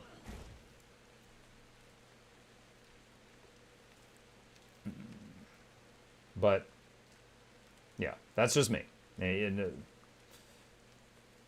Thanks for the info? Sure.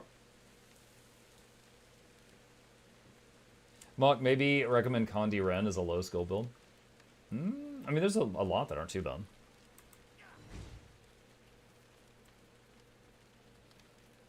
I might have to stick with you. They have Vert and Harb.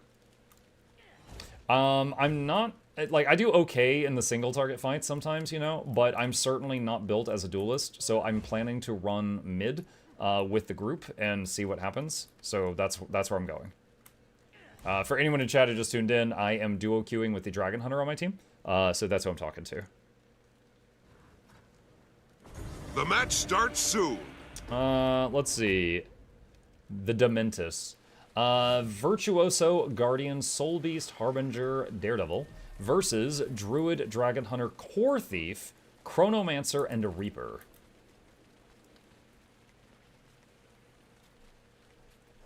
Hold on to your points. Seize theirs.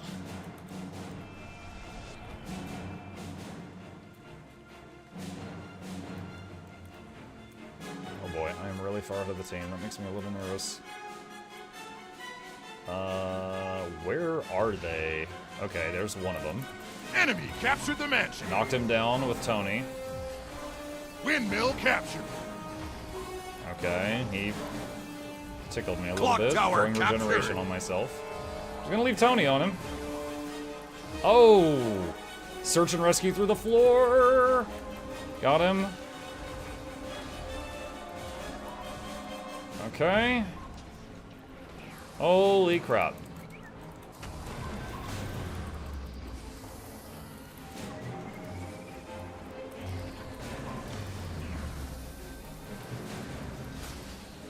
Got him up. Okay, that's 2 reses. I don't have any more res tricks for a while.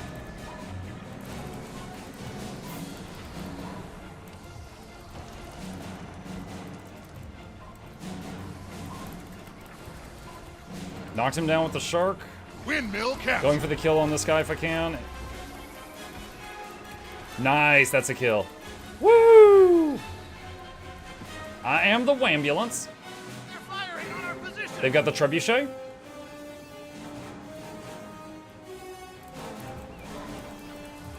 Dang it, all of us were too scared and backed off. Oh my god, ow. Ow, ow, ow, ow, ow, ow, ow, ow. Was that, I thought, oh, I think it was the axe return. I was like, I got hit in the back. What was that? It was the axe return. She's using the axe weapon from Soto. Clock tower captured. Okay, that's not good. She Gormandized me. Search and rescue.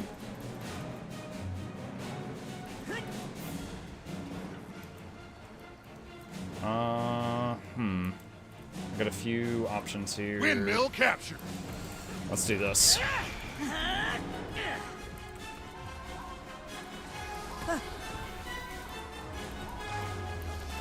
I can hit him through the wall with this specific ability. Doesn't do a lot of damage, but it does hurt. Okay, we got her. We have a downstate. Search and rescue is not available right now. If I stomp him, she rallies.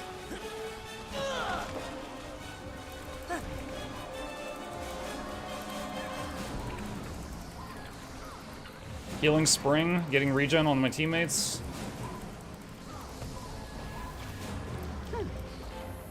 My son, he is 12 years old. Middle school. I hope it's better for him than it was for me. Chad, I don't know about y'all. Middle school was the worst years of my life. Those were the dark times. I had some nasty thoughts in middle school. Enemy captured the windmill. Not good. No, not good. My stun break didn't work. Whoa, my guy. Alright, I'm gonna try to get out of combat. I am low and all my stun breaks are on cooldown. Okay, I have left combat. I'm running back.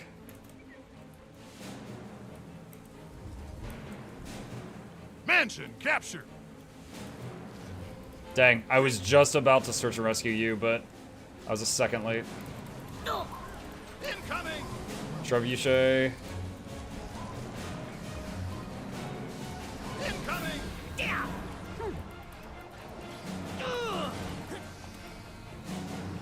down. Get down.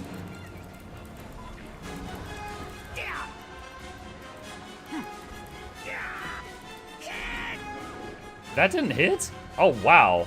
I really thought that hit.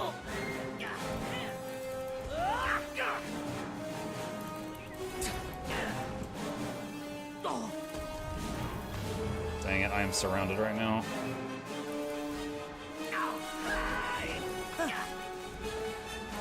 Windmill captured. I don't know what they just shot me with, but I turned it into healing. Mansion captured.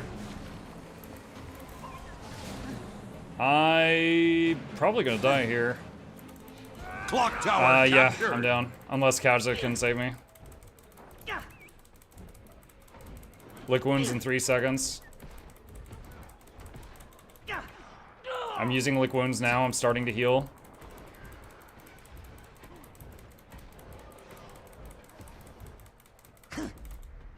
Bandaging.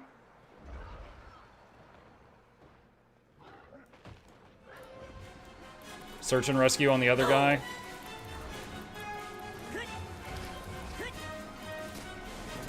Using glyph just for stability. Jeez, he's corrupted the stability into fear. All right, I got it. What a punk. Nice. Ranger privilege, chat.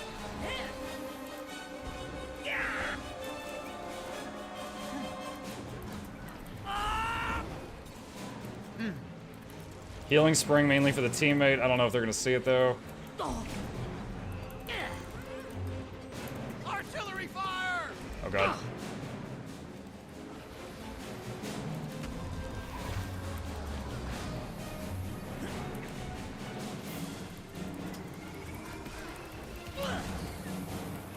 Clock tower captured.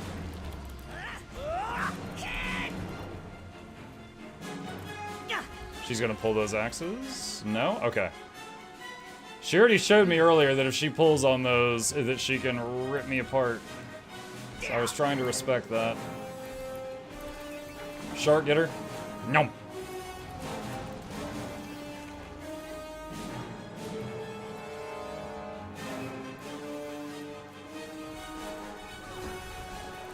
Windmill Bring captured. some healing on her. Enemy captured the mansion.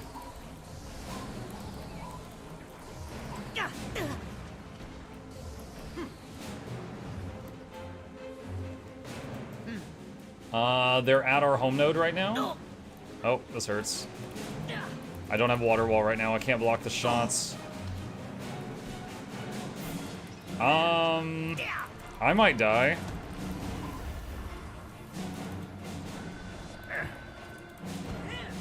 I saw triple-digit hit points there for a second. I had the Harbinger behind me and the Mesmer in front of me.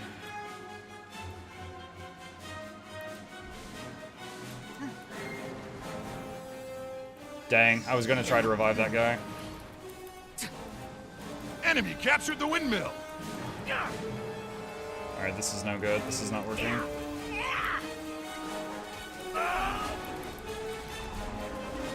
Okay, I got that kill.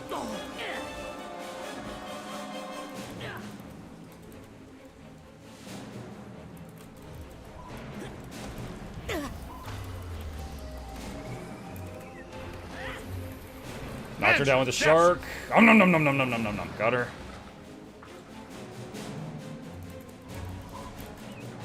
Virtuoso's coming back. I'm just kind of hanging out here for a second. She's invisible. The Verge is here. Okay, there she is. She moved. She went back.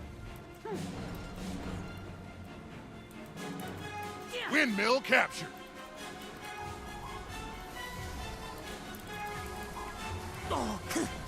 Water wall on my teammate.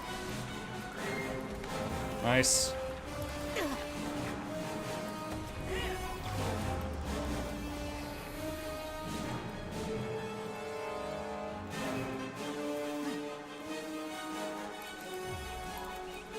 Clock tower captured.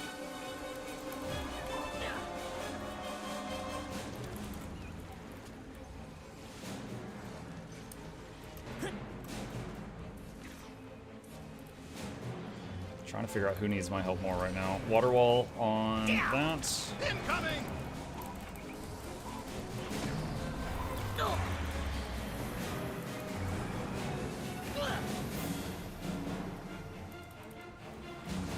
Enemy captured the windmill. We lost middle.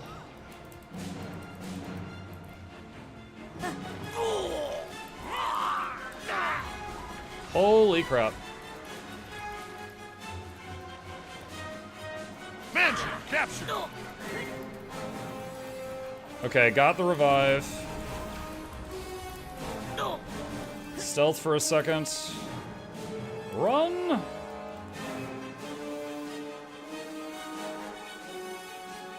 I'm trying to leave combat.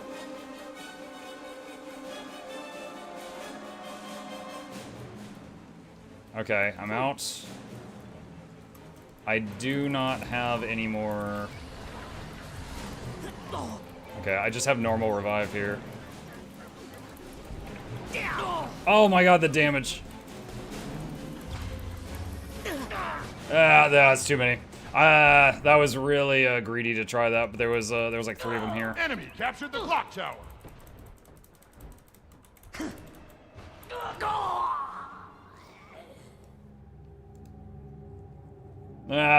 I'm a healer main. I cannot resist the urge to try to save somebody who's down, and that's what got me killed there. I should have cut the losses and backed off.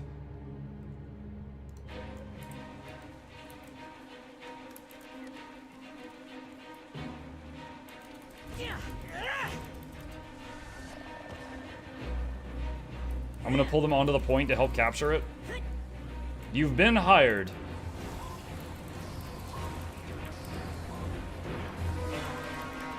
Windmill captured.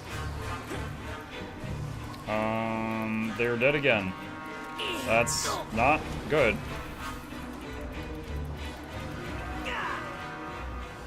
Okay. Well, we win. Your team is victorious. I had just respawned, so I didn't even have astral power yet. But, yeah. 7 revives, top healing. That was a good match, though. That was a good game. That was a good game. Like, we won by a lead, but that did not feel like one-sided. GG. That Condi though? Yeah, the Harbinger and the Vert were both piling on lots of conditions. Alright, I am actually going to, I think that was a good game, so I'll show what I was running. Amber. Amber. Alright.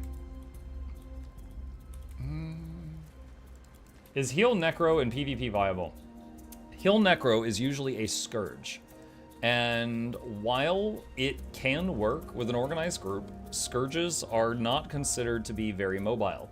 So if they are constantly like limping along behind the team and trying to catch up, they will get caught. And in some cases, a Scourge can be easier to kill than a Reaper or a normal Necromancer because they don't have a second hit point bar. In trade for that, they have barriers. But if they time their barriers poorly, then they're very easy to kill. So it just depends on the Scourge. It depends on the Scourge. Like if you were in a pre-made, you know, and you're grouping with someone else who's like a good DPS and you're supporting them as a support Scourge, it can be great. It can be good. But if you're like solo queuing, I don't know if I'd recommend it. Is the Ether Shark fun? Yeah, it is fun. It's basically, the moves it does is like, the F2 is it goes under and then appears under the enemy and knocks him down. And that has a very high chance of hitting. This move just does a bunch of torment in an area. And if the enemy moves out of that area, I can hit attack again to get him to stop doing it. And then he has, his bite does a bleeding stack, so that helps mess with enemies' condition cleanse. And he occasionally will do a little charge where he does a cripple, which you can see right there. So here, I'll say stop doing that. But yeah, honestly, just the fact that he can go under and then come up under, like go underground and come up underneath the enemy. So like the enemy can be like on another platform and he can use that to kind of teleport up to them. It's very nice. Did you know that Asura are basically moles? They live underground before Primordius awakened to Guild Wars 1. I mean, so do the Doors. Hey. Chat. We have someone who has arrived who has been skipping work for many days. Ship has arrived. Licking your lips. Did you just have dinner?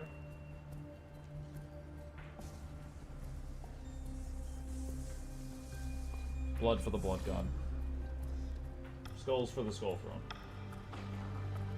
Are you Blood Legion or Flame Legion right now? You'll notice I didn't cry out. He wasn't like, he was like nibbling, that's it. It wasn't anything crazy.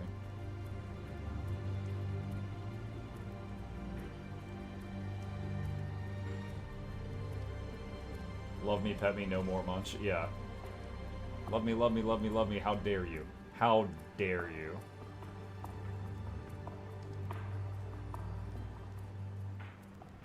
He looks just like my cat Peanuts. Orange cats all look very similar. Unless they chunky.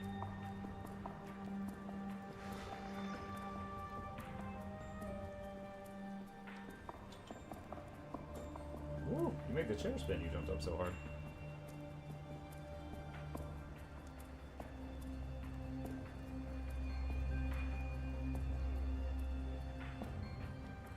You wanna hang out here with us?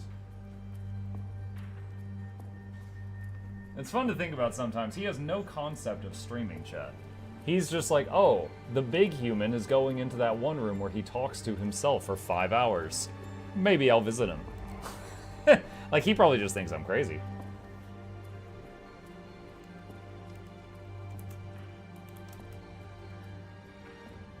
I just checked the Twitch. Yeah, did you think? Oh, hello, Sierra.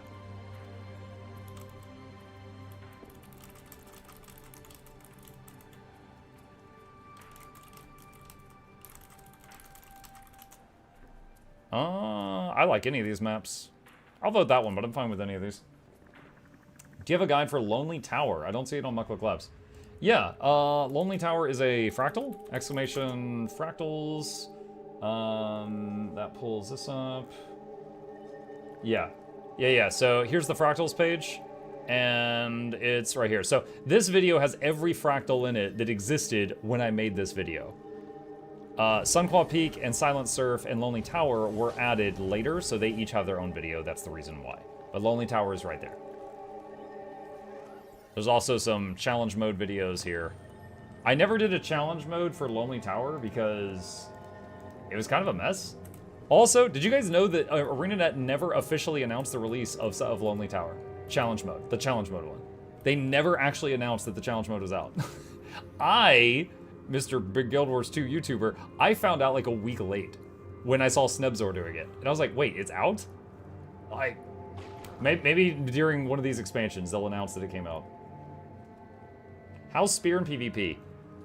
Kind of weird. It's not terrible, but I didn't feel like it was great either. I had trouble making it work. Like, the fact that it gives you additional ways of going invisible, cool. The big net, cool if you can land it. Everything else, you know, it's kind of like a bad melee weapon and a bad ranged weapon combined.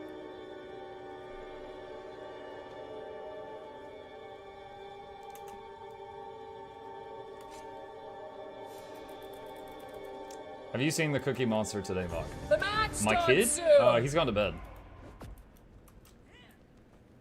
He's the Cookie Monster in this house. All the cookies. The furry one? Yeah, we just had the camera on him. He's right next to me. Just a minute ago. Alright. Virtuoso, Willbender, Reaper, Untamed, Thief versus Tempest Virtuoso, Soul Beast, Druid, Dragon Hunter. Our Elementalist is leaving the home gate a little bit late. That's a concern. Our Untamed is running right at him. I am going to try to mess with this person. I'm going to back up over here. Swap to the Boonrit Pet. And Healing Spring on the node, which will heal the Dragon Hunter and me both. You've yielded the Mr. Tisu, thank you for the raid. Welcome. We just started a PvP match. Please forgive me for ignoring you a little bit. You've taken the market.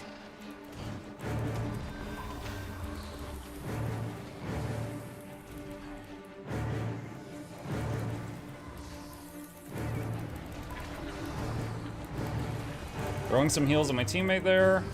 Getting some damage on this enemy Untamed. Putting a target marker on him just so he understands what I'm doing.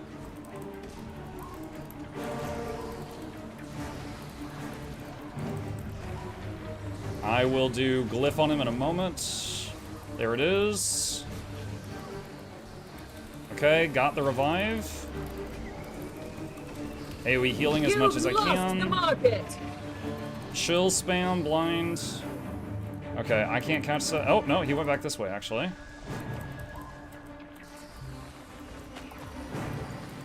The plaza is lost. My healing spring got interrupted. I'm just going into blocking. I am readying my arena. Come, mortals, and contend for my favor. This is not good. Yeah, I'm down. I rezzed this thief twice. Unfortunately, he just did not get the kills.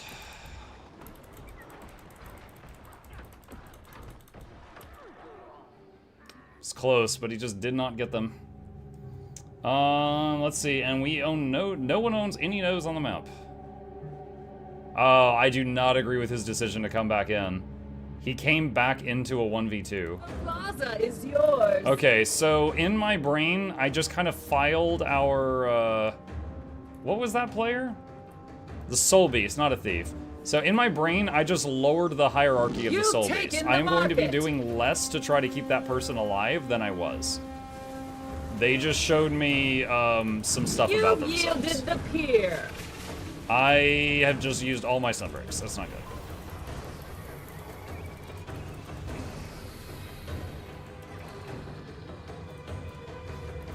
I don't know if this is gonna work or not. No, it's not. I'm gonna die.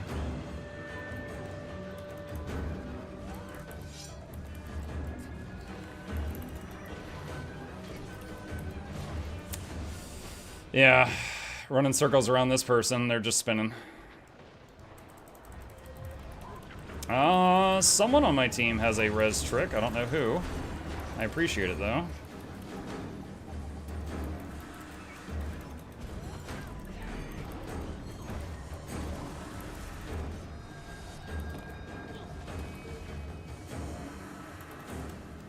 And we are, they are doing a really good job rotating. We have, like, this guy is sitting on a node that's fully capped. He's wasting time.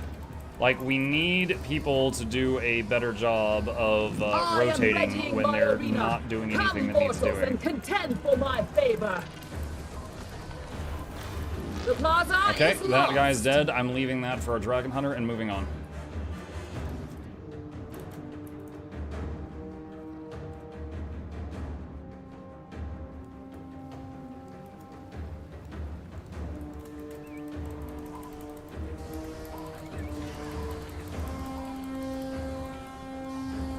My arena awaits. Prove your worth and gain my favor.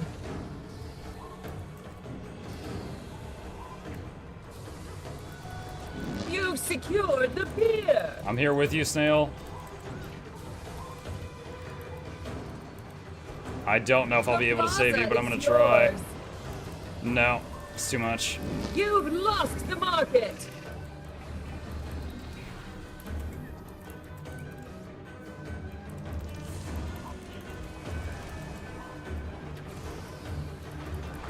Yeah, there's so many people yielded here. the pier. 4 of them, I think, other than the Necro that's mid. And combined with the Mesmer, that was like 8 people on me. How many hours till the drops end? The drops end end of day Monday night. The drops are always like Tuesday to Tuesday. Do you have a Soul Beast build? And if you do, can you send it to chat, please? I do not have any Soul Beast builds that I'm using at this time.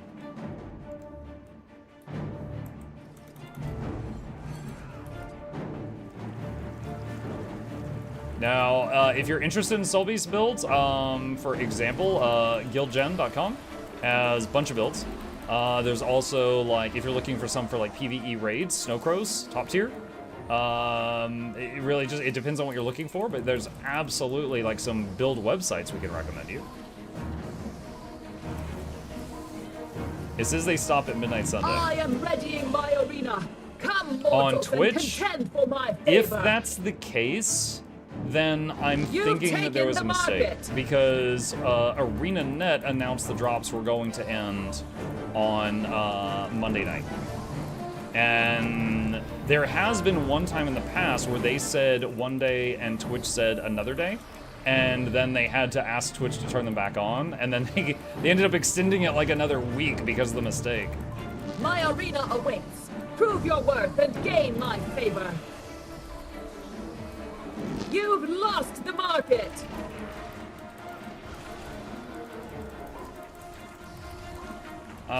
Shoot, there's a lot of people here. Dang it.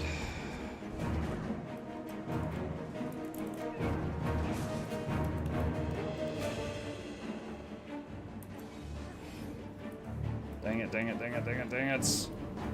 I'm running from one group into another. I don't like it. You've secured the pier. The plaza is lost. Okay, I got the decap here. Kind of weird that he just let me do that.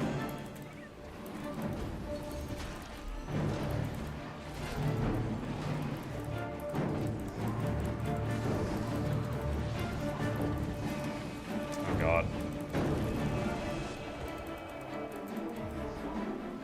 Dude, there's 4 of them here. Our Soul Beast is running away. I can't go in for the res. We're like losing every team fight, but winning by out-rotating them. I'm with you, Snail. You've lost the market.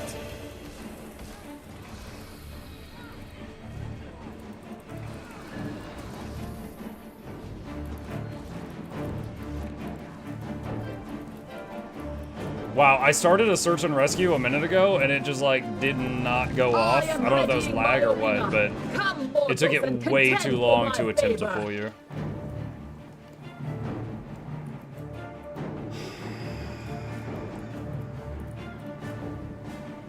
I will also add, you are very fragile.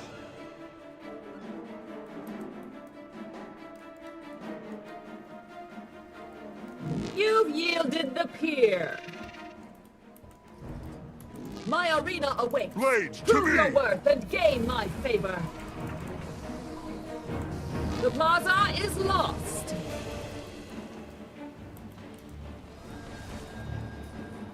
Ow. Dude, that warrior wasn't even targeting me. Took half my health as she ran past.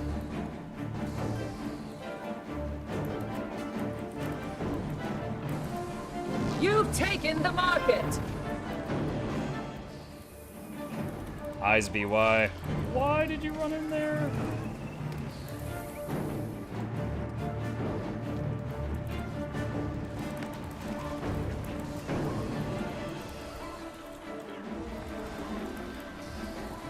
And she's surrounded. There's no way I can run in and res her.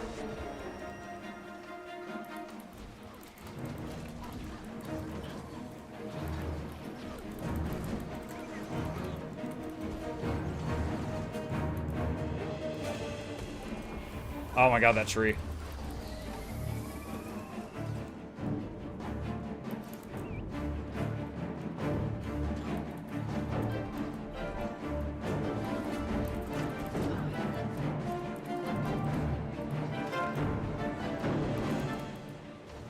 You've lost the market. It's not gonna happen. Yeah. We are honestly getting outplayed. I feel like there is not a single member of our team that can 1v1 and win a single member of the enemy team. Is kind of what it feels like. Like I'm constantly seeing one teammate down, and then the rest of us are getting like 2v1, 3v2'd, 4v3'd. How's tonight's PvP games went? Actually good overall. This game's not looking good.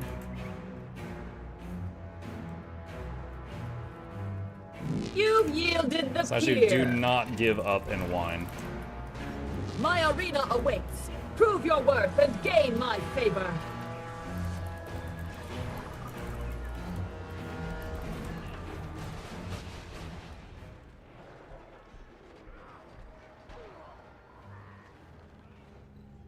Okay, we've had some people give up.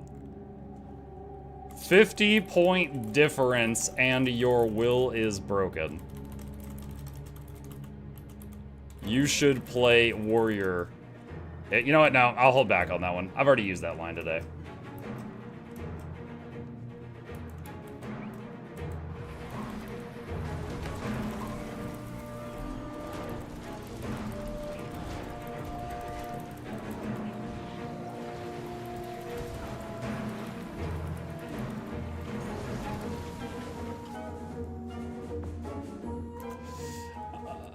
Okay, let's see. Who is this person? A chunky squirrel? Let's see. That one.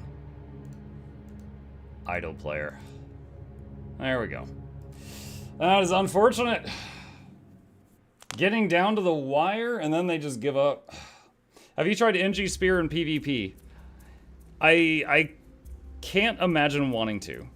It's a lot of fun in PvE, but it's damage, movement, and damage, delayed damage, movement and damage, a CC. There's like nothing defensive there. I do not think that that's going to go well.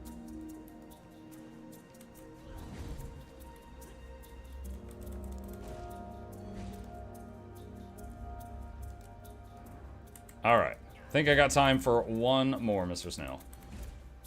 Oh, I assume the snail's gender. Mr. or Mrs. Snail. My apologies. Muck's love for PvP has been reignited.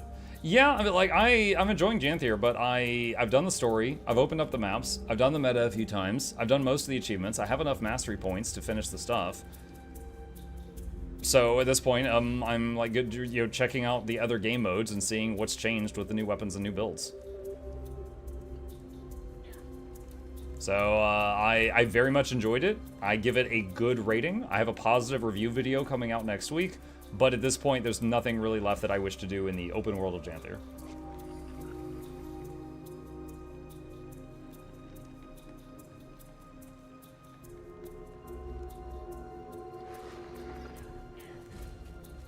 Warhammer 3? No, so right now, I'm going to be playing Guild Wars 2 so that my community can get drops until the drops campaign is over. So that'll be on, Monday night. Okay, hold on. Let's take a look at that right now. Hold on a sec. Guild Wars 2 blogs. Pull up the Guild Wars 2 blog post. Hang on a sec. Turn on dark mode. Nope, never mind. Dark mode sucks on this website. It's not even legible. We're looking for the Twitch drops. Joyful moments. Wait, no, that's July. Hold on, where is it? There. Twitch drops. Okay. From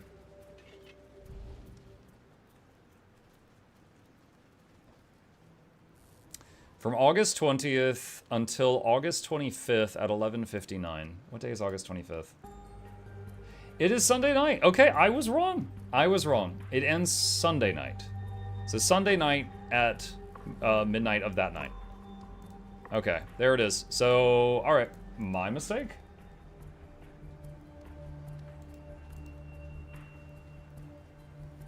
Almost got sips coffee. Yeah, get the sip coffee now. Yeah, if, dude, I got mine done on the first night because I finished my stream and I raided, Iron Maiden. And she streams, like, she starts her stream, like, in the middle of mine and goes super late. And I just left my computer with her open and I went to bed. And then I think she raided someone else. So I came back the next morning and I was watching, like, Artio. And all my drops were done. I had all of them.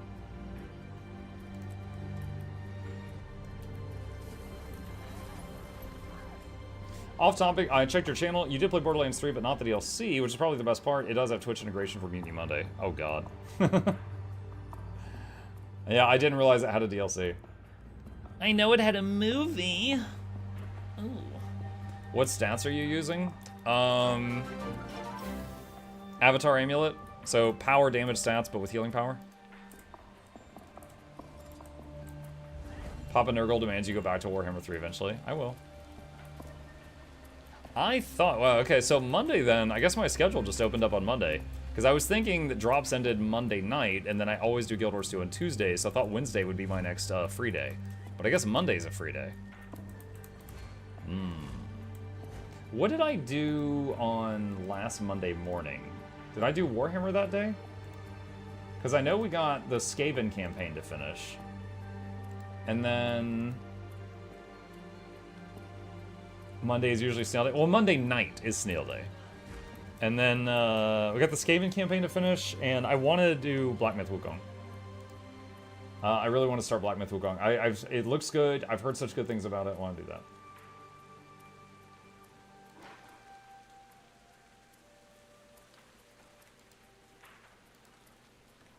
Yeah, for anyone new to my community or to my channel, every Monday night we do a stream we call Mutiny Monday, and I play games that have chat integration, so people in chat can type things like, you know, drop a tornado on him, take his money, break his legs.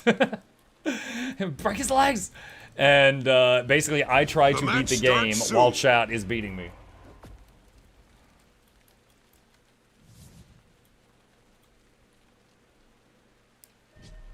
Okay, what do we got? Willbender, Warrior Soul Beast, Revenant, Necromancer versus Virtuoso, Willbender, Warrior, Hold Dragon on to your Hunter, points. Druid. Seize theirs. My message is being delayed so much, I wonder what's happening. Plague Alpha, I don't know if you can hear me, but there's a new disease going around called COVID. Be careful. Also, have you seen the news about Harambe?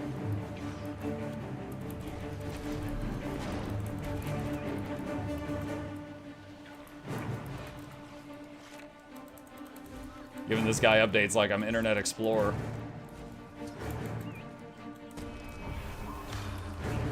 Clock tower captured.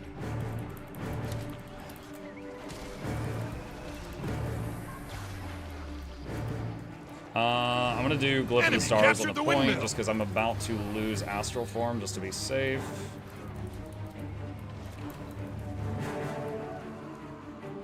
Just getting heal on my teammates.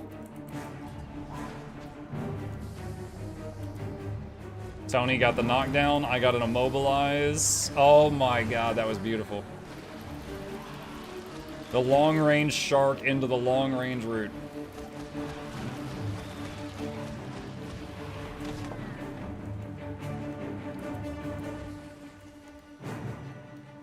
Touch the wall. Mansion captured.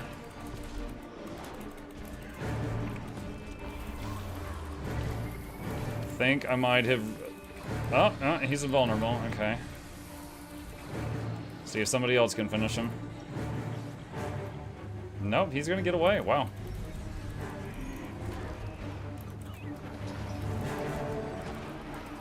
Ow, that hurt. AoE Sunbreak for my teammates. Okay, we got him. Dang. Oh, this guy got the decap. Oh my gosh.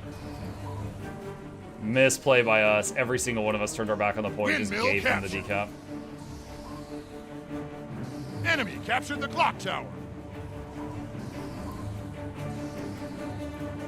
Mansion captured. Look at that shark go! Okay, got the decap here. I don't know if I should stay here. Okay, yeah, I should.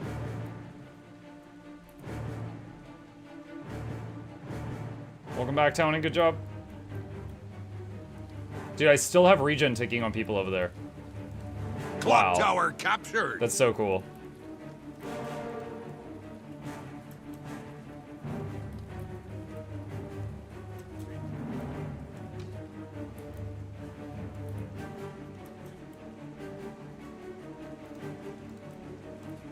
Enemy captured the windmill.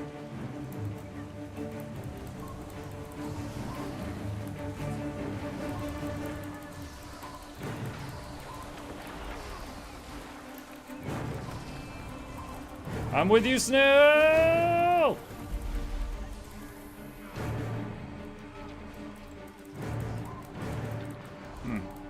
This Rev has a little bit of health.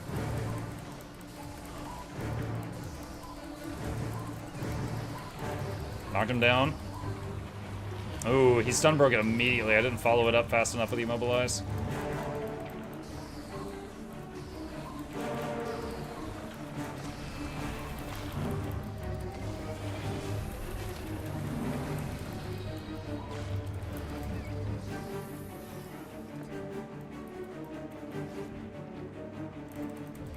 This guy is really tanky.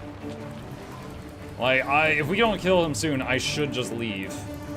Because, I was spending too much time on this. I just corrupted 2 of his boons.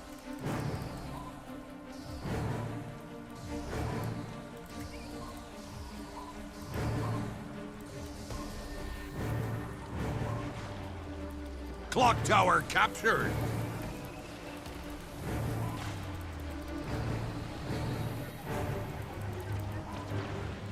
Okay, I need to go. I need to go. He's outplaying us by the fact that we're investing 2 people into fighting him and we can't kill him in a timely manner. So I need to just rotate.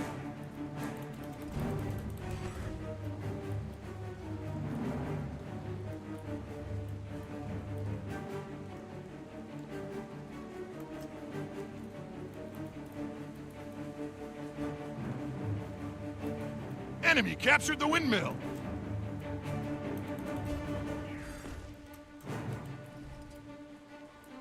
What?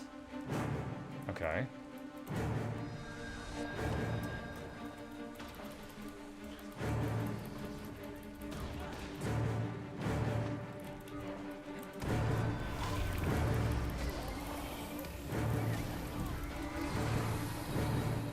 Those are the moments, chat.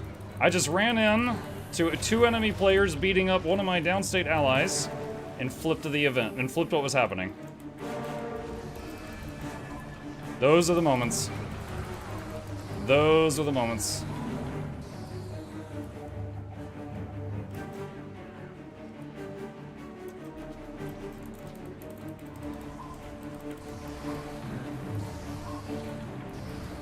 Enemy captured the mansion. Clock tower captured. Slash team rev to tanky. If can't kill fast, rotate somewhere else. I don't like leaving mid undefended, but they need me here.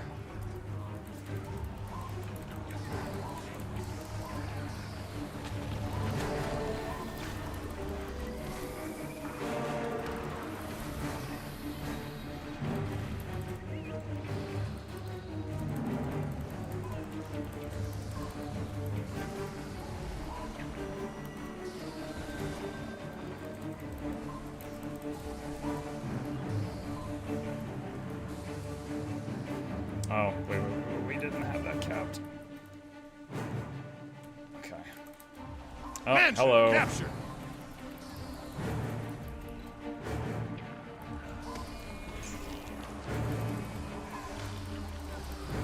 Snail, come back! You ran out of so many heals. I'm glad you're okay. I'm glad you're okay.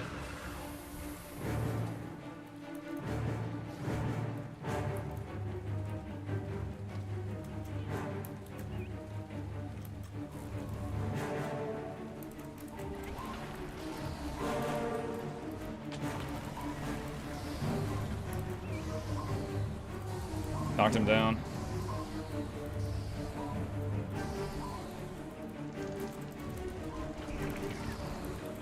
Blocking. Clock tower captured. He's down. He can't. I'm putting my back to the wall. Yeah, there we go. I knew he was about to do a huge knockback, so I'll put my back to the wall because of that. Okay, he's down. Shark. Enemy captured the mansion. Okay.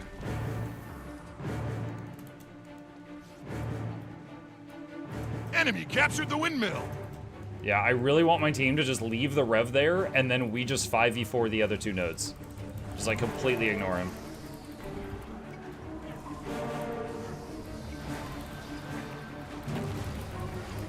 Like, he is a successful bunker.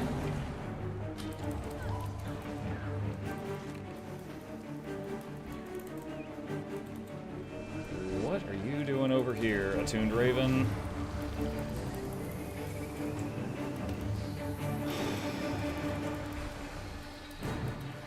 I'm just gonna glyph on the point. Oh, she ported out of it. That was going to revive her if she died here. But not now. Are you gonna come back, Raven? You led me into this mess. Alright, I guess not.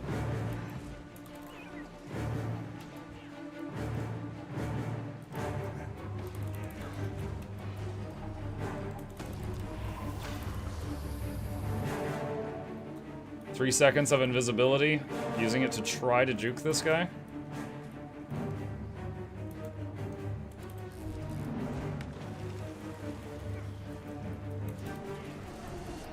Search and rescue through the wall. The only person that saw it was the guy chasing me. No! Oh man, that was close. I almost got that save. That would have been really cool if it had worked out, but close.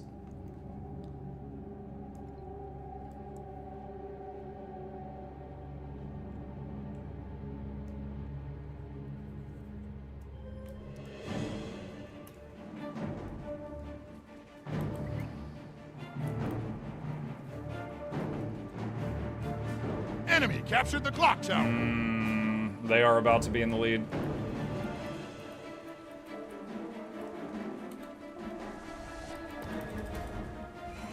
Dang it, I was about to revive you.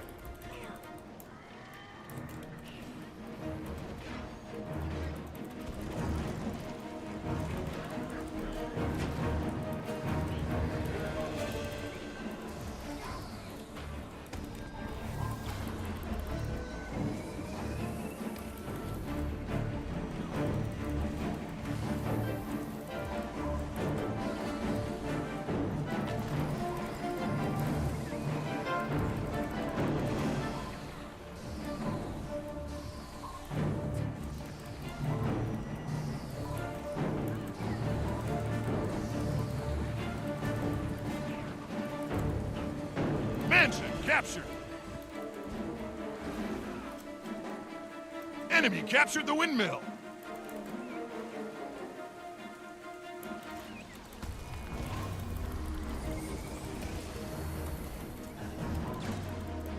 Come on, get him, get him, get him, get him, get him. Got him. All right.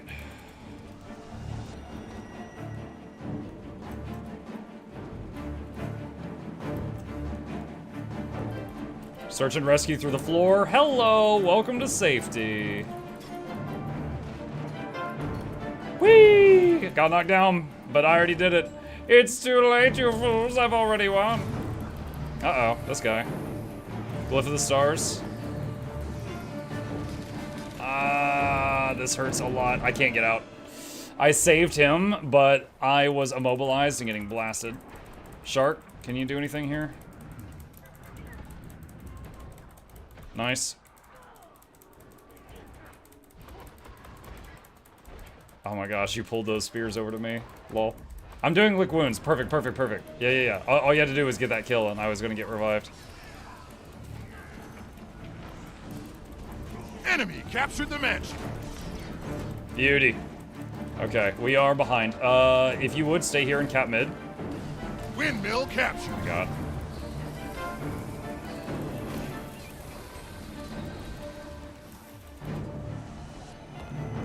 Don't follow me. Damn it. No, I'm dead. I'm so dead. Clock tower captured.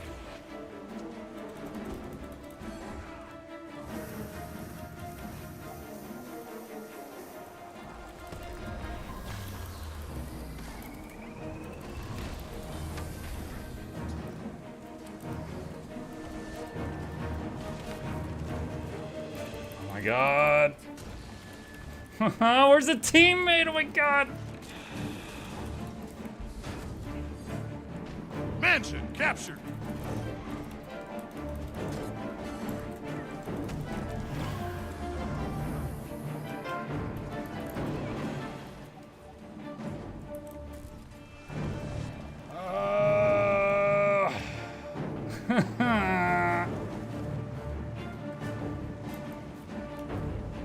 Oh, hello. Welcome to safety!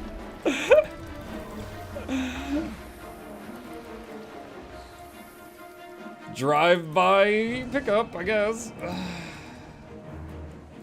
Mansion captured. Oh no, I'm gonna hit the wall because he went around an angle. Got him with a hilt bash. Knocked him down with counter-strike.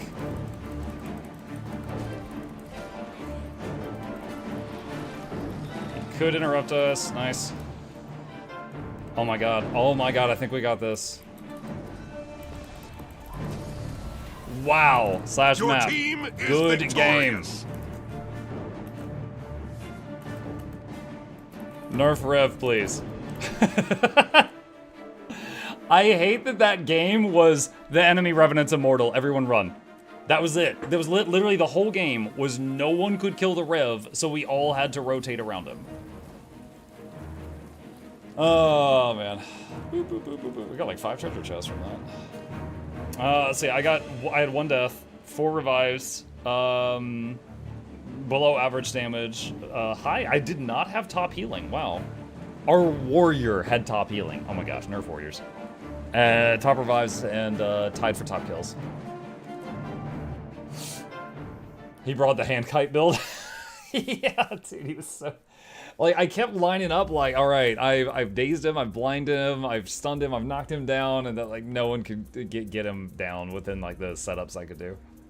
Go play warrior. No, I like playing my druid. Mike, what are some of the biggest mistakes you see people make in PvP? They queue as druid. Hold on. Showing the build. Okay, now it's in the VOD because people always ask. Alright. Alright, Snail. Good games. I had fun. I'm gonna hop off the Discord, then I'm just gonna chat for a bit. Hey, I follow you on Twitch. Nice to meet someone with good taste. There we go. Let's see. Was that Monk? What are some of the biggest mistakes you see people make in PvP? It's little things. Like every little thing is a decision. Letting someone bleed out when you should finish them, or finishing someone when you should let them bleed out. Committing to a fight when you shouldn't, or running away from a fight when you still had a chance of winning. Quitting the game before it was determined who won. We saw that mistake just 2 games ago. You know, that's the stuff. There's all of those, and I do that stuff wrong too, you guys. Any spear builds? Yo, I've been getting eviscerated by warriors with spears today a lot. Warriors and PvP with spears are kind of scary, especially the spellbreaker ones.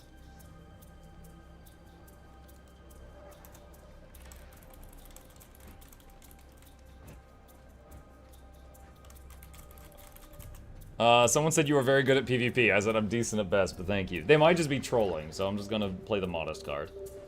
Can you make some new offensive support, defensive support tier list video? New players can't find an updated list.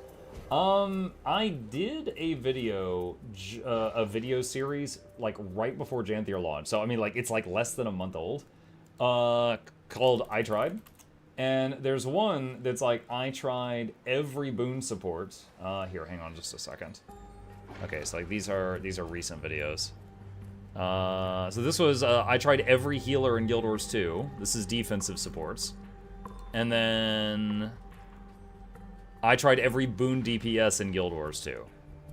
So those are very recent. Like everything about them is still relevant other than Spears just came out. So if you are interested in that topic, those are still pretty fresh.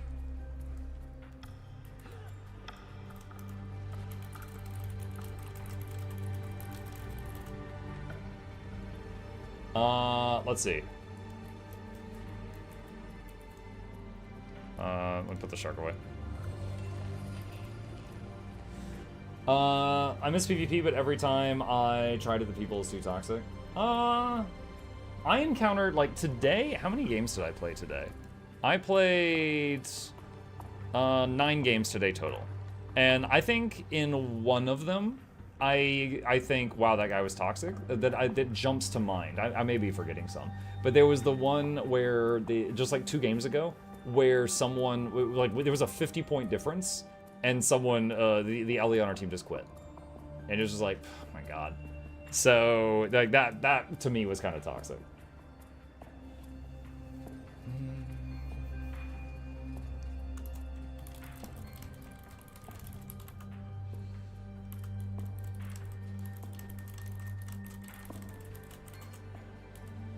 Okay.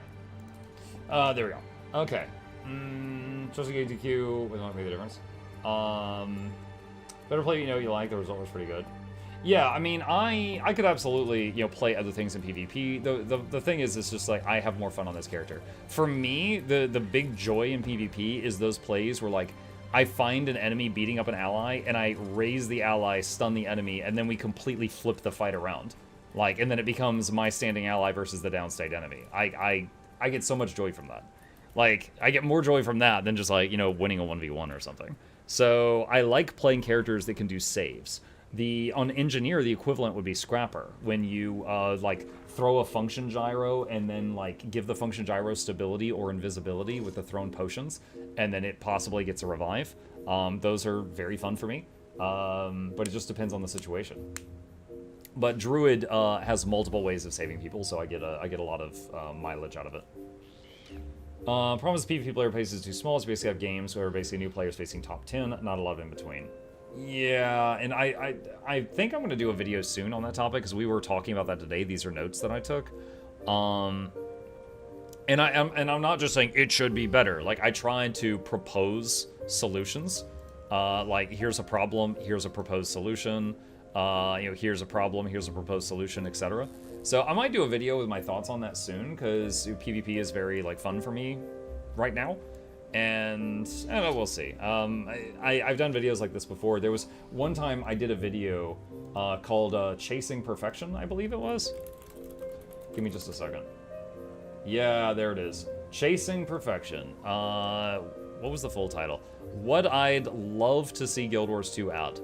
And there was a lot of stuff in this video. There's a few things in this video they did add to the game over the years, but a lot of the stuff in this video they never added. Like, I actually asked for an underwater mount, and then they came out with an underwater skimmer soon after. So, I'm totally taking credit for that. Anyway, also, very proud of this thumbnail, by the way. Yeah, so I am under no delusions that, like, if I make a video on something, change will happen, because I don't freaking work at ArenaNet. And their idea of what the game should be does not necessarily line up with mine. But, you know, maybe, just maybe, I'll say something and they're like, you know what, I agree with that, let's do that. But yeah, it's a long shot, but for me, it's just a project to work on, and who knows, maybe something will happen. We'll see. In that case, thank you, Muck. I love Underwater Skimmer. You're welcome. Click these links. Do you play Ranger only in PvP? No, like, in my PvP playlist on Mukluk Plays, there's a lot of games as Necro and Engineer as well, but currently, Ranger is the thing that I get the most joy from, so I'm playing a lot of Ranger right now. Pro Influencer basically works for ANET at this point. In a way, I got sponsored by them to make the Spears video recently, so I did get money from them, but I have way more freedom than their employees do, you know? I can, you know, make references to other franchises, like, oh, let me tell you the difference between this and World of Warcraft. They can't even say World of Warcraft. They're not allowed to do that. They can't do that. Those are fighting words. He has also played NG Mechanist, I think, Necro. Yeah, Ranger, like, look, I can show you right here. Like, obviously Ranger's my main, that's the thing I love the most. But I also have 892 games on Engineer and 568 on Necro. The other 6 classes are these little wedges here. Way less on these. But these, I've played the most for a lot. Late Q&A? Kind of. I mean, if I'm going to do a Q&A, why not when there's 2,266 people here, right? What's your favorite new spear class so far? It depends on the game mode. I have not tried all of them after the launch of Janthir. I've only tried my Ranger and my Engineer with Spear after the launch of Janthir. I'll tell you, the Ranger Spear, it needs work, I think. In PvE, it doesn't do enough damage to keep up with all the other options. Like, just for power, there's Sword, Greatsword, Maces, Hammer, Longbow, Dagger, and now this, if I'm not forgetting anything. So there's like 7 power options. More arm and money.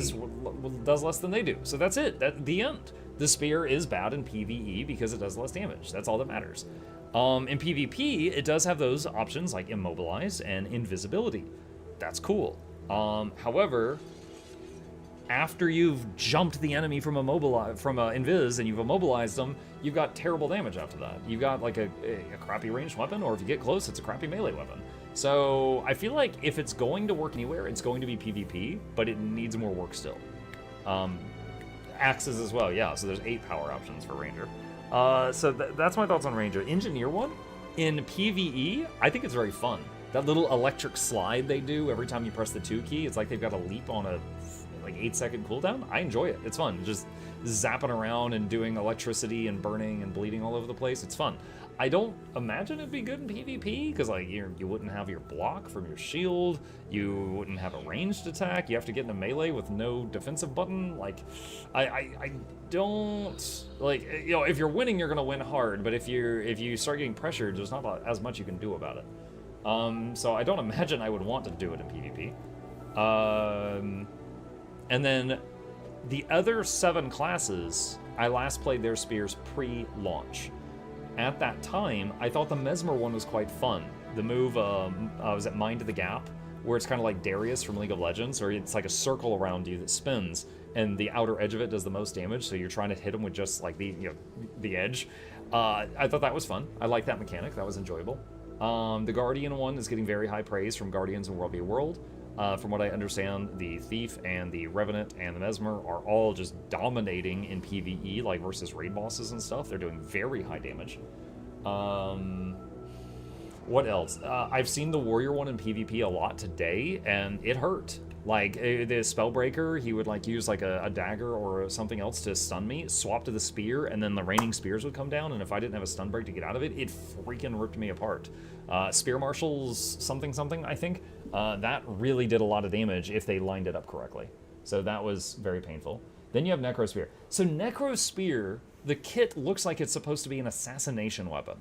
I haven't seen one in PvP yet. I have not seen someone use it that I can remember. So I don't really know about that. And Ellie, I've definitely not seen an Ellie Spear in PvP. And maybe if I do some strikes or raids, I could see if I see an Ellie that brings one. I don't know how Ellie Spear is doing. I'll tell you, it looks beautiful. I don't know how it's doing. I don't know enough about that. There's also a flow with Mind the Gap because of the Spear 5 that resets it. It's so good. Would it be fair to say the Sex Pack is an improvement on Soto? So keep in mind that we would be comparing the first 4 days of Janthir to the year of Soto, right? So I don't know that it's fair to do that. I will say at launch, like at Soto's launch, I enjoyed it. I don't know about you guys, like going in there and it was kind of spooky, and then Saris chased us and we almost got friggin' murdered.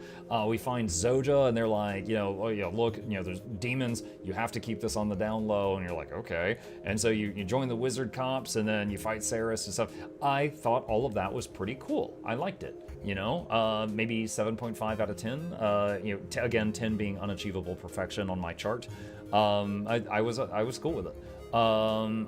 I think the story wasn't as good later, and I certainly wasn't a fan of Intermayonnaise. I didn't enjoy that zone or the meta or anything involving that. So I didn't really enjoy how they did that. And they themselves said, like, we learned a lot from this and we're doing it differently this time. They didn't we're not proud of our work, but if they're going to freaking do it differently, I don't think they're happy with how it turned out. Okay? So, if I compare the Janthir launch to all of Soto, well, we don't have the raids yet. Soto got strike missions. We're going to get raids with this one and a fractal. We're also going to get a legendary spear and backpack. That's kind of cool. So there's certain things that are not a one-to-one. Like, if we're going to compare them, then Soto's strikes should be compared to Janthir's raids, and we don't have them yet. So there's quite a few things like that we don't have the, thing that would compare. But if we're just comparing launches, I liked both of them. I will say, Janthir as a whole, and I've got a whole video coming out on this next week, I've already recorded it. Janthir as a whole, I'm happy with it. I don't regret the time or the purchase or anything. Okay, to be fair, I got given a copy because I'm an ANET partner, streamer privilege, but if I had paid $25 for it, I would not be regretting it, because I feel like I've already gotten, enough video game fun out of it to justify $25. I think the lanes were good. I think the story was actually well written. Not a big fan of Bear Ram, but I think the story was well written. The lands are very pretty. The music's amazing. When I'm like, dude, sometimes I'll go fight this freaking Valraven just to hear the music again. I love it. It makes me feel like I'm just doing like the epic Griffin battle at the beginning of The Witcher 3. The meta's not bad, it's very just like get in there and fight, there's no pre or anything, and that's kind of cool. And yeah, it's left me waiting for more. The Homestead, some people, I'm happy for the people who love decorating, because I'm happy that they're happy, and then I myself am very happy to have my daily routine 9 minutes has been shaved off of it, because I can just farm the whole homestead in 3 clicks. I really like that. So overall, I'm happy with what I got. From a lore junkie perspective, like, I don't know all the lore in the game. There's so much I don't know, but of the bits I do know, I loved that first chapter. The one that everyone's complaining about on Reddit because they didn't want to listen to them talk for 30 minutes, which I can understand that.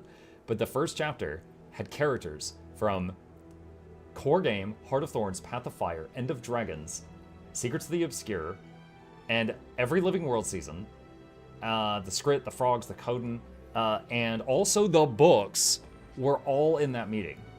And it was like a lore grenade went off. It was so much. It's a plague on alts. You can skip it on alts.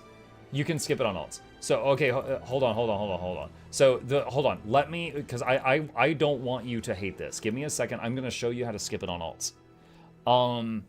So, the lore was amazing as someone who tries to follow the story of the game. Okay, so really quick. Any of you, please remember this and tell other people if they need to know. If you're on your second, if you've already done the Janthir intro and you're on your second character, on the second character, open a portal to your homestead and travel into your homestead, okay? So go into the homestead, and from there, what you want to do is mount up and go over here to the cave. All right? And go doot. And right here. So in the cave, from your homestead, there's a portal to Lion's Arch, a portal to the Wizard's Tower, and a portal to Janthir Wilds. If you have an alt go through this, you skip the story. Okay? So once you have had one character get to chapter 3, and they have got the homestead, you can do this on all your other characters. I don't have that portal. You don't have that portal. Now, this portal was added I think 2 days after launch. So if you haven't checked since then, you might want to check again. If you still don't have that portal, perhaps it's added at a certain point in the story, I do not know. But that's how to make your alt skip it. I took my engineer there doing that. Is it a mastery? Let's check. I don't have those. It's not going to be a warclaw. Resting bonus. Resting bonus. Resting bonus. Morning. Mukluk hi, coffee. I don't think so. Maybe it's related to... Maybe you have to finish the story on one character, perhaps? I'm not sure. They added it 2 days late, so... But at some point that gets added and you can skip the story with your alts. I can confirm that, because I just showed you. It should be a mastery. My homesteading is level 0. Okay, well, that's helpful. Is there something like this for the other expansions? Yes. For example, this item right here teleports you to the Wizard's Tower. So if you have this item, your alts can just use it to teleport to the Wizard's Tower and skip the Soto intro. Yes, you can also TP to friend, yes. But yes, there are items for every expansion to help your alts just blast through in... Like, basically, I can use that scroll I just showed you to get an alt to Soto and skip the story. Then also Arborstone. Here's the one to go to End of Dragons and just skip the story. And there's different ones. Like, VR Marches even has scrolls, and that's just Iceberg Saga.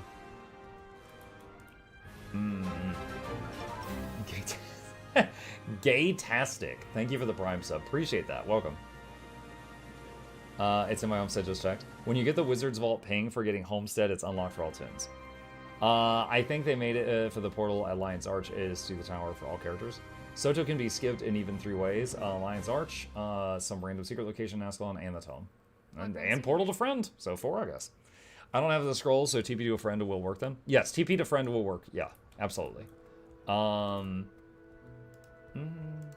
I think I might have a guide on the Wizard, because the Wizard's Tower scroll was the only one that was like a weird little quest line. Hang on. Search Wizard? Ah, here we go. How to get the Wizard's Tower teleportation stone. Here we go. So for anyone interested, that's a little cute little quest line in the game, and you do that, and you can port any of your alts here where I'm at right now anytime you wish. Reminder, anyone logged out here is going to get the resting bonus. This is one of the zones that has the resting bonus. That's nice. Monkey, still doing Mutiny this Monday. Mutiny, I was planning on doing just Guild Wars 2 through the duration of the Drops campaign. However, I found out today that the Drops campaign doesn't end Monday night, it ends Sunday night. So that means, well, this is Saturday night for me. So Sunday night will be my last Drops stream. So Monday, we're going to begin going back to our regularly balanced diet, our palette of games. For anyone who's new to watching me on stream because of the Drops, I still play Guild Wars 2. We call it Guild Wars Tuesday. Every Tuesday I dedicate to Guild Wars 2 the whole day. But the other days we do a broad spectrum of games. We're in the middle of Total War Warhammer 3. I'm looking forward to playing Black Myth Wukong. Every Monday night we do Mutiny Monday, and I play games where chat has integration turned on so they can type things to mess with me in the game while I play it. Stuff like that. So we got a lot of other things that we're going to get back to. Last Epoch still? Yep, as time allows. It is technically Sunday. Depends where you live. Have you gotten the free Legend Amulet? Hey, look, I'm returning to Guild Wars 2 after many years gone. I have 80s, but not even Ascended gear. Do you have a guide for what to do on a long return to get geared up when all friends have moved on, no guild, etc.? Hello, Mekarek. I have 2 things to suggest to you. One, this is a guide called I Just Hit Level 80. Now what? That one, and also, what is it called? Gearing? This is a video on gearing up. There is a few new ways to get gear that have been added since that video, but it does still have a lot of really juicy and still current information. I would recommend those 2 for your current needs. Hi Mug, thanks for your streams. Quick question, is it hard to get exotic spears, or is it accessible as other exotic weapons? Thanks again for all the fun you give us. You're very welcome. Vinicius, if you unlock, what is it? When you get spear training in Janthir Wilds, they give you an exotic spear. But even better than that, if you go to the Wizard's Vault, if you save up 1,000 AA, which you get from doing the quests and the daily logins and stuff, this right here, the Falling Star quest license, is a fun little mini quest, and it gives you Ascended Spear and Ascended Gloves and you choose a lightweight, medium, or heavy. I have a guide on this that is being edited right now, so maybe be out in a few days. But this is pretty cool, and you can get your first Ascended Spear here if you need it. I love that Muck has a guide to like 99% of everything you can ask about Guild Wars 2. I don't have a guide on everything, but like, if I don't have it, I could probably point you in the right direction. Like, if you ask me, like, hey, I want to play I started to say Snow Beast. I want to play Soul Beast in raids. Give me a build. I would then point you to a Snow Crows build for Soul Beast. I could point you where to go if I don't know it. Does the Ascended Weapon Choice Chest from WV have a spear? I'm sorry, what's WV? The Ascended Choice. Oh, I'm sorry, the Wizard's Vault. Wizard's Vault. You're talking about the this one, Ascended Weapon Chest. It doesn't have a preview box. I'm not sure. If I had 600, I would just buy it and check. I don't know. I would assume it does, but I don't know for a fact. Okay, there are 3 people in chat that just said yes, it does, so I think we can safely say that probably does. Let's see. Okay, thanks. You're very welcome, Never. What a time for an ad. I couldn't hear. You can always rewind. I'm streaming to Twitch and YouTube. You can rewind the VOD just a minute on either one, too, if you missed something I said. That is awesome. I will wait for that video. Check it out. Thanks. You're very welcome. You're very welcome. They're only core stats. Even if that is the case, always remember you can change the stats on any Ascended armor or weapon for a few gold. So if you ever get like your very first Ascended boots, even if it's the wrong stats, just get hype that you got the piece. You can change the stats. And hey, hang on a sec. Goes to change stats Ascended. I'm gonna post this in the chat real quick while we're talking about it. Okay, here is the wiki page on how to do it. It's a Mystic Forge recipe. You can change it. Just don't do this on precursors. And when you change the stats, it will delete any runes or sigils. So make sure to pull those out if you care about them. Runes, sigils, infusions, things like that. But yeah, never be worried about getting the wrong stats. Just try to get a Ascended item and then change it as needed.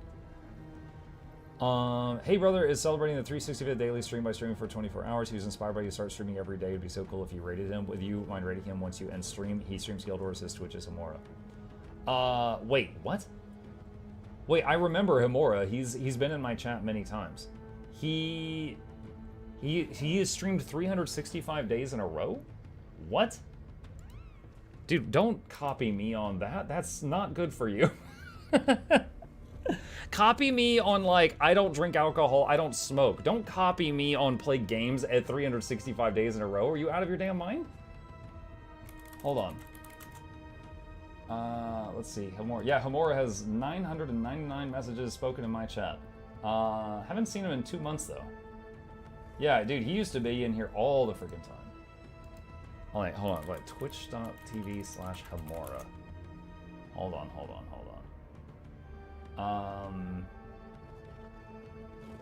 He's not in Guild Wars 2 right now.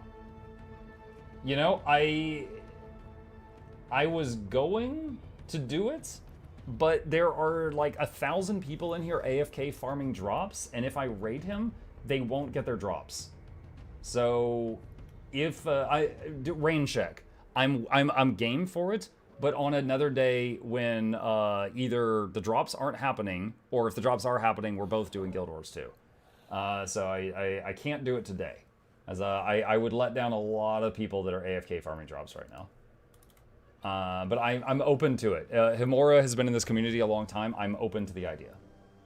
All right. For now, all right, I think I've answered everything in the chat. All right, chat. Thank you guys for a wonderful evening stream. I hope you guys enjoyed it. A few plugs on the way out, and then I'll raid someone. Few things. If you happen to be new to my channel, my name is Mukluk. I stream every single evening and every weekday morning because I have a problem. My next stream is going to be tomorrow night, so that's Sunday night. If you would like to join me for that, it'll be Guild Wars 2 because of the drops, and then we'll be back to our balanced schedule starting on Monday morning. Hit the follow button on Twitch, like and subscribe if you're watching me on YouTube right now. It really does help. Additionally, these are links to my 2 YouTube channels. MuklukYoutube is the main one most of you know me for. There's also Mukluk Plays. I would love to make sure that you guys see all the stuff I create on both channels, so be sure to sub to both of those. those if you haven't already. And lastly, a special thanks to the patrons. They keep this channel alive. I could not do it without them. And yeah, there's a link to that in the chat if you're interested as well. Really quickly, because the chat bot over on YouTube is misbehaving, I'm going to copy paste this over. All right, with that, thank you for listening to my spiel. Let me see who is live on the Guild Wars 2 side so that you guys get your drops.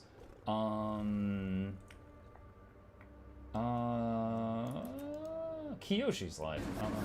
Looking for someone to raid. All right, so Sneb is good people. Yeah, I do like Sneb stuff. I raided Sneb last night, so I don't want to get the same person twice in a row. So I am going to drop in on Kiyoshi. So if any of you are just looking to get drops, he does have drops turned on, and he is doing raids. And I will be back tomorrow. You guys have a fantastic evening. Sleep well, and we're about to blow his viewer count out of the water. So spam some dancings or something for me. See you there.